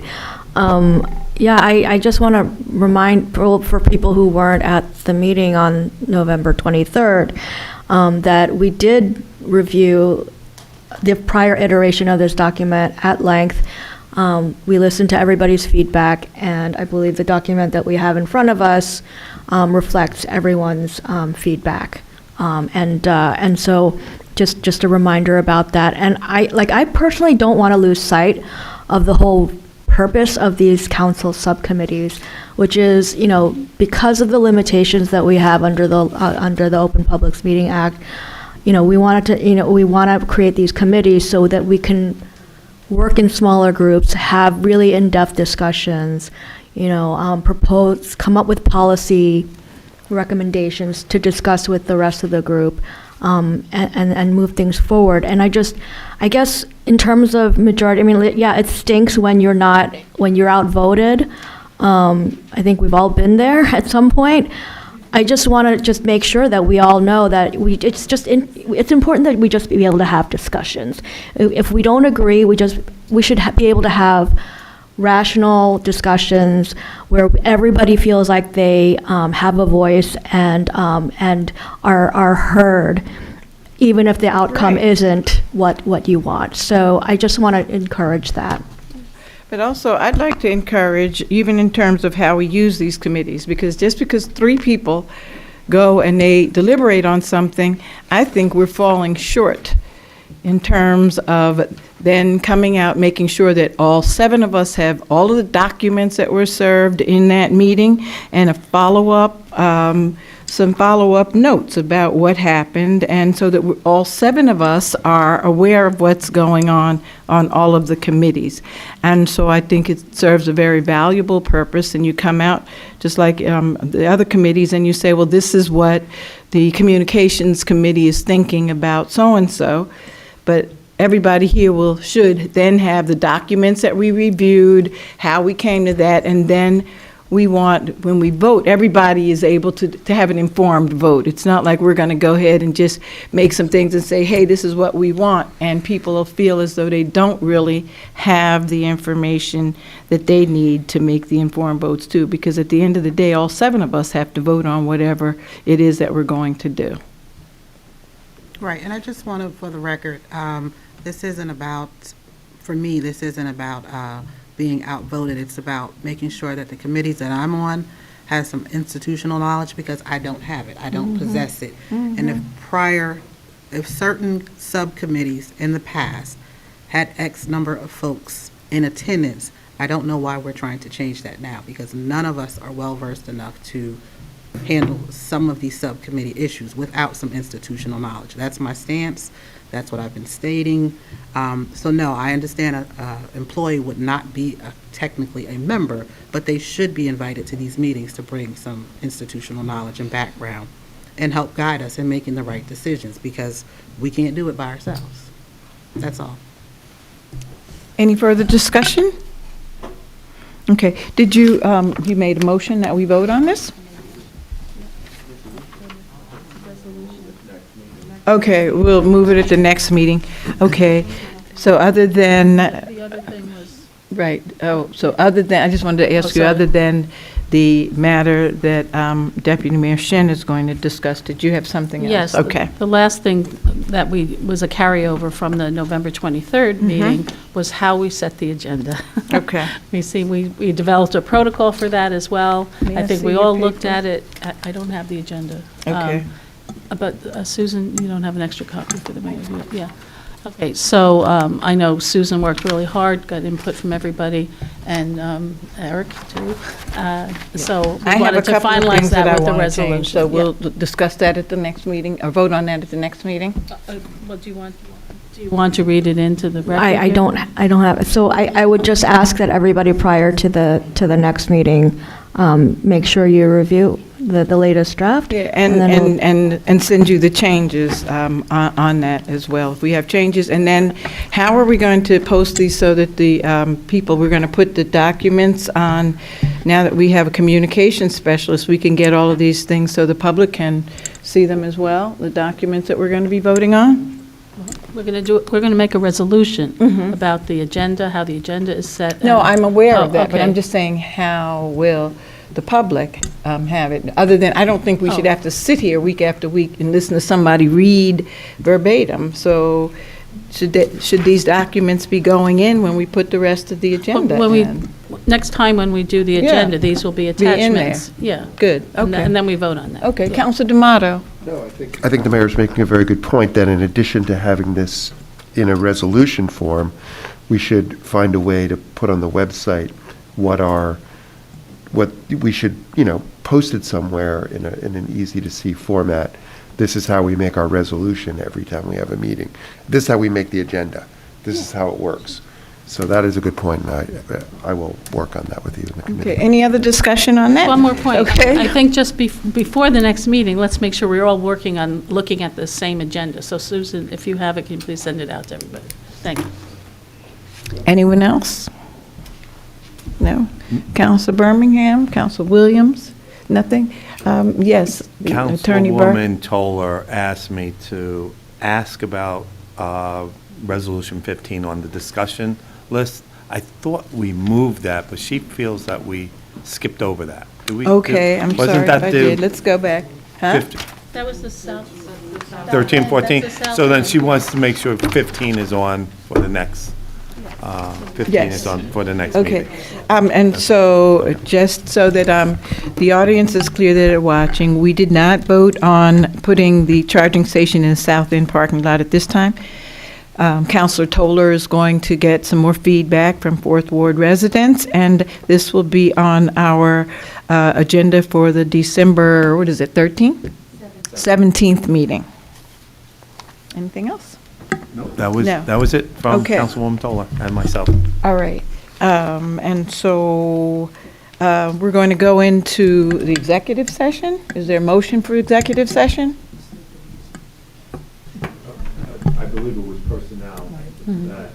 We're going to go into the personnel. We're going to go into the executive session for the purposes of discussing personnel matters, and I so move.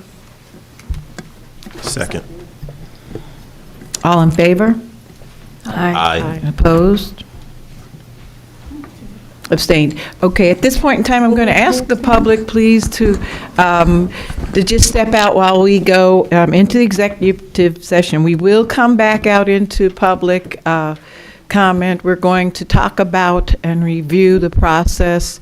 We're going to do that in the public, right? For how we will select the attorney. So if people have, would like to be in here for that discussion, that will take place when we come back out of the executive session.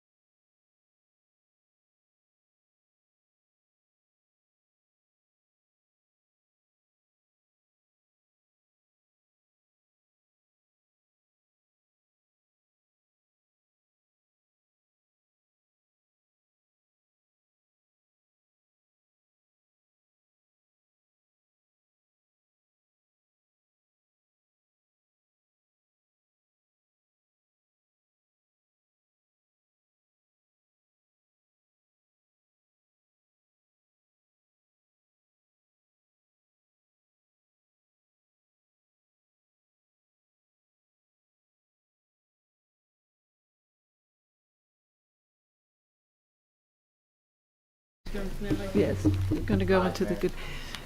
Thank you and welcome back, everyone. Thank you for sitting here and waiting for us. At this time, we're going to do good of the order. We're going to start with Counselor Toller. Thank you.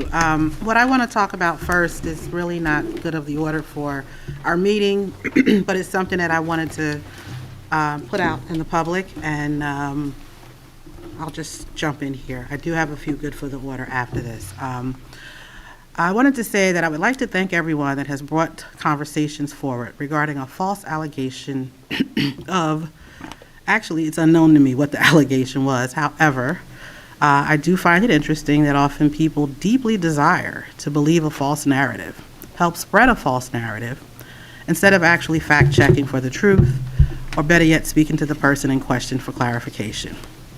With that said, please note there has been no acts of violence, discrimination, or racial slurs used by me against any group of individuals. What I do find intriguing is that a group of individuals who have been misusing the field at Glenfield Park since the early summer have solicited soccer games as early as 6 a.m., drawing large crowds who cheer, blow their whistles, serve food, and play music, would have the nerve to try and file a false complaint.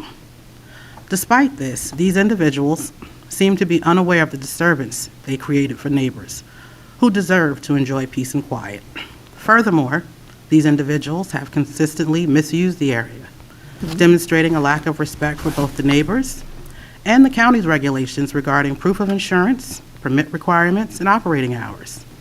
Their unauthorized use of the field have even intensified as they've begun hosting games at 8 p.m. now during the fall months, drawing even more larger crowds for their soccer matches. To the many residents who have reached out to me regarding the noise from the park during off-peak hours, please note, I have been in constant communication with the county since the summer, right up until 2 weeks ago, sharing your concerns. And to the employees of the Park House, the county is now fully aware of your concerns regarding the large amounts of trash left behind on the field by these individuals when you arrive at work at 8 a.m. I also would like to thank the local county commissioner, Brendan Gill, and the Essex County Sheriff's Office for their increased presence and patrol of the park, as the games have now ceased. I was also informed by the county that these individuals were actually removed from another county park in a neighboring town for the exact same behaviors displayed at Glenfield Park. I would also like to mention that the Essex County Prosecutor's Office has closed the case and allegations, as the information provided to them by these individuals has been found to be baseless and is considered null and void. I remain hopeful that next year, individuals seeking to use the field will successfully obtain the necessary permits, proof of insurance, and obey the operational hours for field usage, which should be respected. A few coming events, we have the Montclair High School Winter Bazaar, Sunday, December 7th from 10 to 3. Of course, we know about our Township Rec Department and the Winterfest at Edgemont Park. I hope the weather is wonderful. Friday, December 13th, I will be hosting the South End Tree Lighting Holiday Event at 5 p.m. Everyone's welcome to attend. We have some wonderful sponsors this year. We have Tommy Wood State Farm Agency, Wood Legacy Productions, Montclair Fire Department, just to name a few. Saturday, December 14th, please stop by the Montclair Public Library. They will be hosting their annual Kwanzaa celebration from 12 to 4.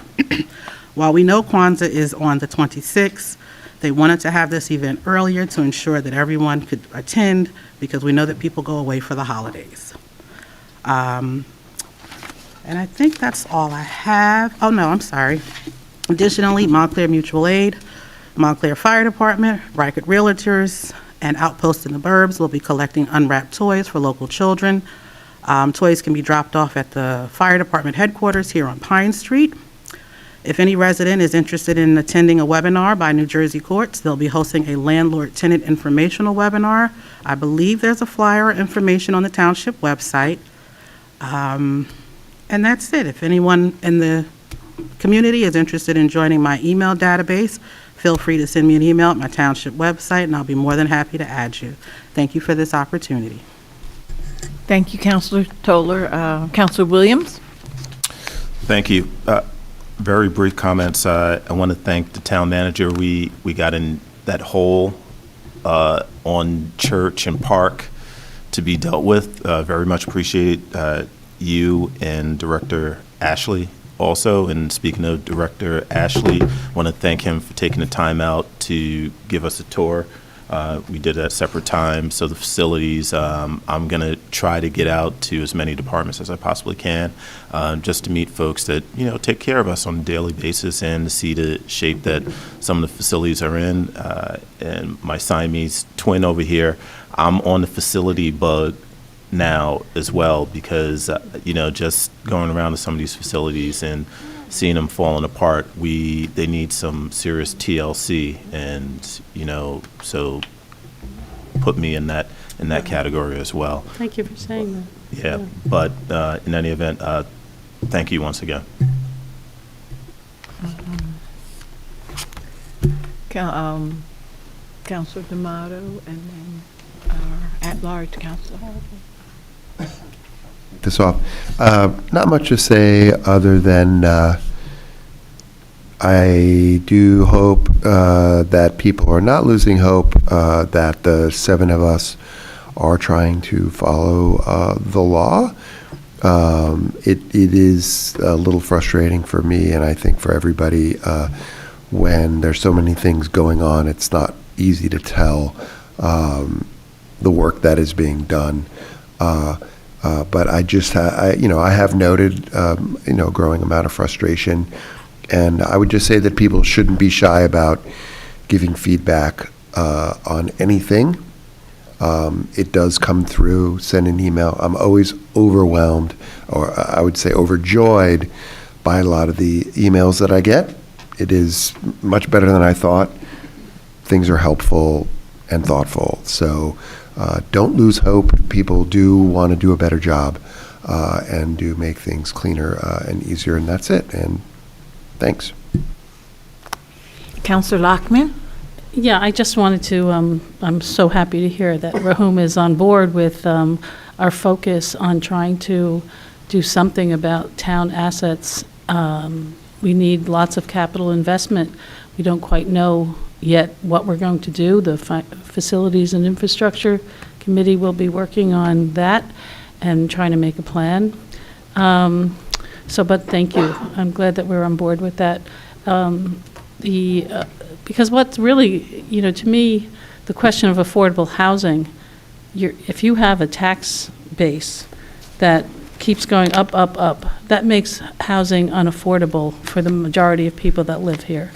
And I want to focus on that, so I'm trying to balance in my head, trying to spend money on doing capital improvements, and on the other hand, trying to keep taxes relatively stable.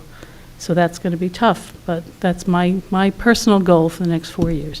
On this happy note, I just wanted to, my friend Joe Perdue is sponsoring, he's from Wells Fargo Advisors, he's sponsoring a concert at Salvation Army, Christmas concert called Imagine, featuring a wonderful saxophones, Roger Vito Bryson, with the special guest star Mike Michelle, who is a guitarist, and that's on Wednesday, December 18th at 7:30. It's to raise money for the Salvation Army. So it's 7:30 at the Salvation Army on December 18th. Admission is free, but please, if you'd like, make a donation. Thank you. 7:30? Yep, 7:30, December 18th. Deputy Mayor? I have a slightly longer update, but I'm going to just start with an update on the search for town manager. So since executing the contract with Jersey Professional Management on September 10th, which is the search firm that we hired to assist the government body with the manager search, JPM has worked with the council on developing a job description, an ideal candidate profile, and a township profile. And the purpose of that was to outline what we believe we needed as a town, what the staff needs, et cetera. JPM announced the opening on behalf of the township through the League of Municipalities and the International City County Management Association website. An announcement was additionally included on the township website at the end of October. JPM reached out to about 1,500 individuals in its email network about this position, and they also, I saw that they shared about it at the League of Municipalities conference at their booth. So as of November 26th, we received, JPM actually on our behalf received 29 applications. 12, all of the resumes were provided in batches to each of the council people. 12 of the individuals received questionnaires to get more detailed information on their background and skills. And last week, which was the week of Thanksgiving, the council members received a list of 5 applicants that the company recommends for preliminary interviews. 2 more were chosen by council members, and those names were forwarded to JPM as well. Another very, an update, late breaking news. I also learned that we have received an additional 3 applications just in the last several days. As we communicated to JPM, only the individuals who are applying and submit questionnaires are being considered for the position. We're currently in the process of finalizing details with JPM on the format and scheduling dates for the preliminary interviews, which are going to be done remotely. The finalist interviews are going to be done in person. We're going to be meeting in quorum, so we're going to be calling a special meeting solely for the purpose of conducting the initial interviews with the candidates. I do want to I wanted to just verify with the council here that we as a body are agreeing to do fully remote interviews with the candidates for the preliminary interviews. Is that correct? I think that's the consensus.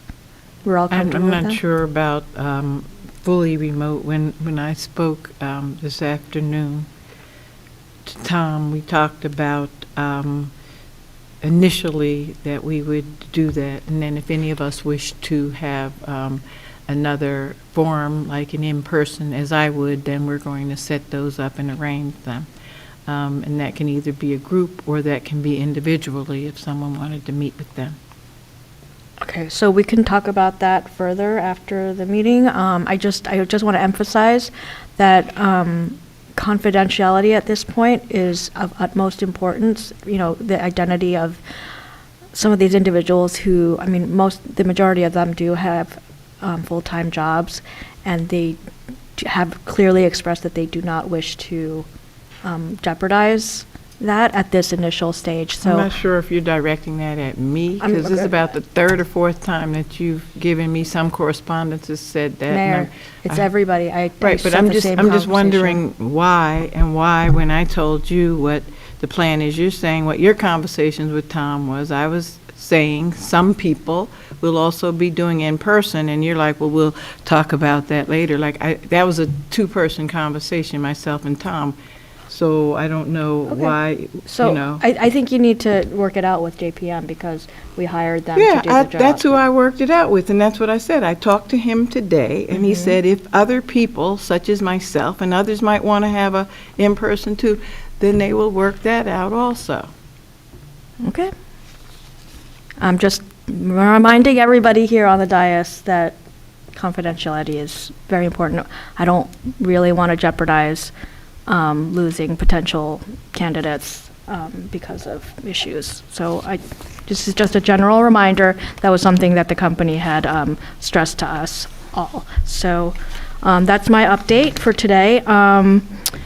Just a few things. Just a reminder that tomorrow, December 6th, is the last day to apply for the Anchor state tax benefits. Sorry? Oh, I'm sorry. Gosh, today's only Tuesday. So, yes, Friday. It's been a long day.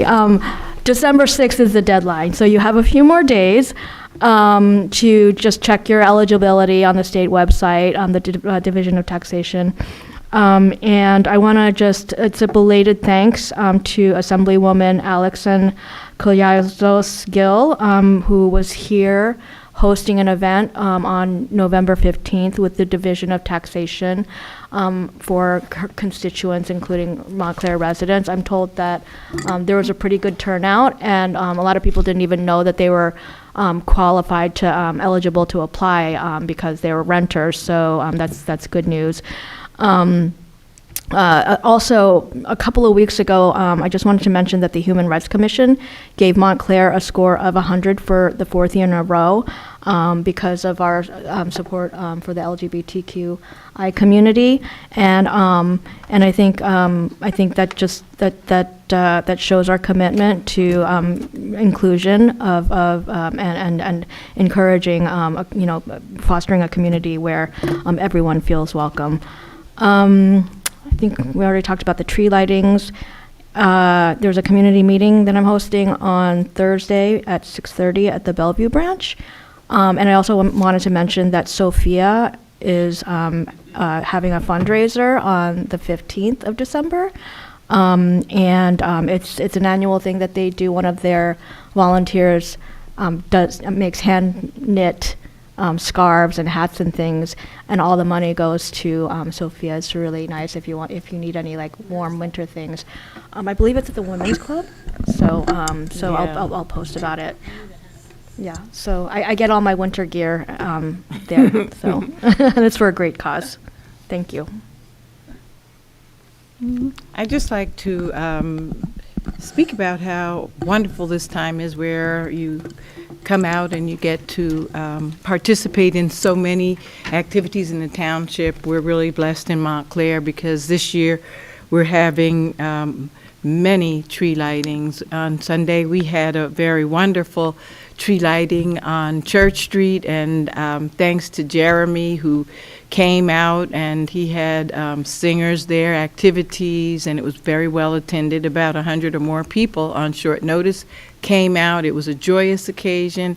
People are looking forward to just coming together and having happy times, just where they can celebrate and the children are laughing, and it's really a good feeling. Tonight I had an opportunity to stop by St. James Church in the Upper Montclair shopping area, and again, that was very well attended, thanks to our fire department for showing up with Santa Claus there. And again, it's just, those are the types of things that really remind me of how wonderful we are and how much love there is, and how willing people are to just come together to share that love. Tomorrow, everyone, this will be the first time that we've done something of this magnitude in the township, and it's because we outgrew Church Street, and so the Winter Wonderland tomorrow promises to be an amazing activity for people young and old. So come on out. Starts at 5 o'clock. They're going to do a tree lighting there at 6 p.m., and anyone that can come is welcome to come. And then our last one that I'm aware of now will be on the South End, and that's on, when's that, the 14th? Friday the 13th, and very much looking forward to doing that. There's going to be a guest appearance from Mrs. Claus this year, along with Santa Claus. Yep. And I'm excited to be participating in the Kwanzaa celebration on the 14th, Saturday the 14th at the library, as I've done in the past, and that's always a wonderful time where we review the Nguzo Saba and the principles, and there's also going to be a market there. So if you're looking for any type of Afrocentric things, different African cloths, there's a sister that has materials and she sets them up from Ghana and different things, and there's going to be activities for children there. So hopefully many of you will come there. And I just want to encourage people, whatever you're celebrating, to enjoy it and do it with safety and love. And thank you so much as we continue to build a foundation that I'm very excited about. I think that we are moving in a good direction. And oftentimes we do have moments where we pause and we, really have to understand one another and dig deep. So I thank you for listening to us while we do that. Know that we are moving in a positive direction, and I think we're moving closer together, and I'm excited about the possibilities that I think that this amazing team will be able to do moving forward. Manager. Okay, attorney? I have nothing, Mayor. Okay, then I'd like to make a motion, please, to adjourn. Oh, I'm so sorry, Madam Clerk. Nothing My to report, Mayor. apologies. Thank you. No problem. Nothing at this time, Mayor. Okay, report. and it's only 11:44. Okay, I'd like to make a motion to adjourn. All in favor? Aye. Okay.